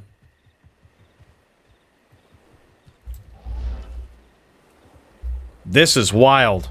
Look, I ain't too rich for an Annihilus charm, obviously. Based on my performance in LLD, I'm gonna need one. Right? We're gonna need all we can get. Maybe we could put it towards a good character or something. Just gotta get good.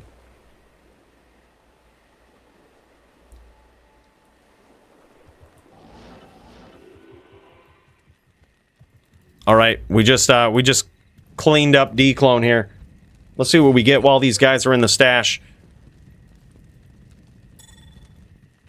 Those guys making some swaps. We are making some swaps here to a perfect Annie. We're gonna make a slight upgrade right here. We got a 2025 right now, perfect PvP Annie. But look, we ain't got enough 2010s.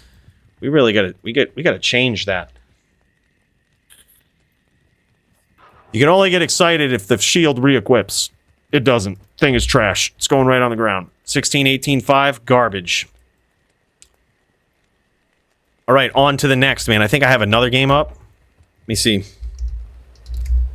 We sure do. All right, these guys might be ready to go. Let's cut back over. And then we'll get a... I'm gonna have to set up another game. They're gonna be walking them left and right.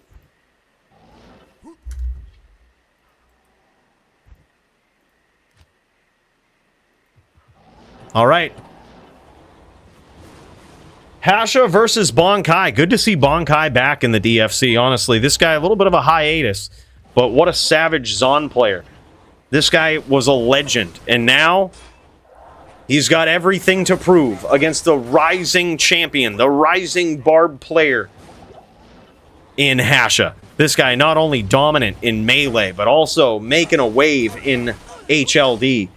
This guy is all over the place. Multiple duels a week, racking them up, stacking up the kills. And man, now he's got himself a pretty worthy opponent here in Bonkai. And these are really close matchups, man. Holy shit. Like, each one of these duels, it might be 2-0 right now in favor of Bonkai. But don't let that speak for how close these duels have been. Holy shit. And there it is, man. Hasha getting the win for that one. This is getting wild. Speaking of getting wild, we just got another Annie here from the second client that we had up. We got Bill in the other room playing. We're only getting excited the second we see that Monarch come back on, man. Oh, it's back on. Oh, shit. 2020 incoming, baby. There it is. There it is. Holy shit. I told you it was going to be an upgrade. I told you. I told you. Oh, man. Let's come back over. I'd say that makes up for it, man. Oh, man. I must have got fight of the night or something. I want a prize. I want a prize. Big shout out to Mont J. Holy fuck, man. 2010, baby. 2010. That was wild. That was fucking wild, man. Nuts. 1 out of 1,210 odds. Oh my god, that was nuts. Holy shit. Diablo partner loot. Streamer loot. Well, that's going in the 2024 MF video.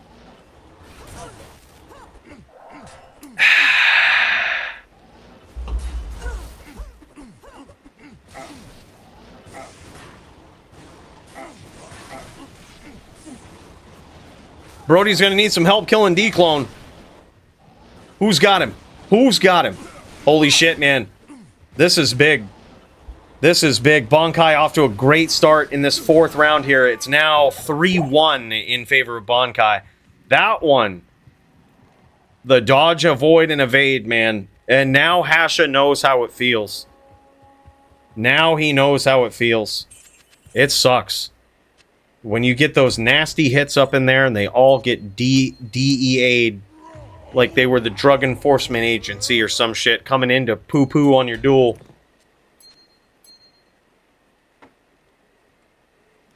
Me and Taz about to start? Alright, GG, man. Foam, a.k.a. the Slap Monkey, versus Taz. Shit's gonna be wild, man. Alright, it's now 3-1 in favor of Bonkai. Hasha looking for a big comeback here. Can he get it, is the question. 4 minutes till the next Dclone walk. Courtesy of Mott J. We got ourselves a perfect Annie in that last one, I gotta say. That felt good, man. GG. If it ain't P, it ain't me. Good hits there. Good use of distance from Hasha.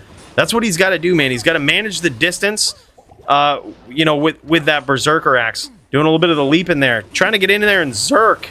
That may or may not be the right way to do it, but it is magic damage. It does get in through all of the DR, but you have to deal with the block. You have to deal with the dodge, avoid, and evade, and man, does it get rough. Good angles from Hasha. Yet again, now his back is against the ropes. He's trying to come alive. Trying to come in with a big comeback. Adjusting the style a little bit. And Bonkai with that name lock, making it so it's very hard to get in there and stomp. Good duels, though, man. Holy shit.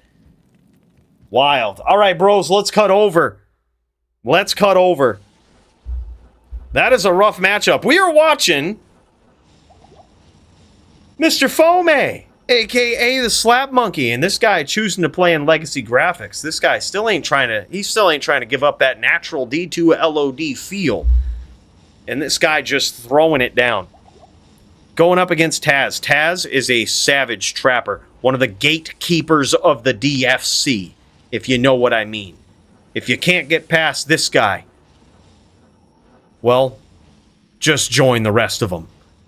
This guy is savage. He's going to chase you down. He's going to put those traps up there. He's going to force the best out of this Necro. Legacy graphics preference is wild. Yeah, dude. Well, the thing is, technically, it just shows up in this square screen, but you still have the ability to CT cast and all of that as well. Like, you can still click on the side of the screen that even though it's black, like, you can still click and it will register. So, like, you have the legacy graphics and you still have, like, the wider screen, technically. So it is really cool. Beautiful Bone Prison use right there from the man, the myth, Fome himself. Slap Monkey laying the slaps down here in round 1. You know, one thing that I'm glad they kept in this legacy graphic mode is you notice that it doesn't show both buffs at the same time. It will only show battle command and then battle orders. It'll swap back and forth between the two. Crazy, man. This is nuts. Taz trying to rack up a win here. Trying to get in on this. He's saying, look, we got some Dclones to pop, man. I need to piece you up real quick. We need to... I'm gonna hurry this along here. I'm gonna piece that Necro up real easy. Real quick. Alright. Here we go. Round 2 between these guys. And we've got, as you can see at the top of the screen here, we've got another Dclone popping. Would highly suggest you guys get ready. Let's see if you can beat me, or you can't beat me, but can you tie my best Annie tonight? 20-10. That is wild. Absolutely insane. Gotta say, I'm happy. I basically just won fight of the night, man. I basically just won it. I got my prize.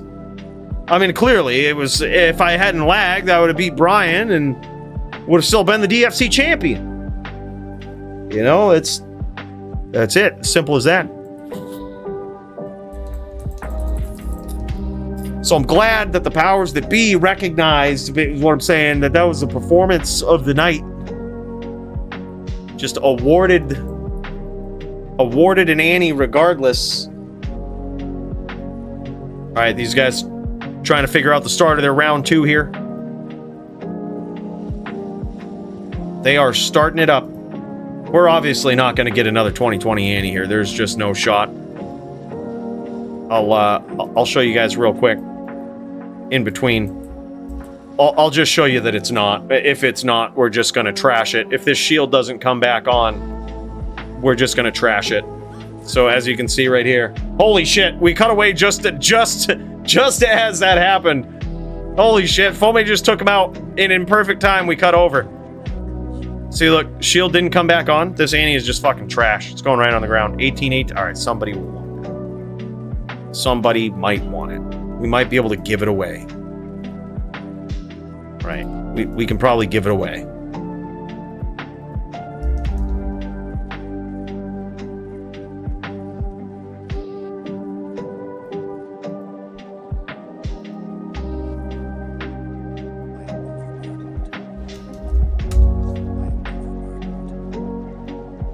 All right, while these guys get set up, I'll show you my duel with Dclone here. It's never fair. This time we have potions, but we have made a pact. We have agreed on a rule set where Dclone won't use potions, and neither will I. So I will not use potions until I see him use potions, and then in which case we're going to jam it.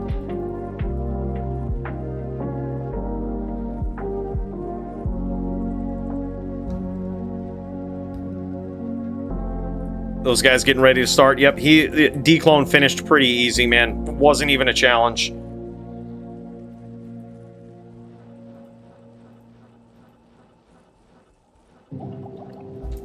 All right, while these guys get that Annie, let's do it. Look, we got to hear the sound this time. That's what we got to. That's what we got to do. We got to hear the ID sound.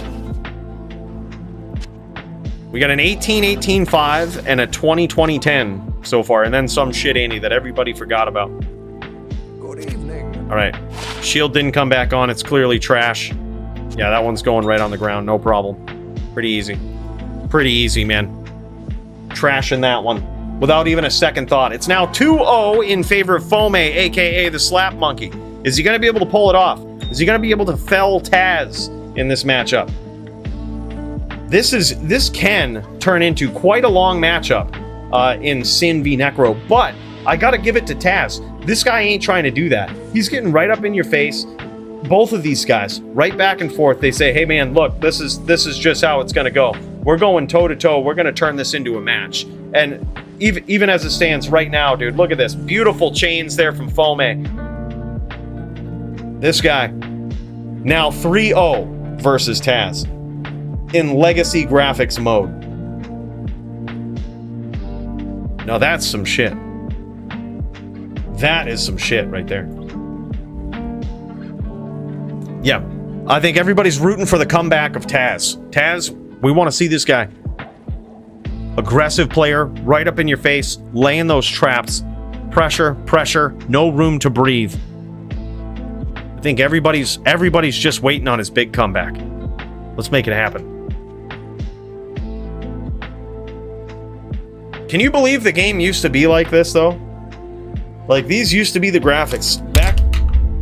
Back when I started streaming, this was the game we were playing, man. This is what it looked like. This was before we knew that D2R would be remade. This was what we used to play. This was it.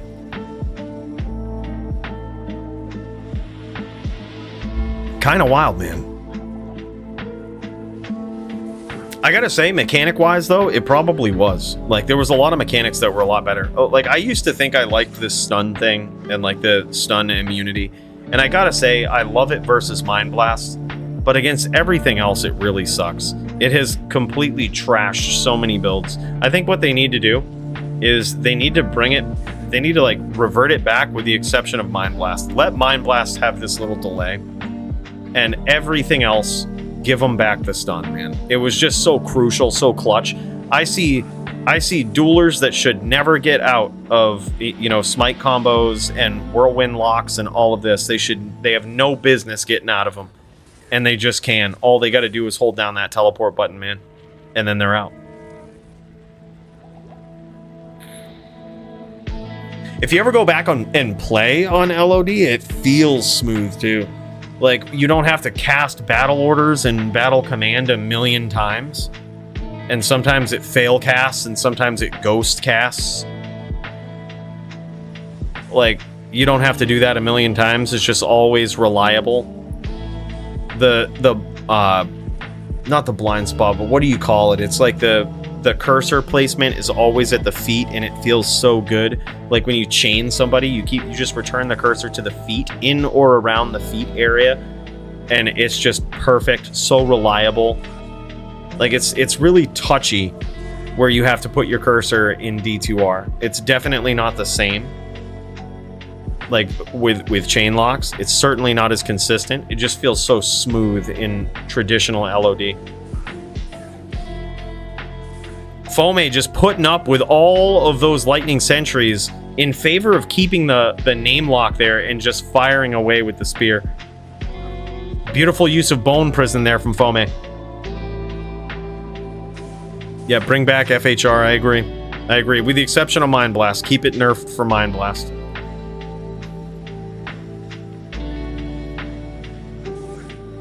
True D2 chains are a bit wonky. D2R chains, yeah. Like, you used to have to readjust your chain every once in a while in LOD, but you have to do it all the time, it seems, now in D2R. Beautiful 4-0 victory from Mr. Fome, aka the Slap Monkey, laying down the slap with a smooth 4-0, and may I add, fast victory between these two. That's mad props to both of these guys. These guys don't show up to the arena with the intention of drowning this out for pride. These guys show up with the intention to kick some ass and get it done. And that's exactly what they did, man. That is wild. Congrats to those guys. Quick duel. Beautiful performance from Fome. And as always, a great performance from Taz. So good to see him jamming and slamming, man. That's what you got to do. He gets in, pure aggression, doesn't give a shit, throws caution to the wind, and you got to respect that from that man. GG's Taz, man. Big cheers. And we've got 3 minutes till the next pop. I cannot believe. Where is it? Right here. We got this Annie. I cannot believe it. It's actually my best Annie in the stash right now. We gotta put it higher up in the ranks.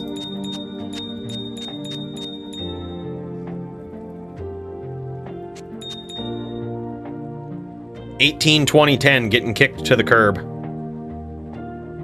Look at that beautiful, perfect Annie right there. Two perfect Annies in juxtaposition to one another.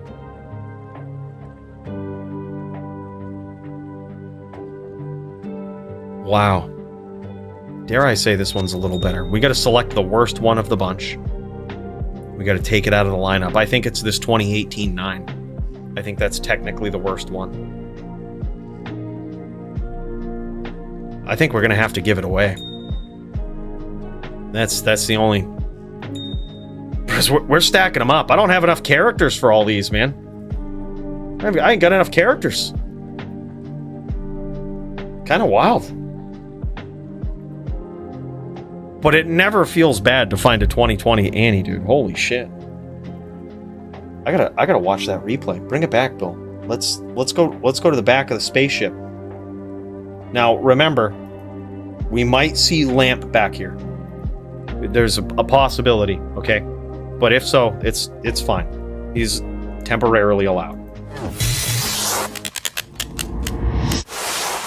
All right, and here we are, just checking out the Annie that was.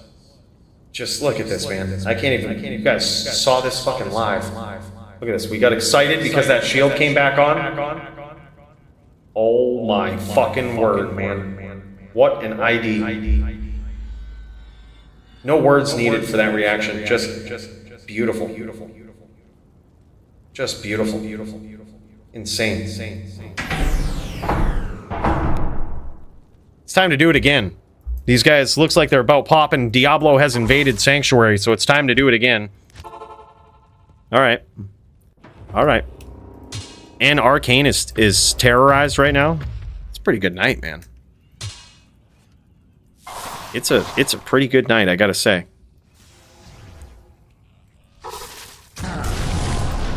Alright, let's jam.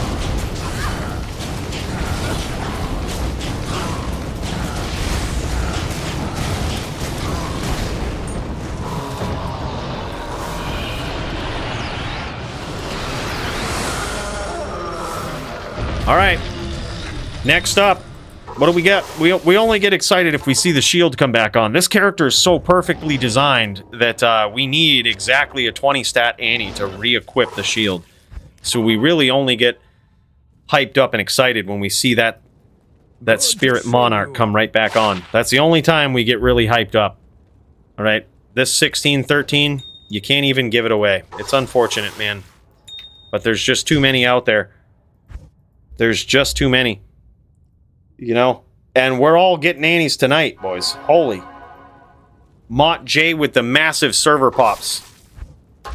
Just kind of nuts.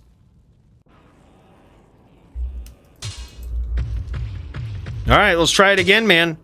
Spin to win. Spin the digital dice. Let's see if we can do it twice.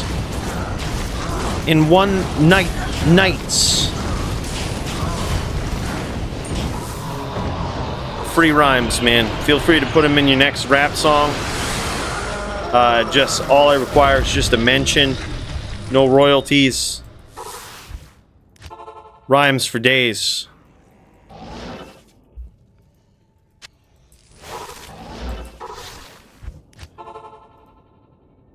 Alright, we get a fail to create on this. Alright, there we go. Alright, Kane, give it to us straight. It's not a perfect one. If it ain't P, it ain't me. This one, can't even give it away, man. Just complete fucking garbage. Just complete garbage. It's a shame, but it's true. It's just garbage. Yeah, we're in full Annie mode now, man. I'm fucking ready. I'm fucking ready. All right, what else have we got left on the card, by the way? Let's actually check this out. Let's give her a good old look. I know that we are waiting on the top duel of the night. We've got Toshank versus Polytheist. Polytheist gets out of work, usually a little later. Usually not far from now, honestly. Shouldn't be that much longer. And he's got a duel against Toshank. These guys are dueling East v West. All right, so based on that, depending, they may have to do an FT3 in one server, FT3 in the next. But regardless, I think it's going to be a good duel. It's going to be Sin versus Shaman. That's wild. Polytheist has been tearing up the Sins, man. And Toshank thinks he's got what it takes to get it done on that class. He thinks that that's going to be the answer to Polytheist. Now, I'm not sure. This just says generic Sin here. He could go in as a ghost, which that's a free win. Or he could go in as a hybrid. Now, statistically, I checked this out. Statistically, hybrids do worse against Polytheists than regular trappers do. Statistically. It's strange. I didn't expect that. But it goes like this. Ghost Sin always win versus Polytheist. I don't think he's ever beat a Ghost Sin. Hybrid Sins, they win like 35% of the time. Polly got this 100%. Dude, I think he might, Turbo. Like, I'm just saying, he's experienced in this matchup. And bro, holy shit, thank you so much for the 50 Canadian coins, my dude. Big cheers to Turbo. Let's tip one back to this guy, man. I think you honestly, there might be some merit in what you're saying. If Toshank is thinking it's going to be an easy win going in there with a Sin, he's got another thing coming, man. Because I'm telling you, Sins have done it. Sins are able to do it. But it hasn't happened in a long time. Polytheist has been tearing up Sins. Ridiculous. Like, he's been tearing them up left and right. So far, we've seen a title of defense from Krieger. We've seen and new champion, once again, Brian, returning for the LLD championship belt. This guy just coming back and taking it back like it never left. Like it never should have been given to anybody else. This guy just taking it. And now we're going to see, hopefully here soon, if Toshank can defend his title against Polytheist, the man that cannot be denied anymore. Polytheist, yo, what's up, man? Speak of the devil. He's like Beetlejuice. You say his name 3 times and boom, he appears. There it is. Hey, I appreciate that, Turbo. That's a really nice thing to say, man. Thank you so much. But honestly, I think it has a lot to do with everybody here, man. Like, all of you guys and everybody that pops in, signs up for the DFC, these duels are, man, just the highlight. I mean, without these guys, it wouldn't be possible, you know? We wouldn't have an event. And look at this. So many good duels. Toshank was trying to get in there for some LLD. By the way, dude, this gets super awkward now, because I was going to say we could just throw him, we could throw Toshank up against Brian if he's still around, just see how it goes. Could be an exhibition match. But it would have been so much easier to do if I would still be the champ and these guys would just be duking it out. But Toshank's been looking for an LLD match ever since 36 hours ago, man. Everybody's dodging him. Toshank jumped back into LLD. Everybody quit, and Brian came back. Which tells me Brian ain't scared. He's going to be taking on all these guys. Everybody else, though, they shit their depends and ran. But, dude, we've seen some epic ones, man. Muchez versus Lamp. Jay versus Clint also supposed to be on the card. That should be pretty insane. We gave him a couple of options there because, well, it's a long story. But basically what these guys mainly play, they have some options with a little bit of a rule bending there. Neck versus Ghost with 50% block for the neck. That's a tough duel. Or Din v Sin. These guys signed up on something that, you know, we had to match them up, but it didn't make for a good matchup. So we bend the rules a little bit. That's what we do. That's how we roll. That's how we make things interesting, you know? It's how we try to make them fair. Traffic was crazy. No shit, man. DFC makes my night every week. Thank you guys. Thank you, Fungus. Appreciate it, man. And then, yeah, we've seen some savage duels. Picking the fighters of the nighters is going to be absolutely wild tonight, man, because there's been a lot of them. It's been just nuts. All right, and we've got 2 minutes until the next walk. 2 minutes till the next walk. We've already popped a pretty savage Annihilus charm right here. I gotta say, pretty proud of this one. That's the first one I've ever found. I was just talking about earlier on this stream, I've never found a perfect Annie. Except for this one. This is the quote-unquote perfect Annie that I found before I did keep it. Turbo has an awesome BVC? That's sick. You should probably go to a trading forum for that, Miguel. We don't... Yeah. I in no way will be responsible for trades that happen. It's such a dark, deep world that needs moderation beyond what I can provide or would expect anybody else here to provide.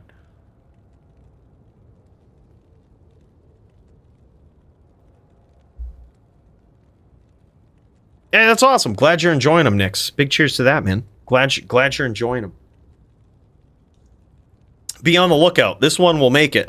We usually do an end of the year, best finds of the year, best magic finding video of the entire 365 days, which always beats out everybody's videos easily. Like, you don't need to run data and go back and look. It's just gonna. All right. And that one certainly will be in there. Maybe I go back and find the clip where I'm like, yeah, I've never found a perfect Annie. It still exists. They're just not called the trophy rooms anymore. They still find their ways into other videos. The trophy room is still around. It just pops up in other topics. For example, the video 5 versus $17,000 axe is a trophy room video. It's more about, there's a story in there, but it's more about the insane trophies of Melee. It's a story within a story. It's the epicness we go for, man. It's what we got to do. Dude, I'm so pumped about that.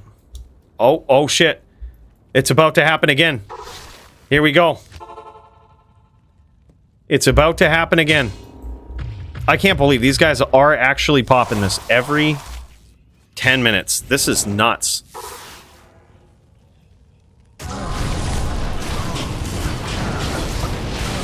is kind of nuts, man.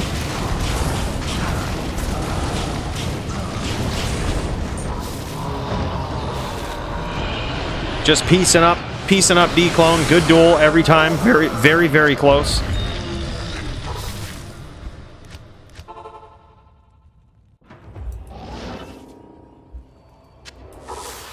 All right, we'll see what we get here. Can we get excited? Can we get excited with the Monarch getting re-equipped? Good to see you. Can we get excited? Nope. Trash, Annie. Complete trash. 1911. Man, just a... Not even...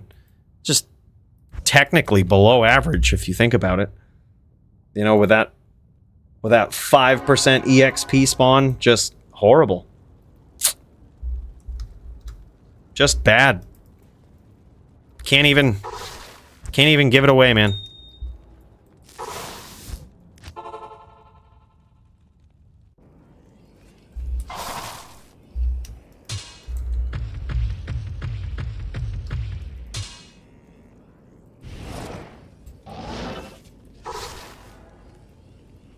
Whoa, what used to be so much better in old LOD?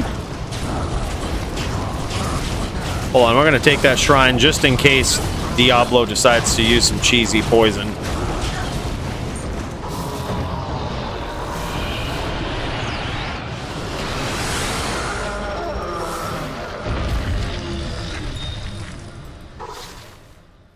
All right. And the next one, this is like the 6th Annie this hour. This is for us anyway. Could potentially be more if I was loading up all these clients. Man, it could be wild. All right. Can we get excited? Can we be excited? No. There's a very small chance we'll ever be excited on an Annie ID, man. Very small chance ever. Because like I said, they have to be. They have to be 20 stats. There's no exceptions to it. By the way, you know who I see firing up their duel right now? I see some good old Polytheist versus Toshank about ready to throw down. I'm probably still going to be popping some of these Annies in the background. But bros, we have got to see. We've got to see the most epic matchup of the night. Who's going to take it? Is Toshank going to be able to defend his title? Or will he be felled? Will he be dethroned by the man, the myth, the Polytheists? Who's your money on? Let's check it out. Let's find out.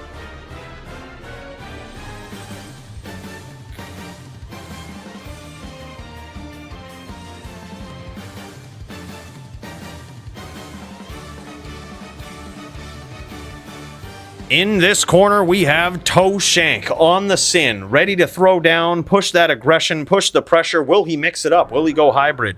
Will he be a whirl girl in this match? Looks like he's ready with the kicks, though. This guy isn't messing around. This guy ain't messing around. He's got D-Talon.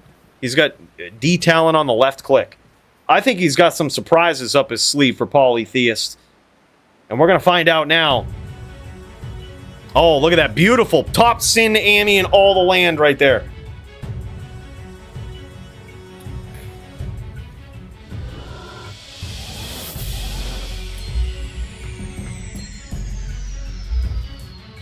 Brody looking for help with his in that game right there. Hell yeah, if anyone's got him, mad props.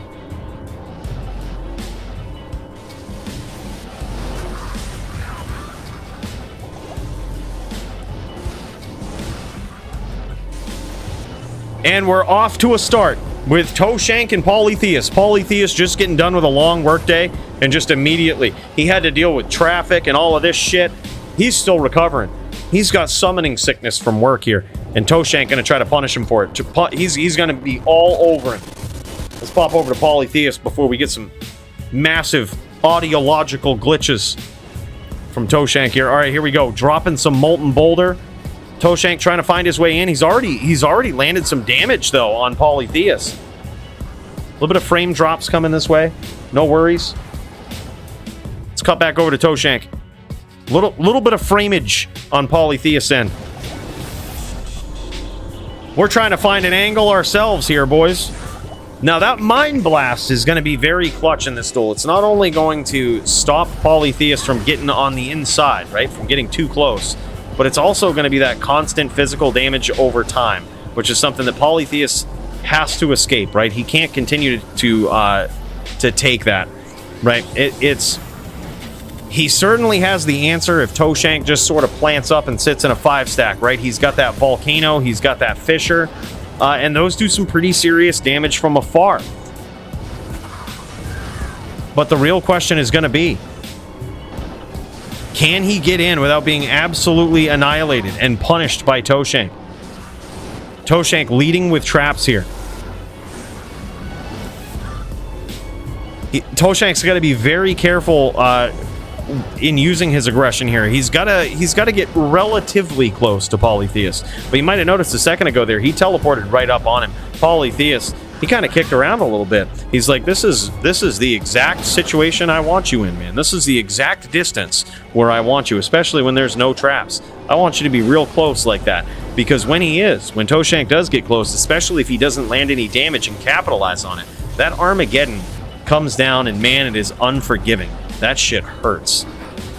So it is a very awkward duel for the Sin, right? You can't necessarily push the pressure like you always do unless you got something to punish him with, right? Unless you got that D-Talon ready to go. Cut him open. A little bit of open wounds there. Goes a long way. Yeah, 5,000. Good observation. 5,000 life on this Sin. That is so wild. I don't think I've ever seen that. I've never seen a Sin with 5,000 life. I've never seen a character that doesn't use Oak Sage with 5,000 life. I guess a Barb. But, like, I've never seen a character besides a Barb that didn't use Oak Sage that had 5,000 life. And even on a Barb without Oak Sage, that's pretty tough to hit. Chunky Sin, that's for damn sure, man. Big hits there from Toshank. He was baiting the stomp there. Did you see that? He had that 5-stack up. He was baiting the stomp. He was even sitting on the puddle. Now, that was a mind game he was playing there with Polytheus. Big kicks there from the D-Talon, and now Polytheus is in trouble.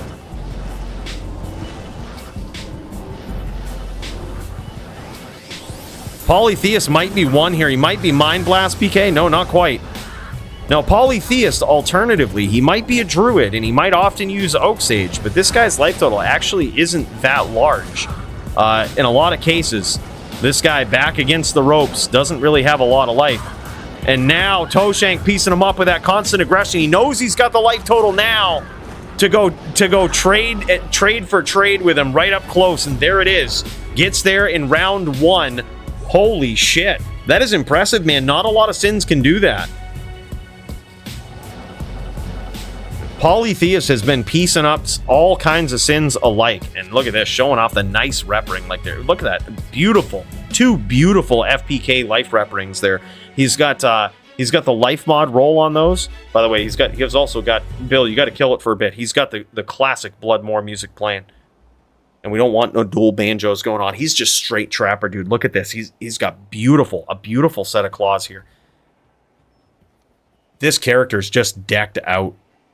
Just decked out. He's even got that center charm set down for his battle orders ring that he uses there. Just beautiful.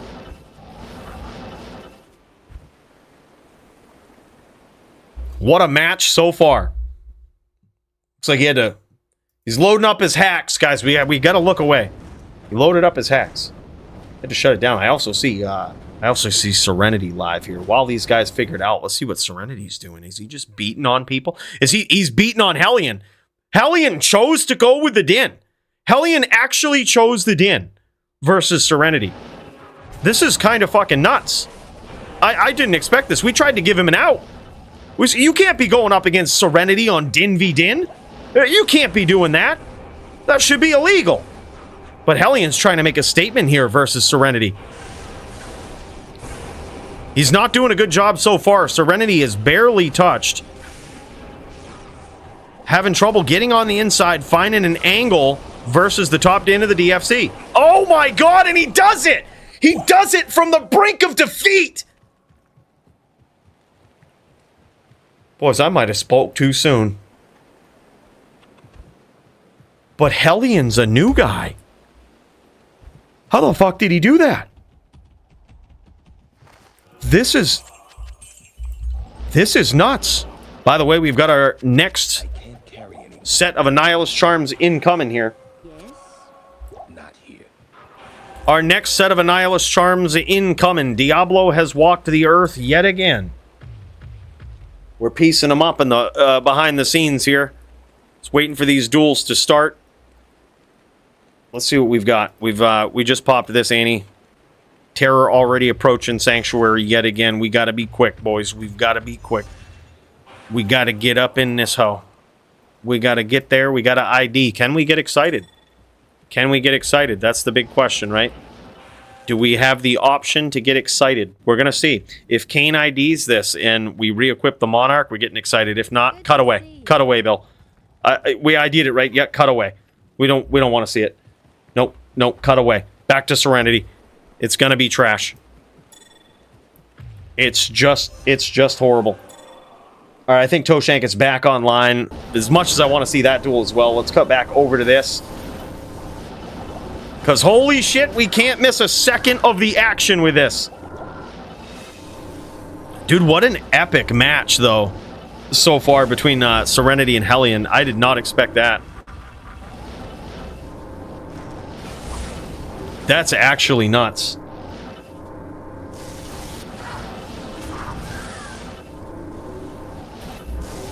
And so far, we've got Toshank taking some damage here. Polytheist might have adjusted a little bit. Polytheist looking to be okay on the life total. That's the thing with Polytheist, is he's the type of player that when he realizes your style, when he realizes your build, he will adapt. I am overburdened. And he always does it, man. He predictably adapts to what's going on. There's one thing you can bank on in a duel versus Polytheist is the next round. If you won a round versus Polytheist, the next round will not be so easy. It's very rarely ever the same versus him, always adapting. The only character we've ever seen him consistently lose to on this Druid is a Ghost Sin. That's it. And those Ghost Sins do what even the Barbs can't.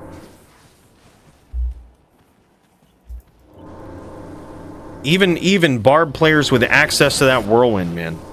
Now, I would imagine having access to something like Mind Blast probably goes a lot further. That's probably a lot more useful. Stunning your opponent, setting up your Whirlwinds, pretty insane. Also, they probably... I mean, Ghost Sins still hit like absolute trucks. But just mixing in Mind Blast, throwing that into the mix has always been huge. However, I wonder how much of that came from the Shadow Master. I don't believe he's dueled a Ghost ever since the Shadow Master changes. East of the Ghost Sim will be back. Cannot wait. Cannot wait, man.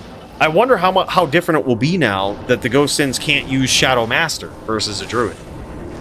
That has certainly changed things and has allowed Polytheist to take on a lot of Trap Sins. Like, before, that matchup was pretty miserable, but now it's quite the opposite. Polytheist is just stacking up the bodies when it comes to Trap Sins. And he's trying to make Toshank no exception here. And so far, he's winning out on this duel.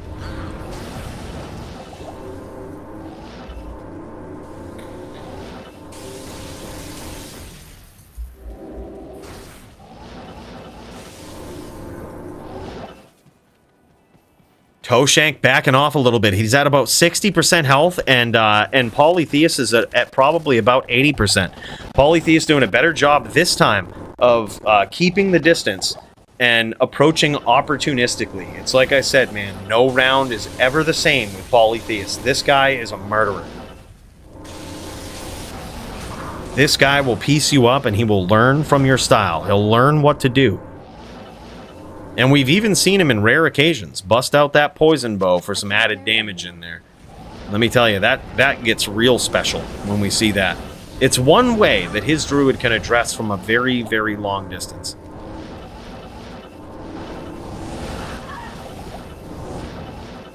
Brody needing some more help with that Dclone. Brody, I'm surprised a player like you ain't got a clone killer. I'm surprised. A veteran like yourself? You ain't set aside one character for a clone killer? Well, it's caught with his pants down there.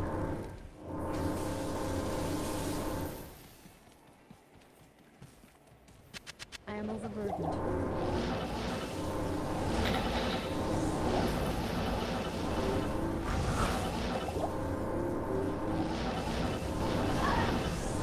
Haven't played in a while, basically. Oh, and now Toshank turning up the heat, actually scoring some big hits here. He's gone back to that D-Talon, dude. Getting in there, landing some kicks, and that's really what's going to piece Polytheist up. That is something. That physical damage, man, just gives him a whole nother thing to deal with. Gives him a whole nother realm of damage that he has to worry about. And a lot of times, like, and you could see here, those kicks aren't even open wounds. The claws that Toshank is using, he doesn't have open wounds on them. That's just pure physical damage. He isn't cheesing him out at all. He ain't cutting him open. He might have venom, but even if he does, it's not a significant amount. Like, the damage from it is not significant with the synergies from Lightning Sentry. Yeah, this is just straight physical damage kicks, man. Which, might I add, because there's no charges up. This isn't like a Mosaics, and there's no charges. These aren't even always hit. He's running the risk, giving Polytheist the out. He could very well stack up some block here and defend against that. However, if he does, he becomes suddenly weaker against the traps. Very interesting duel. Very close one in this round so far.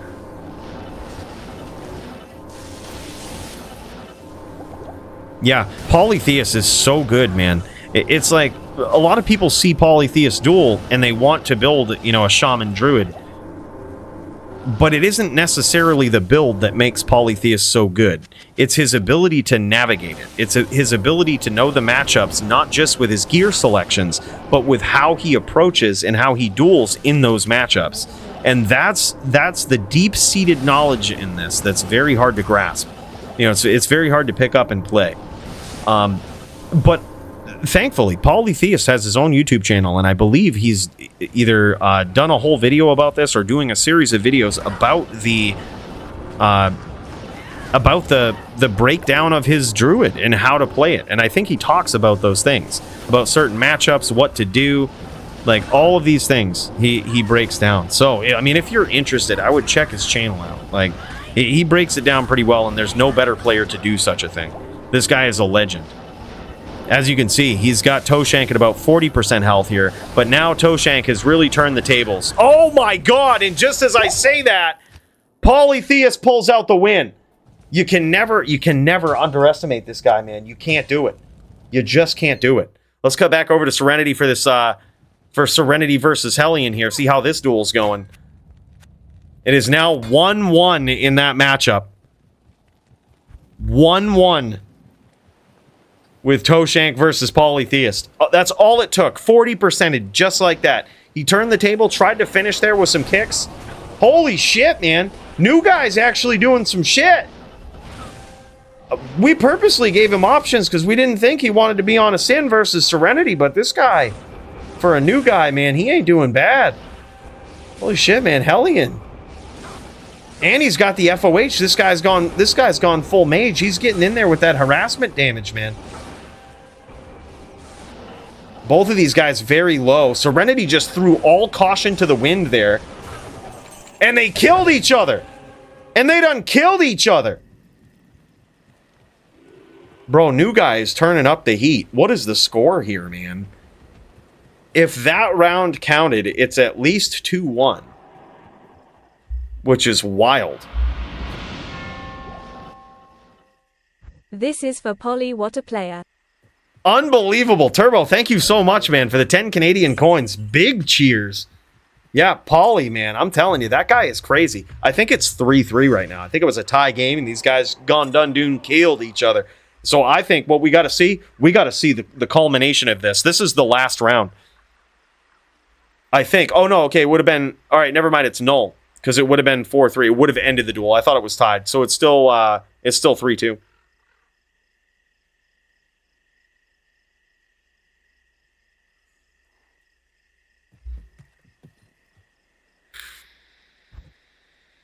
Yeah, it's null. The rule is if the duel is a tie, both players win as long as the tie would not end the duel. That's the rule. If the tie would end the duel, meaning somebody would reach 4, it's a null duel. All right, so back to it. It's now 3-2. Holy shit, man. This is epic. What a matchup between these guys. This is actually wild. And we've got another Dclone pop, man. About ready to throw down. I'm throwing down in the background. Might be slightly distracted. We trying to... Look, 120-20-10 Annie is just not good enough, man. We ain't stopping there. Mott J popping these servers. We got to get up in it. And there it is, man. Now Serenity turning up the heat. Now it's 4-2. And I think that does it right there. Good duels, man. Serenity. Good performance from Hellion. I did not expect him to select a Din versus the top Din. And he actually did it, man. That was a good duel. That's... Serenity usually just pieces people up, Din v Din. We done stop matching them. Bro, holy shit. All right, let's cut back over to Toshank here. Check out how this is going. It's now 1-1, I believe, in these guys' duel. We're going to see how this goes. Gotta make sure to ID this Annie in this game over here. Dude, Toshank is in trouble early. We tuned right in. Toshank very low in life totals here. He might back up. Now Polytheus is going to try to opportunistically close the distance. I can't carry anymore.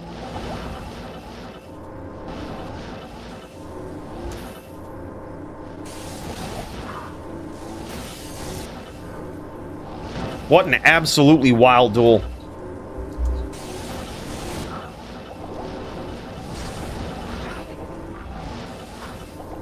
Dude, I told you, man. It's a tough matchup. I think Toshank assumed it would be an easy win. But I'm telling you, there's no easy wins on just about any class if you're dueling against Polytheus. This guy, savage shaman player. He's so hard to duel against, man. You would think that VTs have him. You would think that Necros have him. You would think that Sins have him. But it's not necessarily the case. This guy's just got the answer for a lot of stuff. And right now, Toshank is now caught with the puzzle of trying to figure out Polytheist in this matchup. Trying to figure out the puzzle that is Polytheist. How specifically to take this guy on. The appropriate range. The appropriate distance.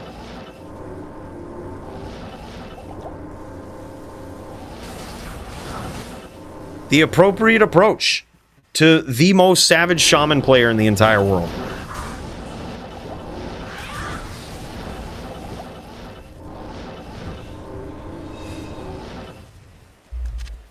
I can't carry anymore.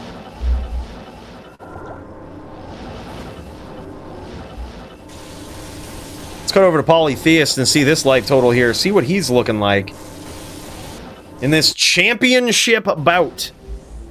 That's what this is, boys. A championship bout between Polytheus and Toshank. Polytheus is also very low here. So what you're going to see is these guys cautiously approaching each other. Now Toshank knows the power of that Armageddon, right? You're going to see him utilize his very deadly CT casting. Now, both of these guys are extremely good at CT casting, right? Polytheus, we've seen it a million times. Very good at the CT casting, very good at the chains. This guy's just a savage. In every sense of the word, man. These guys have the mechanics down, and now you're going to see what Toshank is going to try to turn into a long-range duel, and what Polytheus is going to try to turn into a mid-range. He's going to try to opportunistically figure out where Toshank's traps are, walk his way in, pick an angle, and just try to get one of these random Armageddons to hit, or if he gets a good name lock, he could name lock him with Volcano, with Fisher, but that's what he's looking to do. He might have scored some damage right there with that Volcano hit. Got a nice sneaky little name lock against the Shadow Warrior, and that could have followed Toshank on that teleport. Very hard to tell, but that was a very good use of it. But the longer the duel goes, especially at this life total, you would figure that it would favor Toshank with all of the rep that we've seen. Now, that being said, Polytheist appears to also have quite a bit of rep, which means this is a real duel. 12 Annies and 4 years later. Nice job, Not a Frog. Nice job. The ears, did they roll better than the 80s? I think the matchup is Trapper advantage in long set if Trapper plays it lame. Well, then again, I mean, we haven't seen Polytheist bust out the bow either. And, you know, some would call that lame, but it is a way for him to address significantly from the outside, which could fight against the rep of the Sin if he can actually land shots, but it's very hard for this druid to do that. First of all, you're dealing with Claw Block, you're dealing with Shadow Warrior in the way. It's very rare that you would actually hit the Sin, but then you have to figure that there's IAS frames involved with that, and Polytheist is probably focused on cast frames. It's very hard for this druid to balance both of those things, but it is possible for him to address far from the outside. Certainly just doesn't seem like an opportunistic duel to do it in, though. Yeah, and now Toshank playing from a distance. Man, and Polytheist just closed the distance right there, but unfortunately his Armageddon ran out just as he did, which is really too bad because that was a golden opportunity. If one of those randomly would have come down, that could have been very deadly. Bad time for the Armageddon to run out. Paulie got the Wizzy out? It looks like he does. Got a good observation. Looks like he has a Wiz Spike. It's a little bit blurry. It's a little bit pixelated. That's on my end, not you guys'. Little bit of frame dropping issues, pixelation here. Nice name lock though from Polytheist. He's now working this in. He's working in this chip damage from afar. Toshank now backing off from the Mind Blast, only taking those opportunistically. Just like right there. If the opportunity presents itself, he's going to take it. But he ain't going to go looking for it. As he shouldn't. He is probably, I mean, as we've seen, one bad exchange away from death. Beautiful closing of the distance from Polytheist. Opportunistic win right there. Holy shit, man. I'm telling you, that was a good duel. 2-1. Holy shit. All right, we also got Gabe throwing down up in here, man. Let's check this out in between rounds. Gabe about ready to throw down versus Placebo versus a Sin, if these guys are ready. Gabe's been waiting all night, been rubbing his hands together, cracking his knuckles. He's ready to throw down. The 2 is for Polytheist. Polytheist is ahead 2-1. Yeah, that was nuts. Yep, Polytheist is ahead in the duel right now. Toshank gonna have to go into God mode here, dude. Polytheist is one of the most discouraging players to play against because he's seen all of the tricks, man. He's such a nice guy, but you gotta make it a dirty fight with Polytheist. You gotta make it a dirty fight or you ain't gonna win. It's just how it is.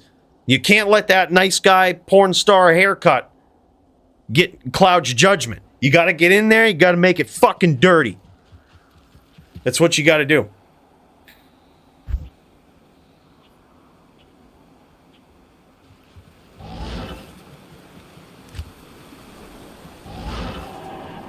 Yeah, he is. Polytheist was a belt holder as well. Yeah, he's a previous champion.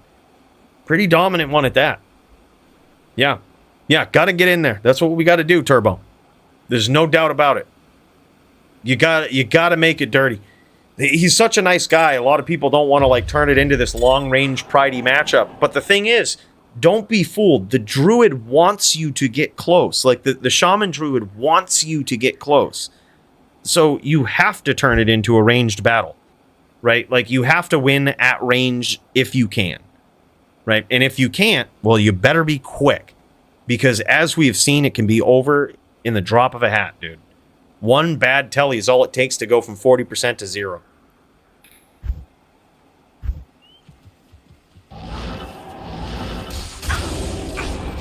I mean, as he shouldn't anyway. It's typically, as we've seen in the past, not really even a good exchange to try to bully him. Oh, big hits there from Gabe. Gabe might try to piece him up here with the FOH, but nah, man, he don't need that shit.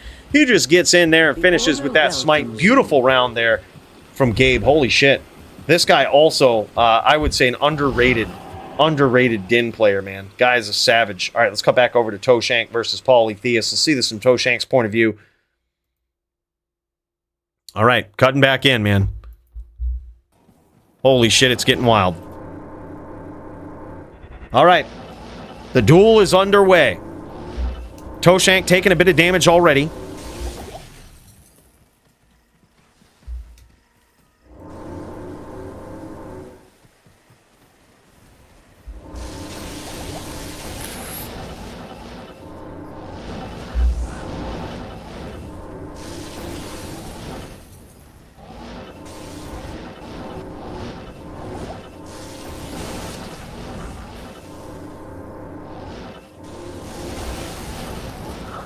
And we've got another Dclone pop for the people paying attention. Make sure to kill that Dclone. They're popping it every 10 minutes over on Mott J right now. It's pretty wild, really. Toshank now taking a cautious approach here, as he should. 80% health. We'll check over in on Polytheus here in a second.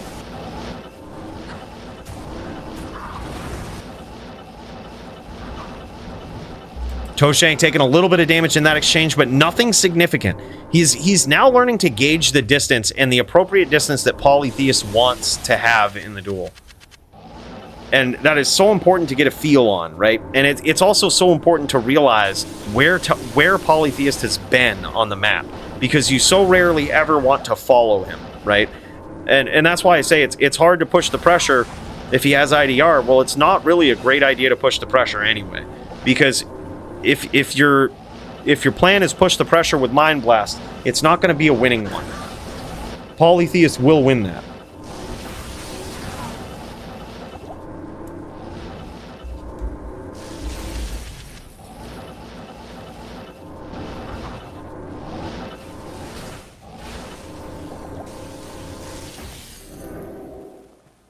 We've seen him do it. We've seen him fell so many sins that way. The worst thing against Polytheus is to think that you want to close the distance consistently. It has to be something that you're kind of in and out. You know, you don't want to get too greedy with it. And that's the thing. Toshank did a great job of that in the first couple of rounds, where he closes the distance opportunistically, gets his kicks in, and gets out. That's exactly what you want to do. It's so hard for Polytheus, if you're going to pressure him, to deal with that kind of thing. Like, you get in, you get the hits, it's something significant to the point where your IDR is not going to stop it. It adds up over time, plus the Mind Blasts, plus the traps. It gets pretty vicious. And before you know it, Polytheus is in trouble. And that's exactly where you want him to be. You want him to be low life, you want him to be cautiously approaching.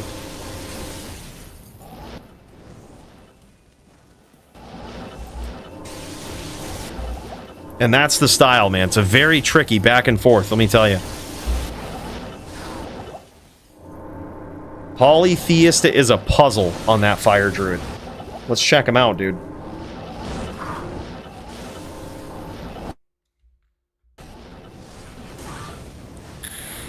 Polytheist about half, or about 60% health himself here. Now Toshank playing very smart.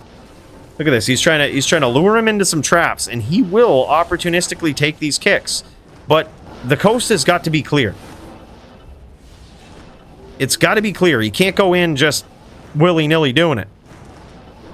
Score so far is 2-1 Toshank. Or, I'm sorry, 2-1 Polytheist.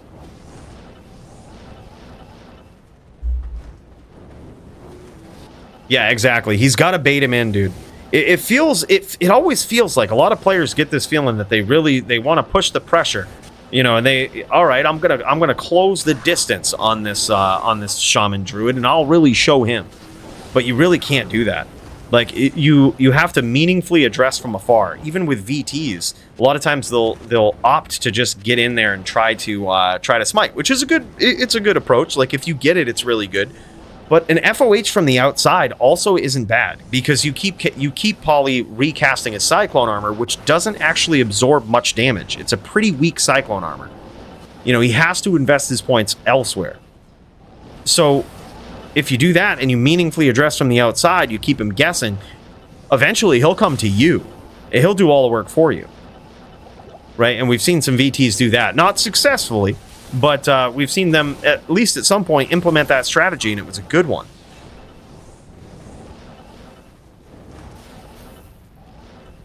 Yeah, I think Toshank's biggest bet here is to get him into these traps, just like that. That was a nice trap exchange. Now Polytheus slowly getting whittled down, about 40% health here. Beautiful closing of the distance there from Toshank. Opportunistic. I'm not sure if it was his shadow trying to get off the kicks there, or if it was him. But that was a great job of him closing the distance there and taking these shots just opportunistically at close range, when Polytheus clearly isn't ready for them.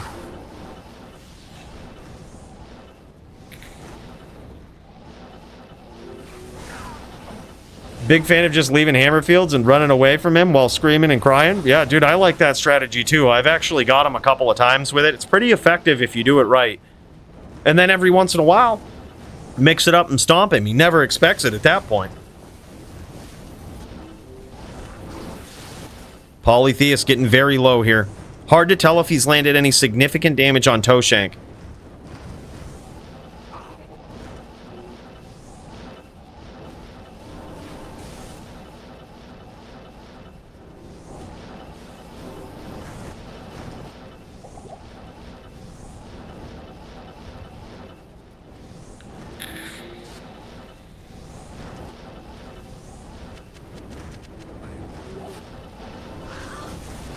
Oh man, that was a very effective volcano right there. I think that one connected. Sounded like it did anyway.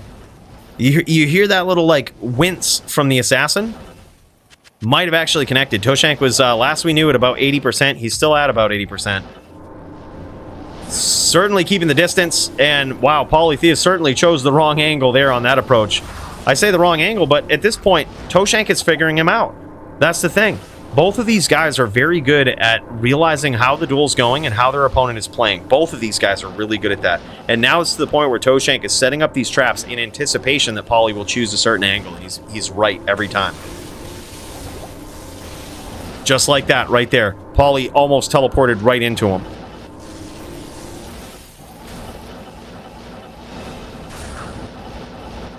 Says, mana us someone.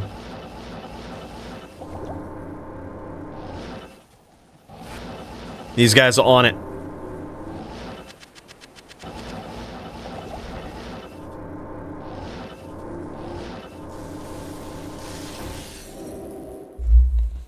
Oh, man. Polytheist backing off a little bit here. Oh, no, now he's coming in. Now he's trying to get that chip damage in there. Toshank giving him the opportunity to get mana pots. Look, you got to make it dirty. You got to make it dirty, dude. You got to make him earn those mana pots. That's what I do every time I duel Polytheist. And you want to know why? Motherfucker does the same thing to me. Every time I go to that mana pool, you know what I got to worry about? I got to worry about some residual Armageddons and shit. You best believe I'm camping that mana pool. You better spread that shit out. We make it dirty. And every once in a while, we win. Yeah, that's what it is, Dong. That's what they got to do. They got to, you know, learn these fake outs. And once, you know, what Toshank has to his advantage here is once he figures out the angles that Polytheist is approaching from, he just has these traps waiting for him always. And that's what a lot of trapsins forget to do. They almost defer to looking for that name lock and trying to punish at close range for some reason and trying to chase Polytheist. You want to get in front of Polytheist. You want to predict where he's going. You want to be in front of him. Right, and you want to use your long-range traps to do that.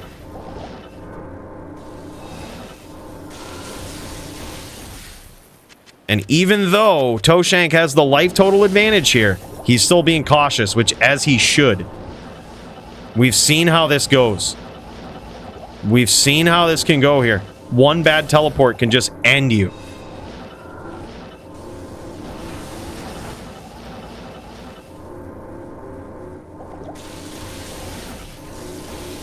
Toshank methodically approaching.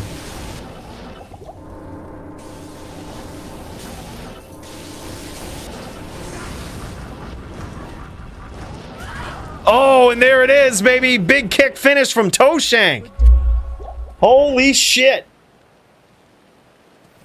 GG's, man. Oh, it's too bad. After I was hoping we could pop back into Gabe's fight after that, but it looks like those guys finished up. And if it went like it did in that first round, holy, Gabe must have finished early. Let me tell you. It was hard to tell if Placebo was a Ghost Sin or a hybrid from the first duel there. He got a couple of whirlwinds in. And that was about it. By the way, we're taking a little glance at Red Rum here. This guy, boogeyman. This guy coming in with a CS is on. This is what he does. All right, comes in with a CS is on. Just starts piecing people up. Yeah, waiting on Law to come back. Yeah, for sure, dude. For sure. We saw him leave. He's ducking. He's running. All right, here we go. The next round between these two. How will it go?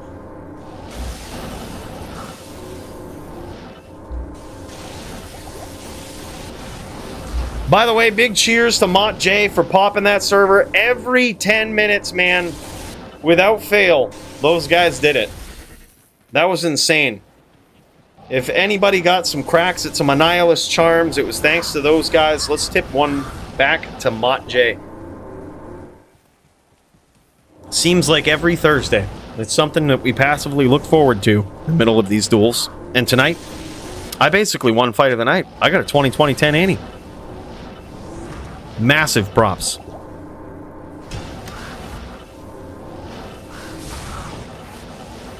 And an 18-18. Not bad. Not bad.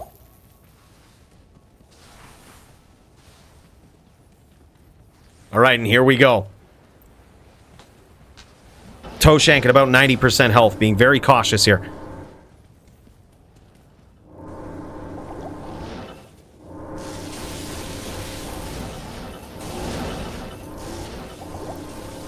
Polytheus trying to figure out his way in. Let's have a look at Polytheus' point of view here. See how he's looking. So far, so good. Polytheus at about 95%.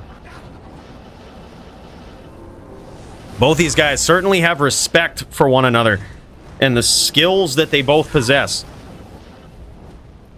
Polytheus knowing the Shaman Druid better than any other player in the world, and certainly his execution of that shows. And Toshank, as everybody knows, one of the most dominant, vicious players in all of D2 history. Toshank's the type of dude, back in the days of LOD, I knew I loved this guy, dude. I watched a duel at the end of LOD. I tuned into some Discord somewhere, maybe ours, maybe somewhere else. And tuned in and watched his screen as he was on a Din, pride matching against another Din that apparently he didn't like. And what I saw him do was drop every single one of his 45 lifer charms on the ground in the Blood Moor, not cast battle orders, also that he could rep to full faster. Now that was a pride match. That was one of the most savage things I'd ever seen, and it just sums up, in a pinch, the Toshank, right? He will literally drop 10k on the ground to rep life faster so that he can beat you in a duel if you piss him off. But it's not only that, dude. He takes it to the next level. The name locks, the chains, the pressure, the aggression. The guy knows when to... unlike some players, some players are more distant players. Others are more aggressive. When you think about aggressive players, you think about punch. And when we saw him tonight, incredible performance in NVD, but you saw him not necessarily as comfortable playing on the Necro. It's not his style, right? His style is to be up in your face, constant aggression. When you think about distance players, you think about Lamp. He has the ability to get up close and push the pressures. We saw tonight versus Muchez, but he doesn't prefer to, right? He'll likely keep the distance on you. He'll make you chase him. He'll play red herring a little bit, and you often see those styles, but it's very rare to see a player like Toshank be able to choose the right style at the right time, right? Because both of those styles have their merits. They have their perfect execution. They have their perfect timing in a duel, right? But Toshank, just the type of player that he will know the difference, right? He'll know when he has to do one or the other, and he'll be very good at either one. The skid engaged. Yeah, exactly.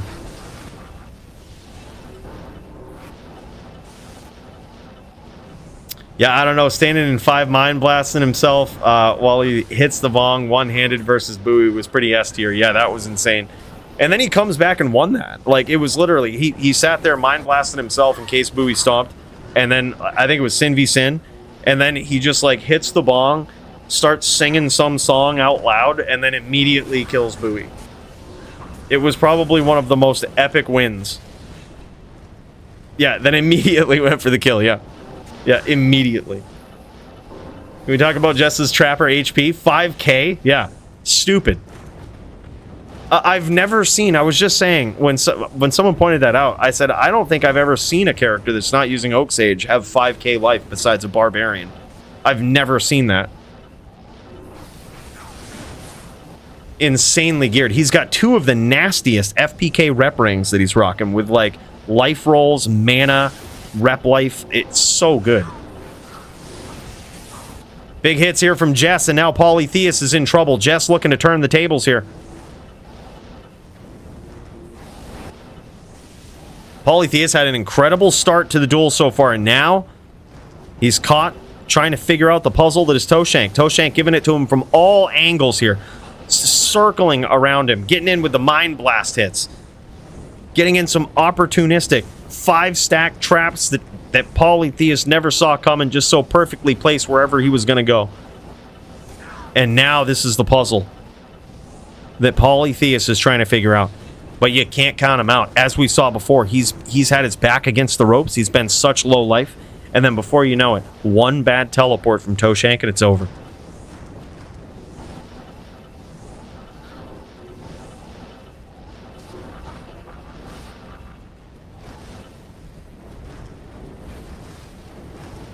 Someone got video of this duel? I think somewhere, yeah. I'm pretty sure it's out there. Last I knew, wasn't it on Toshank's? Did someone clip it on his Twitch channel? Wasn't he streaming at the time? And like, I thought that they clipped it, and it was one of Toshank's clips. If not, it's probably on his actual channel, like on his YouTube channel. I'm pretty sure that clip is out there at least. Yeah.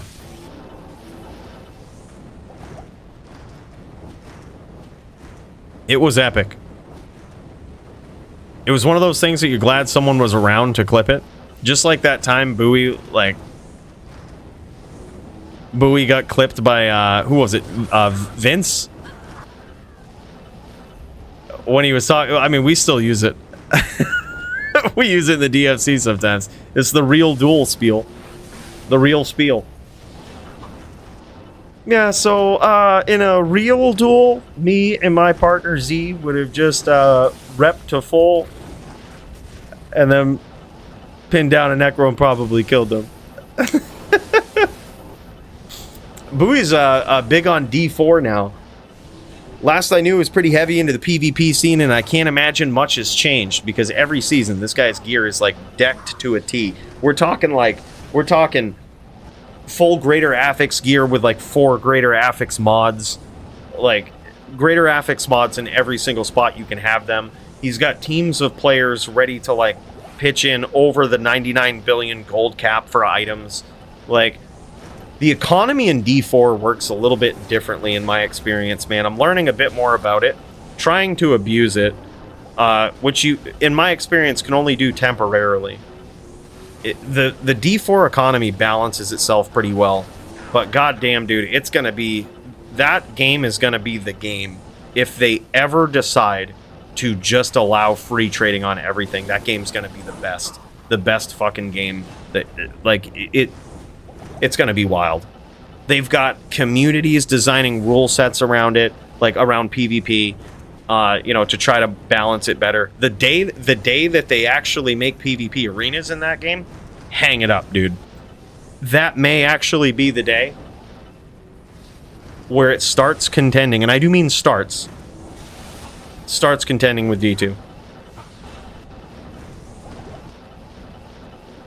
It's very close. They just need to allow free trade on all the Uber uniques, all the tempered items, all of that stuff. Let it go. All items tradable.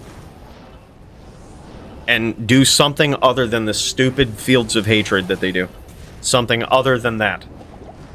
Literally anything.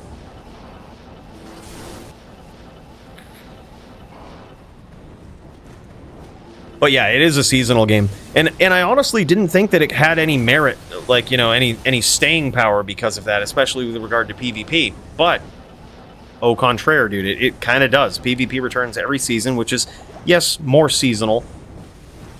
I don't know if there's a big PvP scene on off-season, but still, it's impressive with how much it's hanging on. Yeah, it's a different type of grind, that's for sure. Now Polytheus trying to get this chip damage in here, but at this point, he's on rep to full duty, man. He's backing off. He's trying to get Toshank to come in. I think he's realizing that the only way to break this, to break this pattern is to try to get Jess to do something different.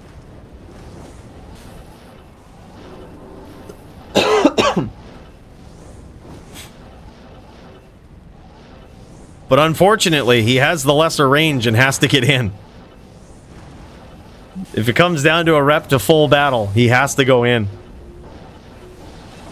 And Jess is going to be ready for that, that's for sure.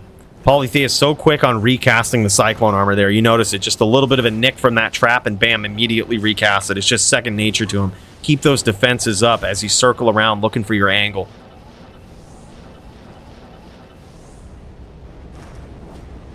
I love PvP in PoE. I wish it was bigger. No kidding. I think we tried it out a little bit while leveling, me and Joby, and it was pretty fun. They have you go in like those little arenas. Bro, I mean, I don't think that's perfect, but hell, if D4 even did something like that, like challenge player to a duel and you go into an arena, I think that would be savage. Be so good. Now Toshank actually in a little bit of trouble here.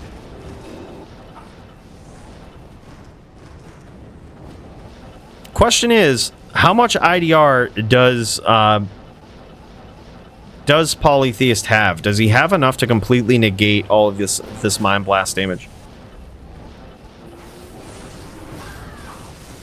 He's getting pieced up by those traps, though. That's certainly not a thing he wants right now.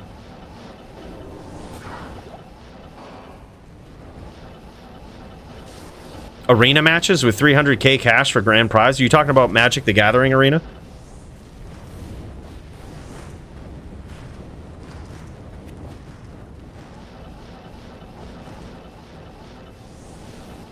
World of Warcraft? No shit. Oh, WoW arena. Yep, I see.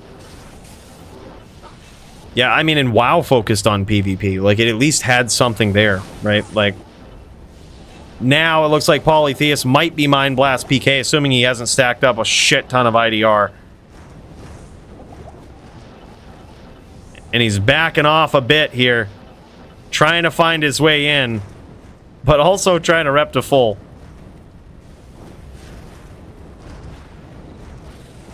He's dead if he goes in, but it's hard to tell if he's Mind Blast PK. We don't know how much IDR he has. Yeah, that trap stack obliterated him. Now Toshank has to be patient. Toshank is learning that. He has to be patient here.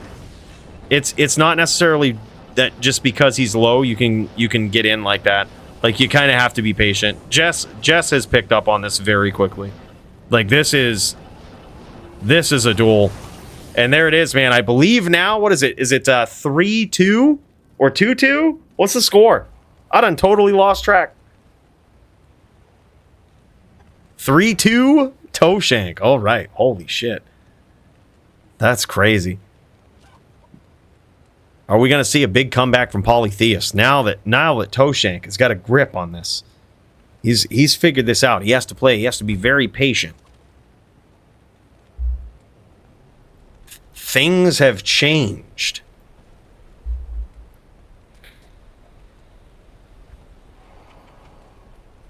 Jess dropped 1.6k HP, then changed up his style.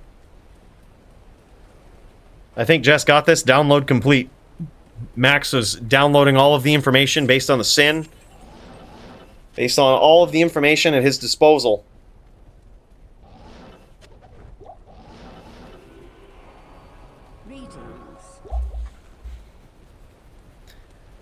Wow. This is incredible, man. I can promise you one thing. Toshank is at least surprised at how much of a threat this druid really is. I can promise you that. I think that came as a surprise to him early on in this duel.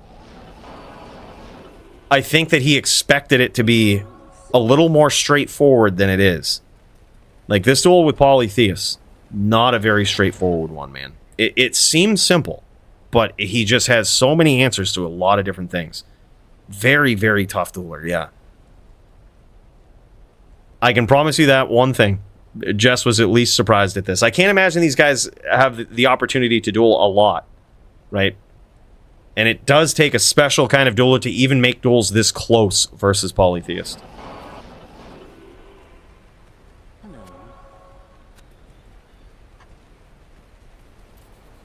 What a match, man. I do see Clint and Jay firing it up.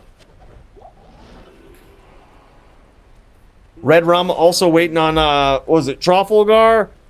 Who's he waiting on? Red Rum versus the Trough. Trough dodging again. Where Trough ass at? CS Zon versus Necro would be a very, very fun match to see. Yep, imagine that. Greetings. Yeah.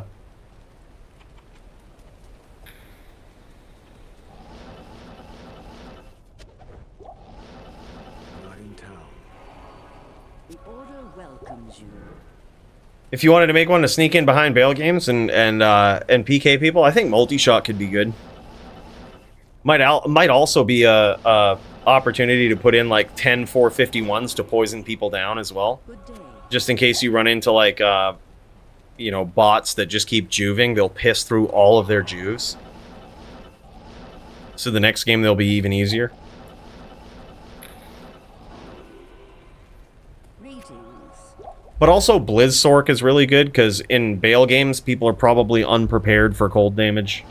If they start getting smart though, and you run into the wrong player in the bail game, well then, might be a different story. But oftentimes the people who are really good duelers and are looking to level up are just waiting for perfect opportunities, such as like Chaos Sanctuary Terrorized or bail games Terrorized or whatnot. I wouldn't suggest doing it Terrorized, because even then, no matter what build you bring, you're going to run into likely a bunch of PvP dudes that are just trying to get that experience in. They're going to be ready. My homegirl PM me. Alright, yeah, no problem, dude. Yes. Take your time, we'll cut over. We'll cut over to Clint versus Jay. Hold on, let's check on Red Rum first. See if he's actually going, see if he's able to do it. If Trafalgar's around. Yo, is Trough around, dude? Is Trough dodging? Troffle dodge?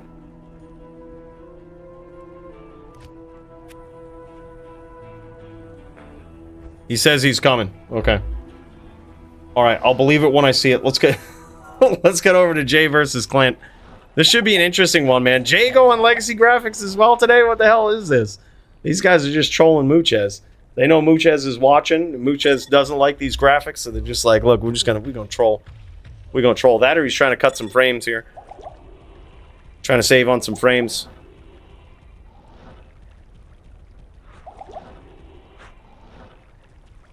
I can't carry anymore. Too much D2G, eh? He's used to these graphics, yep. Look at those hams, man. Those were so much harder to see. Those hammers were so much harder to see back in the day. I am overburdened. Alright, here we go. Clint VJ. Clint is a savage, man. This guy, between him and Botosaurus, both of these guys are very, very consistent Sin players. And Clint, let me tell you, he's starting to become very decorated in the DFC. This guy has never had an easy night, always going up against the most savage people, and Jay is no exception. Closing the distance, getting those smites in there. And now he's going to be forced to be on the back pedal here to try to lead Jay into these traps, but Jay too quick.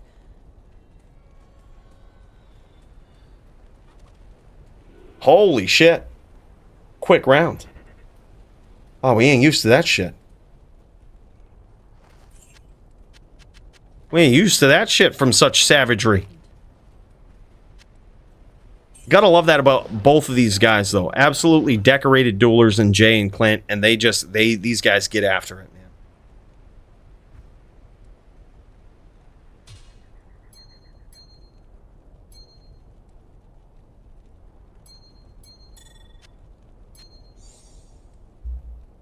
Or Primo, come to the game. Oh, what do you guys need? Is something going on?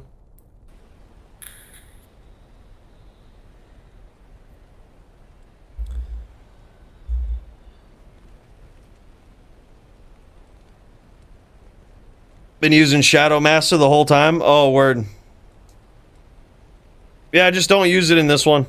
I was wondering in one of those exchanges, I almost said something, but it was hard to tell. Toshank was teleporting away and Polly got mind blasted. I figured it was either a mistake or just perfect timing. We were watching from Polytheist standpoint. I was wondering.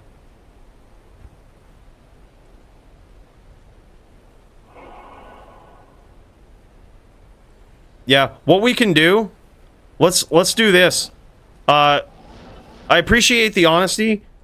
Let's just make this the final round. We'll give Polytheist a win. So it'll be 3-3. And we'll just make this the final round. Yep. All right, FT1, baby. Let's jam it.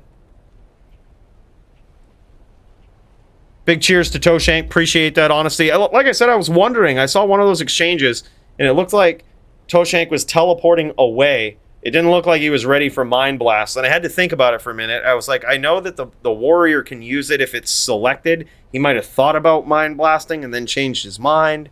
I was like, we'll give him the benefit of the doubt. But that was the only time I noticed anything sus about it. Like, I figured I was keeping an eye on it, and it looked good after that. But it's hard to tell, because you never see the subtleties and all of that, so...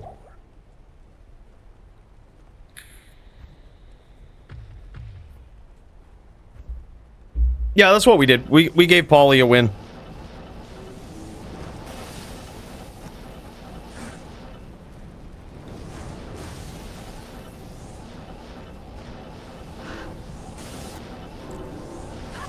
And here we go. This is going to be a different duel now. This is going to be a different duel now. Polytheist turning up the heat. All right, man. Holy shit. But now he's getting blasted by those traps. Big hits there from Toshank. Yeah, you can feel it. It's like a lot smoother now. These approaches are a lot smoother for Paulie. But I think you're going to see more of the same. You're going to see Toshank keeping that distance. Beautiful name lock and a beautiful... Oh my god, man. That is ballsy right there. Chain Toshank like that all the way around the map. That was beautiful. And believe it or not, the Shaman is one of the only classes that can remain offensive while tele-chaining someone like that. Because when those Armageddons come down, they can still hit, man. Like, they can still hit in the middle of that chain. So it's pretty insane. Like, you can actually mount some real damage that way. But now this is going to force Toshank to get really clutch with those Mind Blasts. To really hunt them. Beautiful traps there. Let's check over on Toshank, see what's going on here. He hasn't suffered any significant damage. Still at about 92% health. Paulie 2 chains, baby. That's what it is. Yeah, I think this is going to feel a lot smoother for him.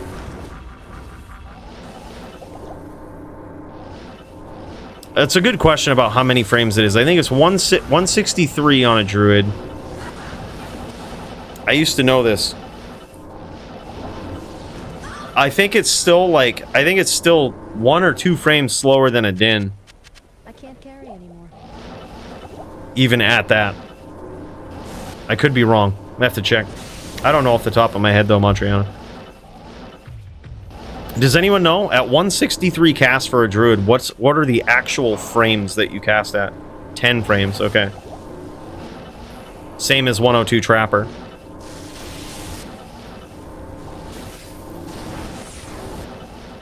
Thank you, Max. What a savage. Look at this guy. Well of institutional knowledge. Just a well of D2 institutional knowledge. 14 frames in Trangs, I meant. LOL. Yeah, that's a different story.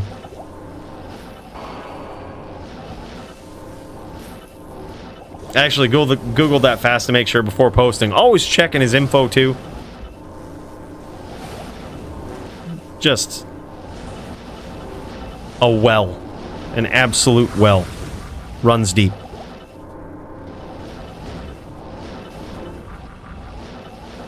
Now you've got Toshank actively looking for those Mind Blast locks because he recognizes the power in that. He knows. He knows he's got to keep Toshank off. He's got to keep Polytheist off of him. He's doing good so far. He's landed. He's mounted up quite a bit of damage. Polytheist just doing these drive-bys, getting in, getting out, trying to land some of those Armageddons, and just now realizing that he has to teleport kind of away from Polytheist when he comes in. Like, he can't teleport right back into the path that he was just approaching from. That's a good way to get ganked. Good way to have those residual Armageddons coming down.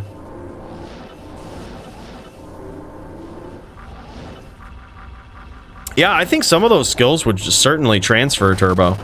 Like, the skill of being able to, like, chain and telelock would certainly transfer. And Dio's good at that, too. Dio's good at the mind games. Like, and that also transfers very well to a Barb. Like, playing mind games with your opponent is clutch. It's almost every duel with a Barb. You have to be one step ahead of them. Like, just mentally, you got to know what they're going to do. You got to know when to push the pressure, back off, when to bait them a little bit. Even Punch talks about that. Like, that guy is just notorious on a Barb for knowing when to be patient, picking his angles. Like, you know, he's given some advice sometimes, like, oh yeah, just leap around, they'll come in. Like, you know, and who would have known? Who would have thought? Big Armageddon hit there from Polytheist, and now Toshank down to about 65% health. 70%.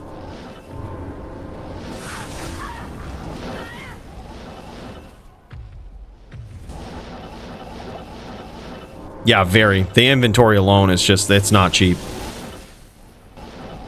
But very rewarding wins. It's almost like a din. When you play on a din, the wins just feel rewarding, right? No matter how they come.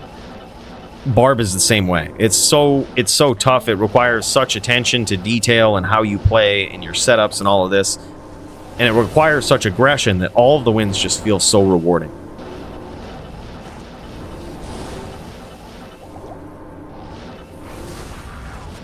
Scoring some big damage there is Toshank. Let's go over to Polytheist, see how he's looking. Last we knew, somewhere around half life. And now looking to be about 45%.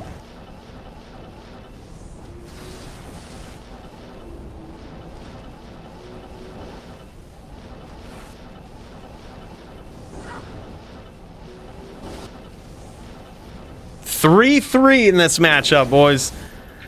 I expected no less, man. I knew this was going to be close. I knew this was going to be hard. This is very tough, man.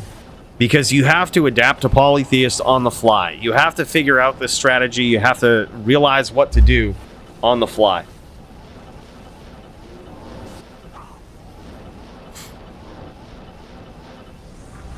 Looks like the Clint versus Jay match is over. I would imagine Jay took that after that first round. If all of them went like that, man, he's quick. Anyone know the results of that one? That was another one. I'm like, man, I want to see this in its totality, but we can't miss this round. The game deciding round, match point in this championship bout. Yeah, there are a lot, man. It's tough. It's tough to be an assassin in the DFC, man. There's so many people that are really good. Botosaurus, Clint, like, I mean, even Riz too. Like, just switching up to the hybrid that he's got. It's like a whole nother world. It's a whole nother type of sin. Most of these guys, a lot of them play trapper style. Like, Clint has a hybrid. He can go hybrid, but prefers that trapper style. Same with Botosaurus. Like, he can go hybrid. He'll piece you up with those whirls if need be, but prefers to go that trapper style. And that's really where all of that comes into play. Like, that's where the skills, that's where the good players are made. And as you can see here with Toshank, this guy is good on a lot of different builds, but trapper certainly one of the top. J140 Oakley, word. Yeah, I was gonna say it didn't last more than 10 minutes, which that basically told me it probably went that way. Too quick, man. Too quick getting in there.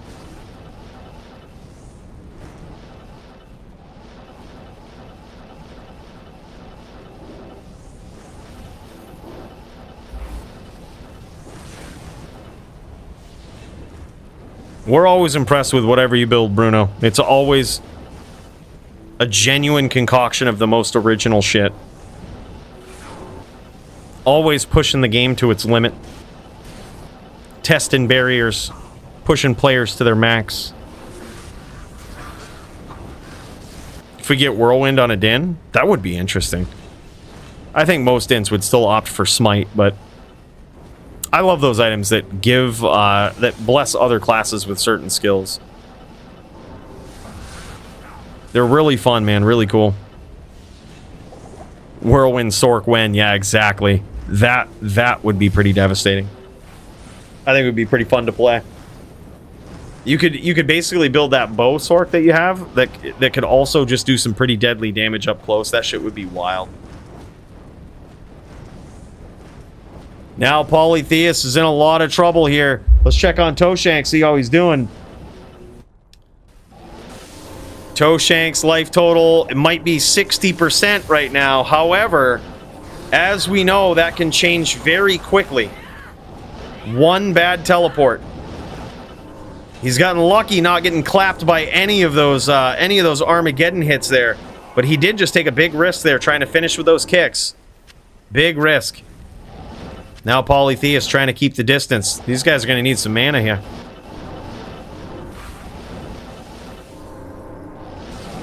Nice traps there from Toshank.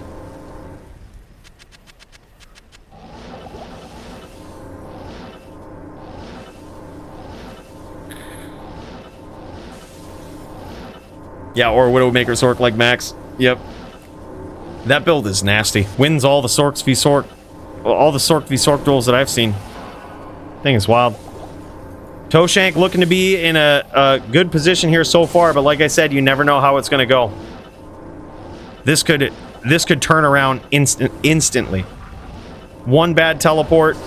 Toshank just, for a split second, doesn't pay attention to where Polytheus has been and the traps that he's setting. And before you know it, it's over.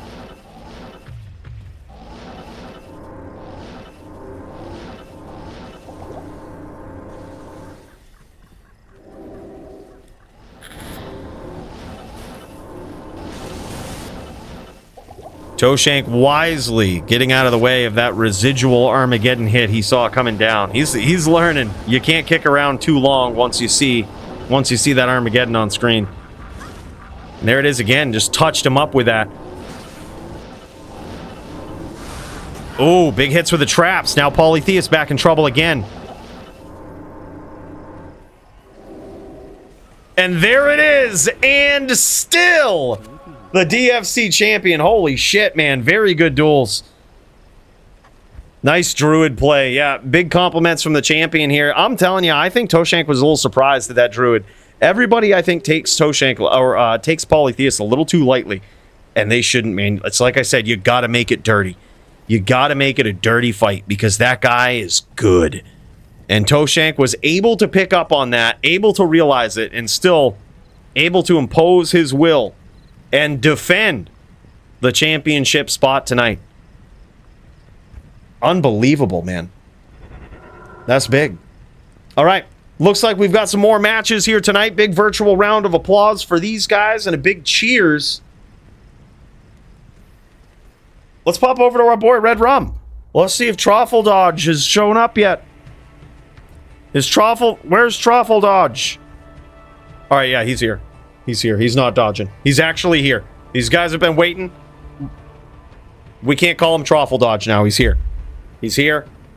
It would have been 2 in a row. All right, let's jam it. He says, my opponents have dodged me for the last 3 weeks. Look, we needed a nickname, all right? It's just what came, it's what came to the top of the head, all right? I drop mad rhymes, I spit hot fire, and I come up with nicknames. Lickety split, Trafalgar. It's what we do.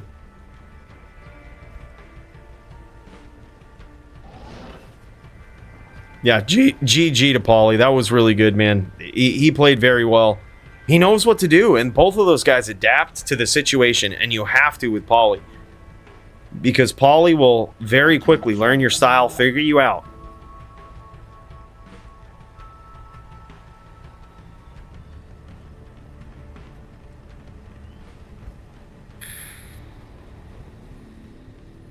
I can't carry anymore. All right, here we go.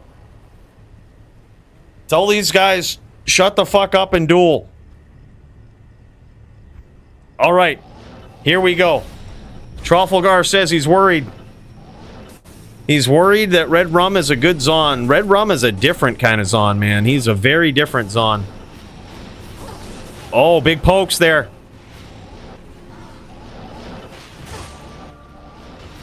And a nice spear from Trafalgar. Holy shit, though. Pokes for days. Man, those cast frames of the Zon, so slow.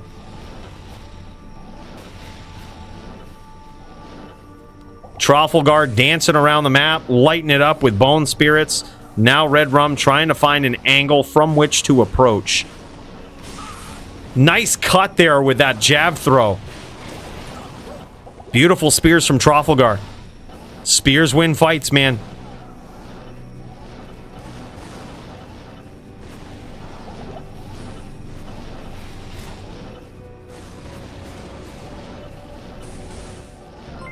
Holy shit, Taz, my dude. 5 gifted memberships, what? Big cheers to this guy. Thanks so much, man. You are too kind, my dude. An official welcome to the team, everyone. Dong, Toshank, JLK, Greg J, and Arcadius Maslowski. Big cheers and thank you so much to Taz. Super kind of you, man. Very generous. What a hell of a guy. And even giving us a heads up on those Mott J server pops, man. This guy's on a roll.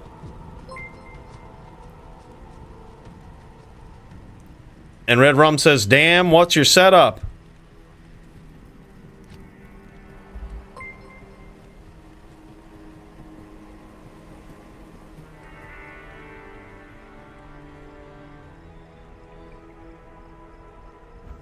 Yeah, we'll do a gear check. I am overburdened. Make sure he ain't sorbing more than he should.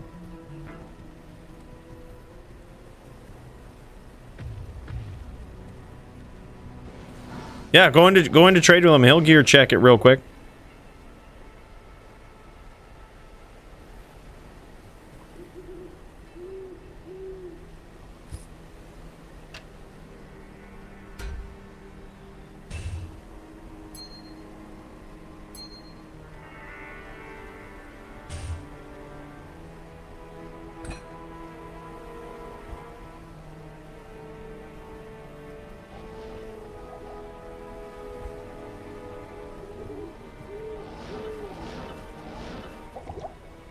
I would kind of agree, and the Raven Frost is a weird choice on a Necro for this. Like, just pointing that out. Raven Frost is a weird choice for a ring. Like, why is that there? I'm kind of wondering the same thing. Yeah.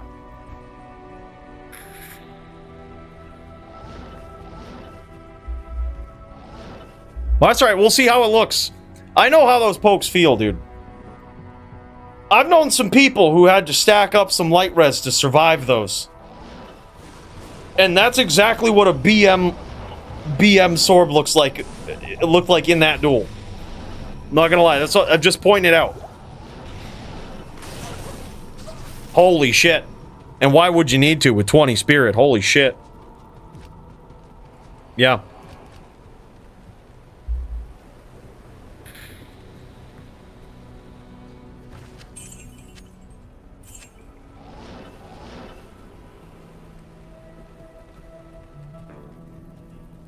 Yeah, the Raven is a little sus, though. Good morning. I gotta say.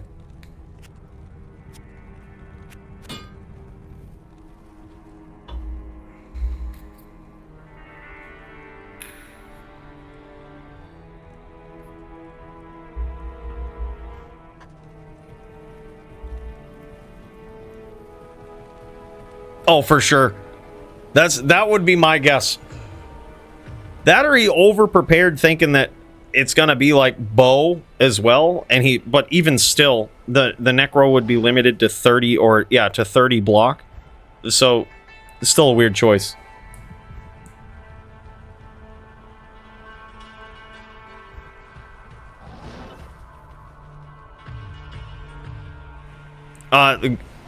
He doesn't have Discord. Yeah. You're gonna need to get some mana there, Red Rum. You're gonna run out. Someone pull this man.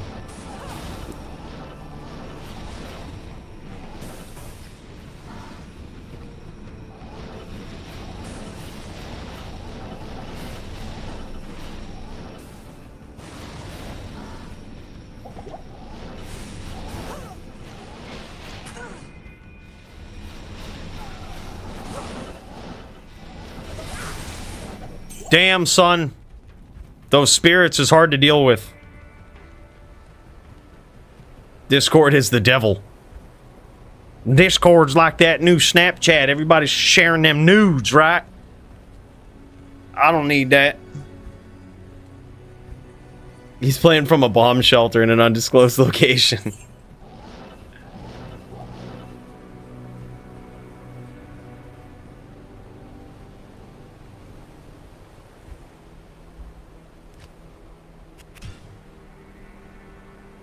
Yeah, he's gonna check the inventory.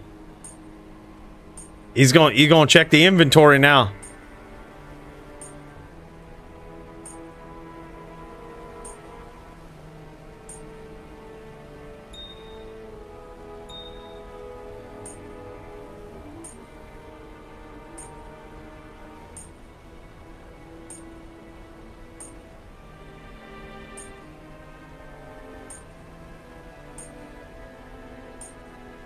Hey, that's legit, man.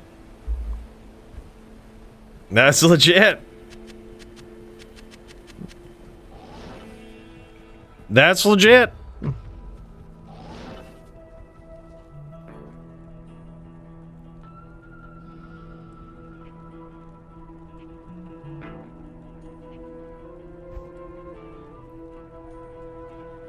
Now he's talking some shit. He says, "How dare you doubt me?" No, I think that was good of him to show his inventory there too. He can't be sandbagging a ring. There's no place for it. Unless he's got one chilling in the moor. Chat PK level 100, that's for sure. Trafalgar getting the chat PK wins in. Yeah, it did look sus in fairness. That's I think that's fair. But yeah, it's legit. If it was literally anything but a Ravenfrost there, I probably wouldn't have raised an eyebrow to it, but I'm like, that's a weird choice. That was a big hit.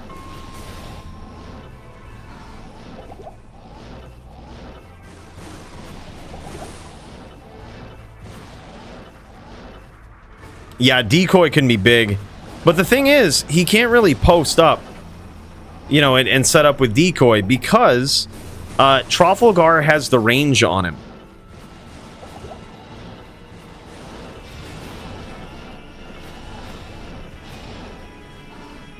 So he can't, like, decoy is good, but there's like, do you want to cast a decoy or be looking for the name lock? You know what I mean? I think you have to kind of push and look for that name lock, get aggressive. And Trafalgar just making it very hard to approach. Beautiful spears there, man. Spears win fights. GG, man. He says, want a wager versus Hammer? 2K? Oh, shit. Oh, shit. Bro, I'd totally watch that. Let's kick over to Squigs, though, real quick. These guys might still be dueling. While these guys figure out if they want a wager. Dude, I'd watch. Legit. The chat PK. Oh yeah. He's got him tilted.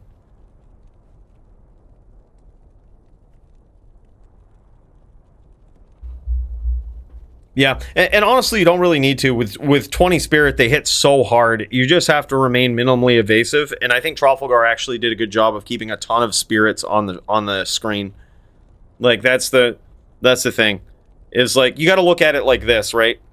Assume for a second, and this is what I had to walk myself through, is assume for a second that in the first couple of duels, he was sorbing too much, right?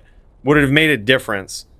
And like, you know, obviously if we knew he was sorbing overswarming, it would be a different story. Or as you have to guess, you have to look at it this way. Is it even an issue if it wouldn't have really made a difference? Like, he had so many spirits on the screen and won by such a significant margin in the first, like, you know, after that first round. The first round was the only point where it was, like, kind of sus. Yep, Toshank won, man. Good duel, 4-3. 4-3, close one, dude.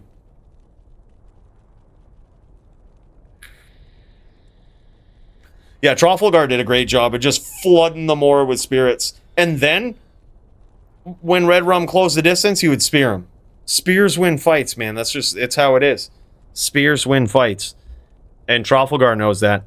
Don't underestimate Trafalgar. He's actually a pretty decent Necro. There's a reason Joe Silva says, all right, this pretty decent Zon right here versus Trafalgar. Kind of makes sense. I believe that was a Joe Silva suggestion. And yeah, it's tough. I think Trafalgar won the chat PK. Like that's the thing. I think he got in the mind of Red Rum. Yeah, he did good. Cast decoy defensively when backpedaling just to draw away some spirits. Yeah, I think there's a time for it. It's just hard. It's hard to, like, a decoy is abused when you are not the aggressor. That's like when you have someone coming in and they have to guess which one you are. That's a lot of times where decoy is just abused. It's the perfect situation for it. A defensive decoy when you're like pushing the pressure, it's an awkward spot to be in for sure.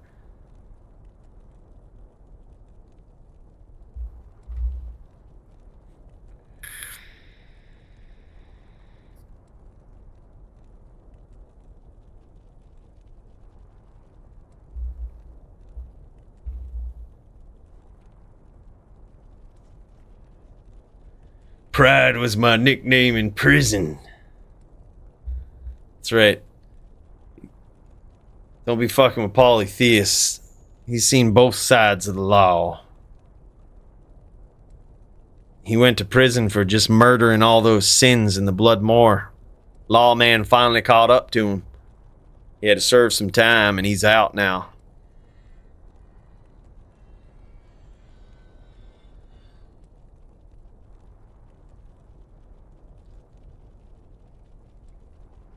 Look at the chat PK from this guy. He's probably tilted from a couple of things. That Trofle dodge name probably fucking hit him deep because he dodged that last duel a couple weeks ago. He bitched out versus Gabe Had. That probably got him. He's still denying it. Dodged it, Had. And then getting called out for sorbing when he probably did that first round has got him tilted.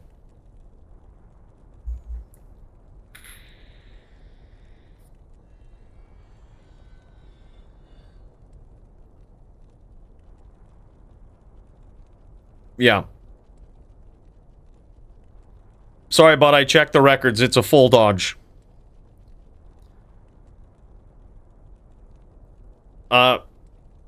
You may file an appeal at gofuckyourself.com. We check them daily, probably.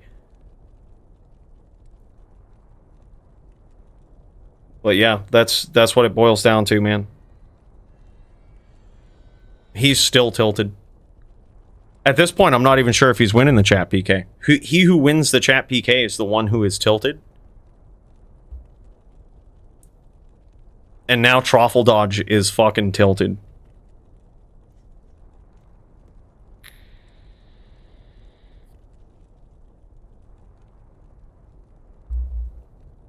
That's 20 plus years old.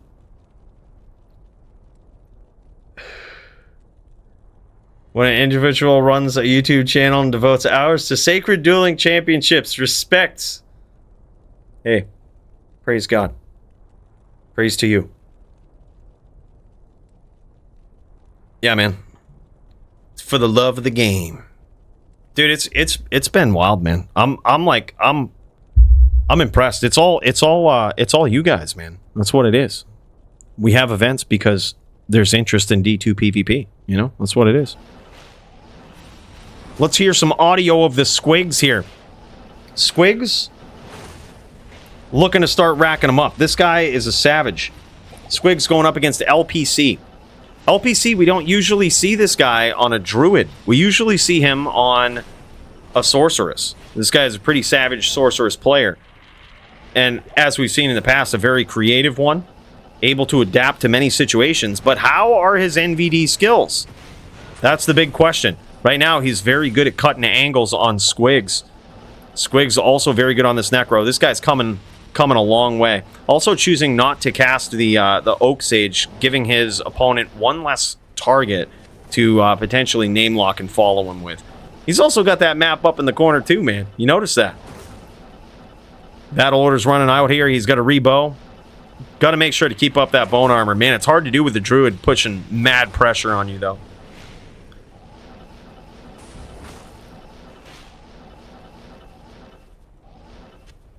Squigs re-upping on the mana, realizing this is going to be a duel.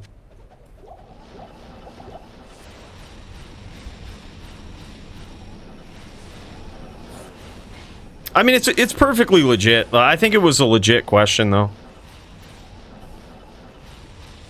Like, I mean, I was wondering the same thing. So, I mean, it's legit. Like, it isn't, you know, it's... You shouldn't be tilted by that if someone just gear checks you. Like, shouldn't be tilted by it. But no, he was right. I think he was just very evasive in the sense that it's hard to name lock him. It's hard to get a hold of him. He's quick.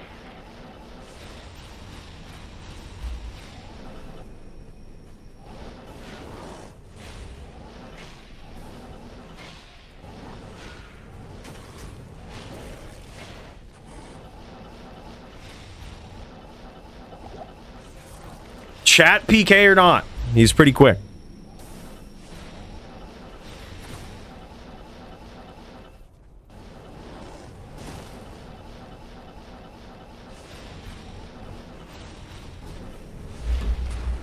Just lining them up and striking them down, huh? Holy shit.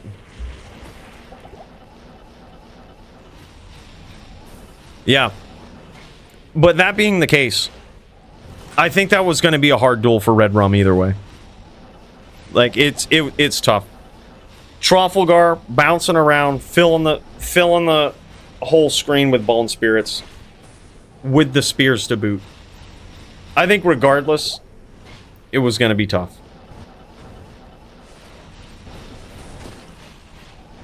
Oh shit! Yeah, that's right, Gavin. Let's do it, man. Let's jam it. Walks on versus H-Den. God, that's going to put me to the test, man. That's going to put me to the test. Down goes Squigs. Holy shit. Bro, I gotta say, LPC putting it together on that druid, too. This guy's just a savage with the casters.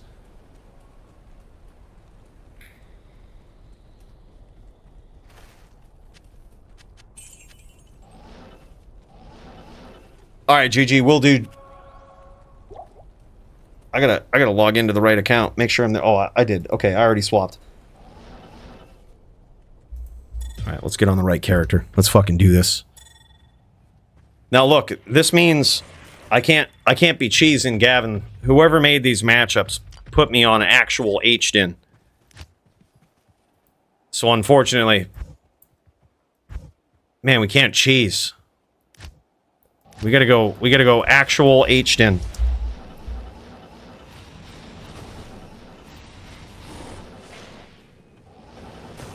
Alright, Squigs looking to make a comeback in this one here. Alright, here, I'm just gonna be shopping for a good game, Gavin. Good map.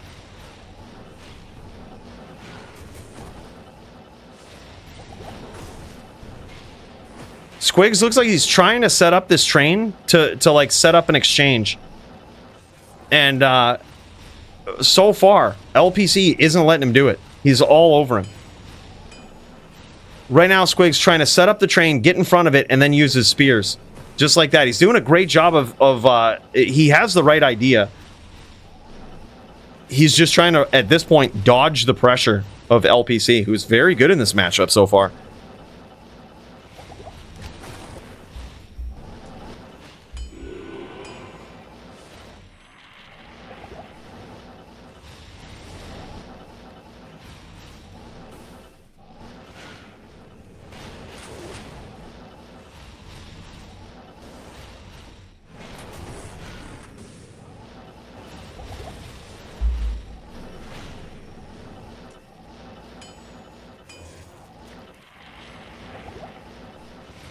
It's hard telling. I don't think we've seen enough data to know what really has the favor in that. Like in CS Zon versus Necro. I don't think we've seen enough data on it. There's some duels that just don't have a lot to back them up. But we have seen, it most epically, we saw CJ's poke Zon versus Vamp the Champ, which was really good. That was a really good duel. And I think CJ just got frustrated eventually. He also had different cast frames than Red Rum. He seemed a lot faster. And he would swap back and forth. You should have seen the chat PK there. It was like, before every round, like Elite wanted to know, do I have to deal with Infinity? Are you going to bust out Infinity? Like, and he would go back to the stash if so. And then CJ would change up and be like, well, if you're going to do that, I'm probably not going to have Infinity. He's like, all right, well, then I'm going to switch back to this. It was so wild. Elite did win that, though. But we haven't seen many. The CS Zon is only something in recent history that's made like a big comeback in the DFC, thanks to people like Red Rum. Quick on the re-battle orders there for Squigs. Squigs catching a little bit of hits here, but he's not out of it yet. Duel ain't over till it's over in this matchup. LPC could easily just get blown up by a quick spirit train and a couple of well-placed spears. But right now, we've got Squigs trying to re-up on that mana. And LPC not letting him do it.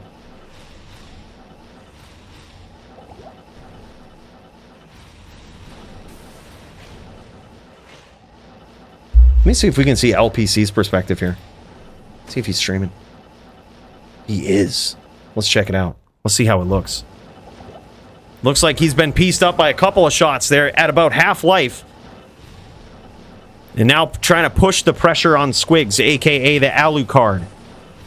Love that name for a Necro, too. It's a reference to Castlevania.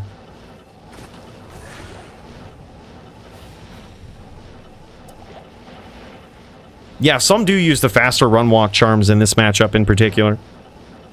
For the Necro, because a lot of times you're going to be in close range exchanges, walking down and trying to avoid the stomps of your opponent. So in which case it makes sense.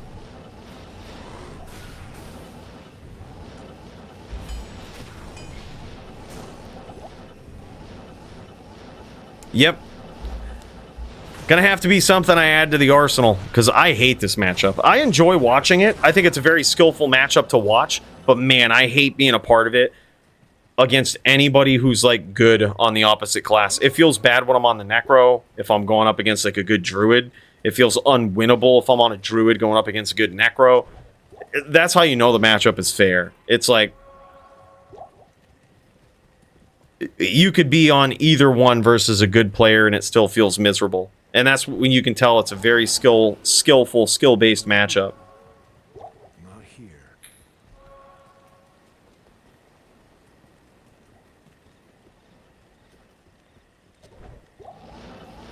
One point Fury with 10k CS. On a PvP setup, Guile? That's pretty sick. That's nasty damage.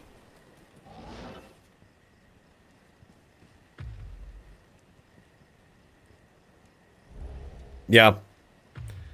Those can turn into long duels, Red Rum. Like, in the duel with CJ versus Vamp the Champ, I remember it being a long duel. Like, very long duel.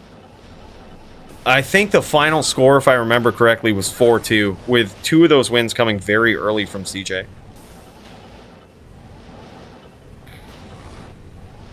Yeah, exactly.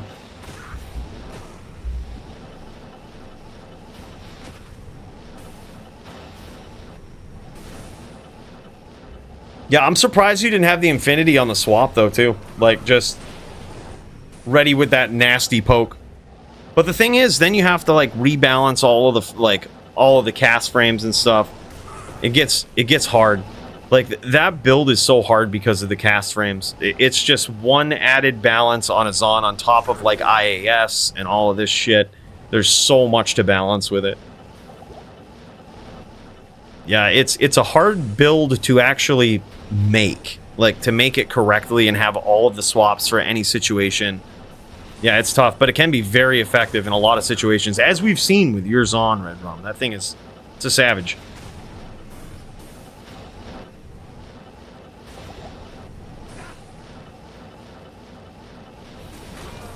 Oh my god, gets in there, looked like a Hurricane PK right there at the end. Holy shit. GG. Alright, Gavin, I'm gonna message you, bro. I think I have a game. I think I have a game up. I think it'll be alright. I haven't checked the map, haven't cleared it. Needs clear.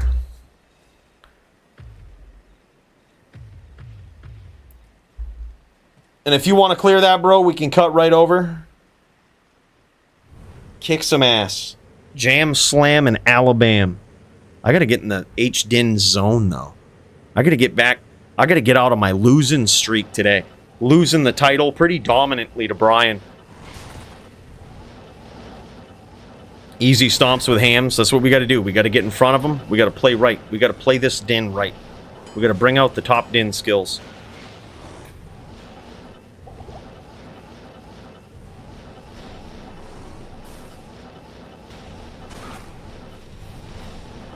Beautiful stomps and aggression here from LPC. Really showing improving here on this druid. Squigs has the right idea, man. It's just a matter of implementing it through all of this pressure. Scored a nice hit there with his bone spirit. Just trying to set it up right now. Beautiful stomp there. Almost potentially round-ending stomp right there. That was beautiful. I was doing good, man. I was feeling good after that toe shank win on my charger. I was like, man, I got this. And I thought with his Zon, I was like, I might have this. He busted out that CS, man. That was a game changer. I don't think I have enough practice on it, man. It's all about jamming the match, getting practice on it. I think I probably wouldn't have changed much. I think we went in prepared. We just got ganked. He's just a good player. At some point, you just got to admit somebody's a good fucking player, man. And Brian is. He's a good Zon player. Holy shit. One of the top walk Zon strategies I've seen in LLD or HLD alike. Like, he's just a very good walker. Like, the guy is just... he's quick.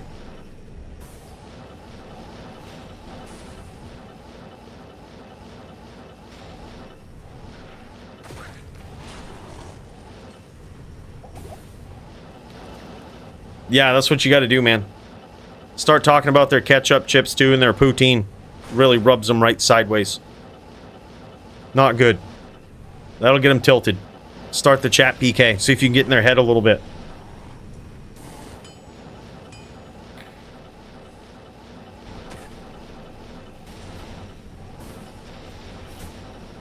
And now we have Squigs going back and forth trying to set up these trains. Just trying to shake some of the pressure here from LPC.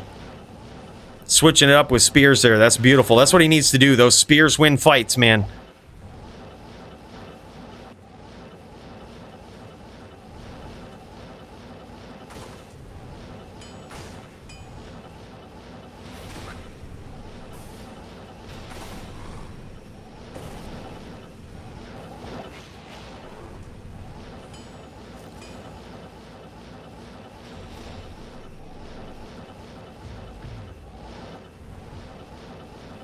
Bro, this is how I feel, though, in every NVD I've ever been a part of. It's just like, on the Necro, I eventually get to this point where I'm like, okay, I can't figure this guy out. I'm going to bounce around, try to tilt him a little bit, try to catch him off guard, then I'm going to hit him with these spears.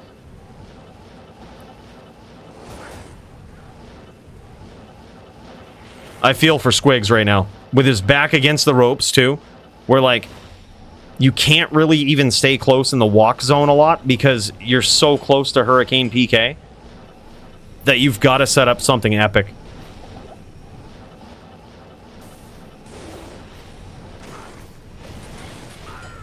Holy shit, and down he goes.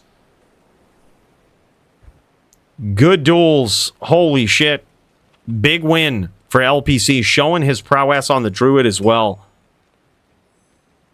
Yeah, I mean, good adaptation from Squigs, though. Like, I often find myself in that same position. Sometimes you just get down to it, and the Druid is so aggressive, just so up your ass. They don't give you much room to breathe at all. It's a sign of a really good Druid player, man. So props to, props to LPC. That was huge. And also props to Squigs. Like, this guy is coming along. This guy is going to be a threat in the DFC, let me tell you.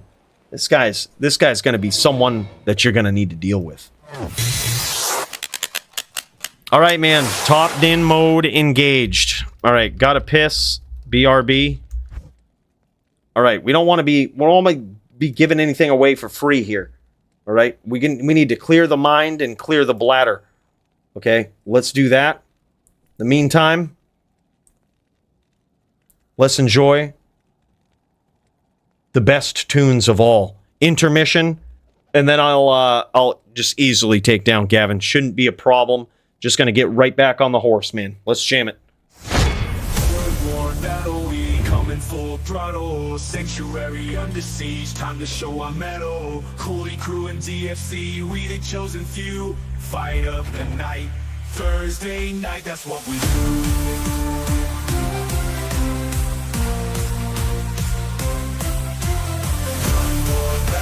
Sanctuary under siege, Coolie crew and DFC, we bring a fight of the night. We ain't backing down, together we rise, conquer the crown. Sanctuary under siege, Coolie crew and DFC, we bring a fight of the night. We ain't backing down, together we rise, conquer the crown. Plan in sight, assemble your might, we ready to fight. Diablo's domain, we bring the pain, it's a birthright. No fear, no retreat, we stand tall and strong in this war zone. We belong, we go through a roof wall.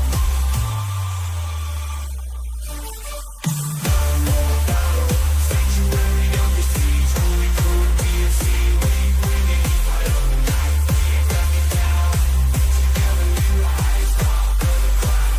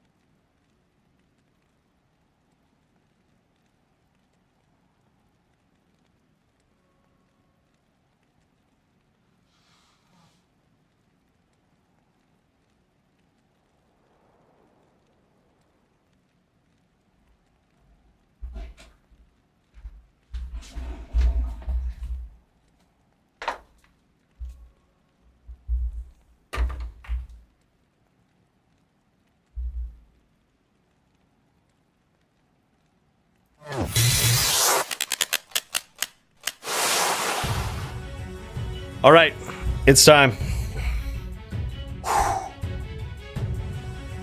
We've got to bust out the top din skills. We've got to get ready. We've got to take on one of the most savage Zon players to ever grace D2 with his presence. And we can't be fucking around. It's time to get it. It's time to smash and crash.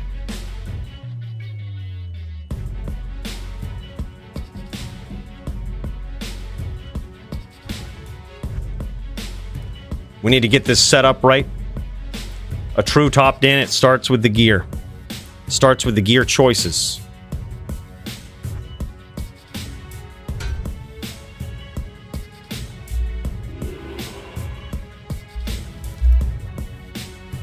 All right. Walks on. I actually think, hold on. I'm going to do it like this. I don't need a swap here.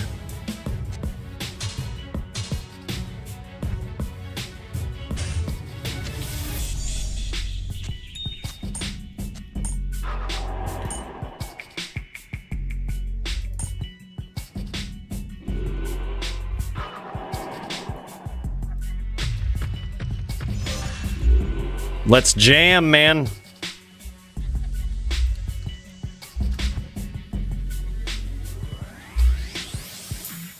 He's bowing. Let's jam it. All right, we in the zone. We in the zone. We got this.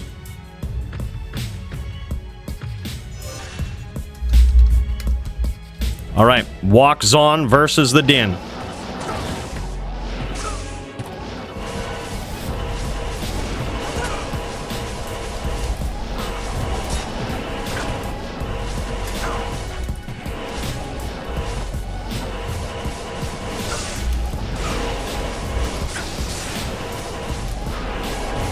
Holy shit, good duel. All right. All right. Dude is good. Dude is good. We got to lock this in. We got to lock this in. We got to get ready. I am overburdened.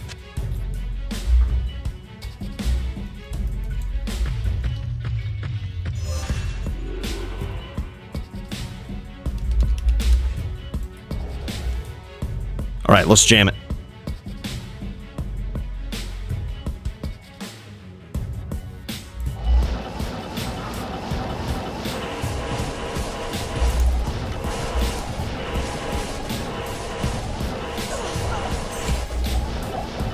Undercuts for days, baby. Some people do the three-piece. Hello. Some people got that laser pointer with those undercuts, man.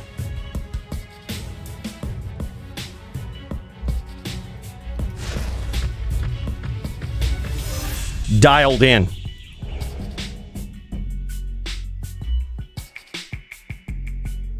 It's 1-1.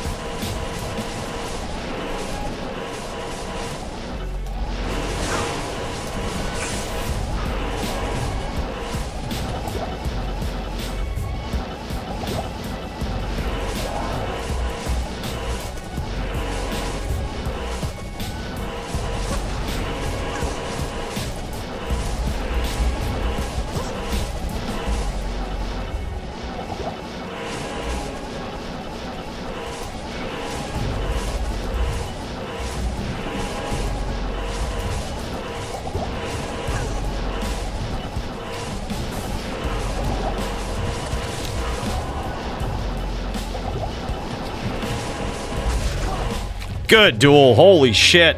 I'm surprised one of those hammers didn't take him out. I'm pretty sure I hit him with two.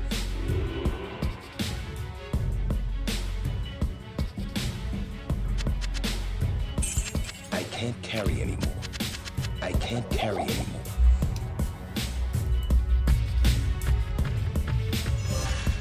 Yeah, he'd be doing all that dodging, avoiding, evading, and shit. I tried to go for the jab PK, got wrecked.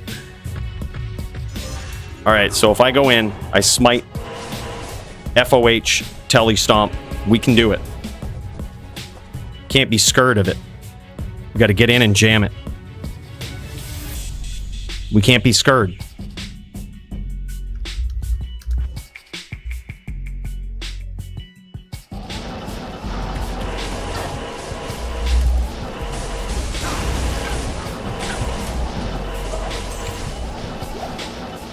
Can't be scared. 2-2, baby. What a good duel. Good evening.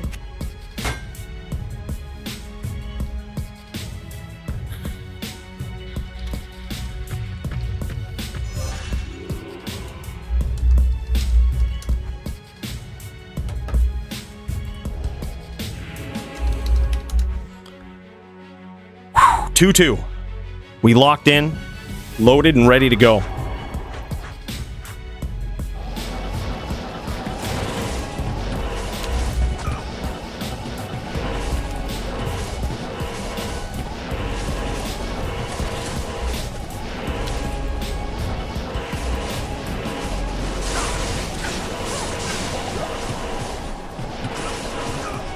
Oh, we tried it. We went for it.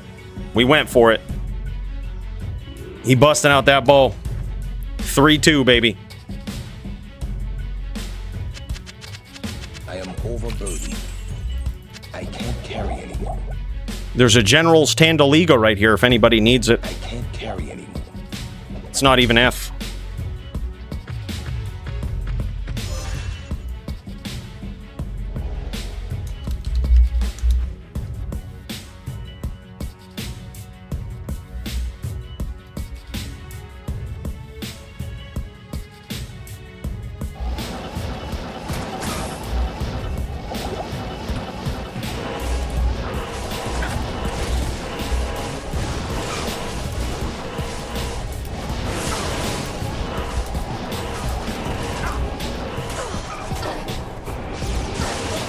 There we go, baby. Can't be scared of it.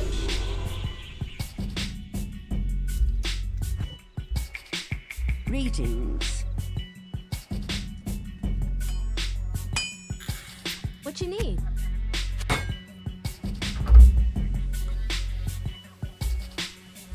Wow, 3-3.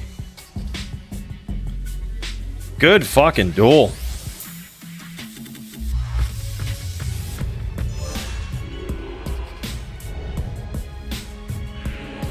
I am overburdened.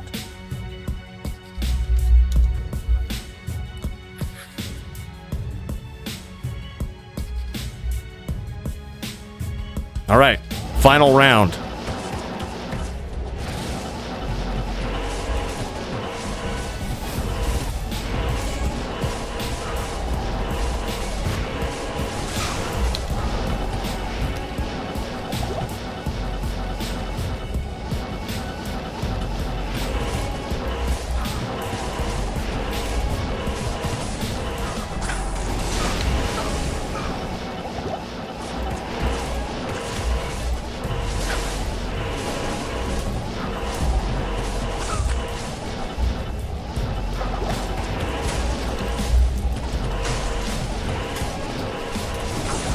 Good duel, man. Well done.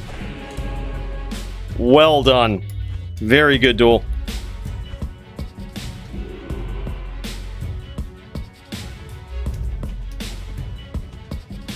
That was sick. That's one of those duels you wish it was like FT5. I am overburdened. Because you want a few more rounds of that. Not here. That was fun shit, man. That combo you landed was nuts. I finally did it. We finally got one in. Good morning. Thanks, man. Good walk skills. Hard to catch. Yeah, that was a fun duel. What the fuck is this map? Disqualified. Look, we was just looking for one that wasn't horrible, all right? Yeah, it for me, okay? Like it was might have been bad for him, but you know, we couldn't be all night looking for games. Like, we couldn't be shopping for games all night, you know. We had to take what the good Lord gave us and make the best of it. That's what we had to do, you know. Just how it is. All right, we also got Jin Shin. I see this going on. Hold up. Oh, actually. Oh, yo, this is what he was using, bro. Check this shit out. He's got 100% perfect Fortitude Wire Fleece. Those are beautiful jabs, man. Amp damage on those jabs, too. Jesus Christ, that's insane. 40-15 and the perfect Monarch. Now, this is what you want as a Boazon. A lot of times, everybody thinks it's Boa skills that you want. Nah, man, you want these passives. That shit is savage, man. Very nice walks on helm right there, too. 30 faster run walk, 2 sockets that he's put 2 40-15s in. 18 dex, life, and res on that, too. God damn, 213 gores. And look at this ring. A lot of people don't even know what a good Zon ring looks like. We always say that you either want 9 min or 10 cast as a starter. There's the 9 min, man. That's what it's good for. Dexterity, rep life, too. Jeez. That's nuts. Cat's Eye. With the 100% perfect Faith Shadow Bow on the swap. Man. Shadow Bow is where it's at. That was GG, man. Those hits were hurting. Faster run walk on the charms. A little bit of 451 poison in there. Yeah, GG, man. Godly setup. If it was a south map, it would have been harder for you. Yeah. I also need to get good at the Smite FOH Telestomp PK. We got it in there once, and I tried it a couple of times. I think I tried it 3 times, and what's so scary is that every time I failed, I died. Yeah. Agreed. Very good duels. GG, my dude. What a good dude. Says if I keep practicing that combo, I'll be nuts. Dude, one day I'm gonna get it. One day I'm gonna get it. I think if I could work it into the regular setup, it would be sick. My undercuts, man, I ain't seen nobody better. It's like a fucking AI aimbot out there, just fucking, yep, boom, boom, assessing, reassessing, recalculating route. Yeah, GG's, man. Looks like we missed the Jin Shin fight, unfortunately. I was hoping to tune into it, but those guys were just finishing up. It's a damn shame. A damn shame, man. But good duels. We lost on the Din tonight, man, but feels good to be back on it. Honestly, win or lose, I always feel like they're interesting duels. Except for that time I lagged versus Brian. Man, I wish the servers were better. Servers are just absolute trash. I don't know. Is there no one else? Is there no one else? Yeah, I can't feel bad about it, man. It wasn't too bad at all. Wasn't too bad. I don't feel like I played too terribly. I think the map did favor me a couple of times. I caught Gavin in like a couple of like puddle spots where he really had no way out, and that's how I landed a couple of hammers sometimes. I would say it felt bad, but it didn't. We got a few of them in there. GG's, man. Bros, thanks so much for another great week of the DFC. I look forward to it, man. Every week. It's so crazy. Such good duels we get to see. We should announce a performance of the night. Gosh, this is yeah, we've got 5 that we're giving out, right? We've got 5 we're giving out. God damn. All right, I think Nightfall, Montreana, easy. Easy. Believe it or not, dude, there's so many. Lamp and Muchez was a really good duel. Like, dude, I feel like Lamp, you can't not recognize Lamp for that gameplay. Dude, it might be a little weird because these are Muchez prizes. Yeah. You can't not recognize that. That was a savage duel where we have never seen that side of Lamp before. Dude just comes out, kicks some ass, constant pressure, name locks, stomps. You couldn't ask for better cold Sorc play, man. He really showed up tonight. Lamp fucking showed up. We gotta be, as much as it feels bad to give a Muchez prize to Lamp, bro, I feel like if Lamp always played like that, perhaps there never would have been a Grudge. Right? You can't not. It's just too good. I would say, all right, so that's 3. I'm going to say Nightfall, Montreal, Lamp. Muchez would get 1 too. He says throw it right back in the pool. We'll throw it to Lamp. That's what we'll do.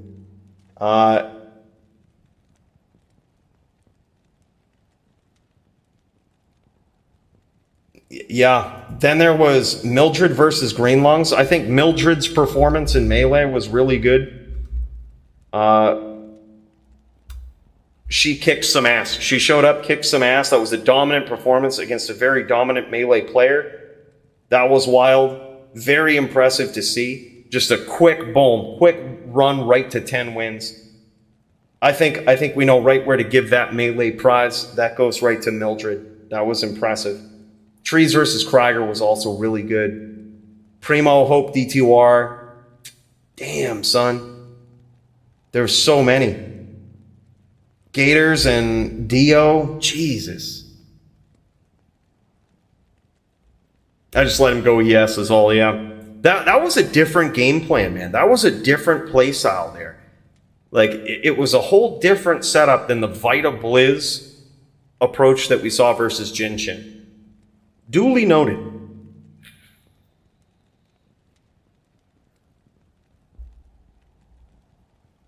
I was in a pub game where the Grudge started long before Lamp was in the DFC. Oh, yeah.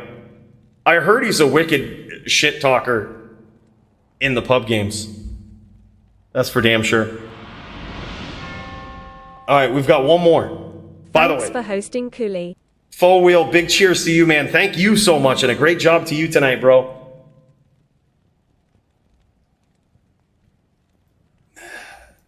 You know, gosh, I'm looking. Primo, dude, Gav. You know who I actually think should get it, bros. I got my ass handed to me by him, but I honestly think Brian kicked some ass. Like, I was just thinking, it's probably up in the air between the walk-on skills from either Gavin or Brian, because I think that shit is so hard to do, man. It's so underrated. But I think Brian's walk-on skills are just, that was so good, man. I said it once, I'll say it again. LLD, HLD, I think he's one of the best walks-on players you could ever run into. Brings in a very insane creative build. I think for sure we'll give it to Brian. Like, that was, I was in a fight of the night, but unfortunately I was on the receiving end of some ass beatings from some walks-ons tonight. And dude, Brian put on a clinic, man. He fucking mopped the floor with me. He put on a clinic, and you can't deny it. It was just, it was good. It was good. It sucks because you guys couldn't see it from his perspective. I should have done that better if he was streaming swapped over or whatnot. But dude, if you could just feel it as a Din player, it's just like going up against Gavin there. You just feel it when there's a really good walks-on player that you're going up against. It's nuts. Tell all the Char's name, Diablo, on ladder. I'll see them in the mall. All right, Full Wheel. I'll put in a good word if I see those guys. I don't know who would have a character named like that, man. But yeah, I'll definitely put in a word. Yeah, I'm not sure all of who plays ladder and has a character named Diablo, but if I see them, I'll let them know Full Wheel's looking for them. They're probably chumps. It's yeah. Don't even worry. They're probably, shit talking in there too. If I had to guess, like pretending they're noobs or something, and they probably are. But, I'll let them know. Bros, thanks so much for joining me. Appreciate you. I'll announce the prize winnings in the Discord And I'll probably kick around for like 5 or 10 too, if you know, if you guys are around to collect those prizes. I'll let you know the game name. Just message me, send me a message. Thanks, guys, again so much for joining me. Peace out. Have a great night, guys. See you in the Discord if you're not already there.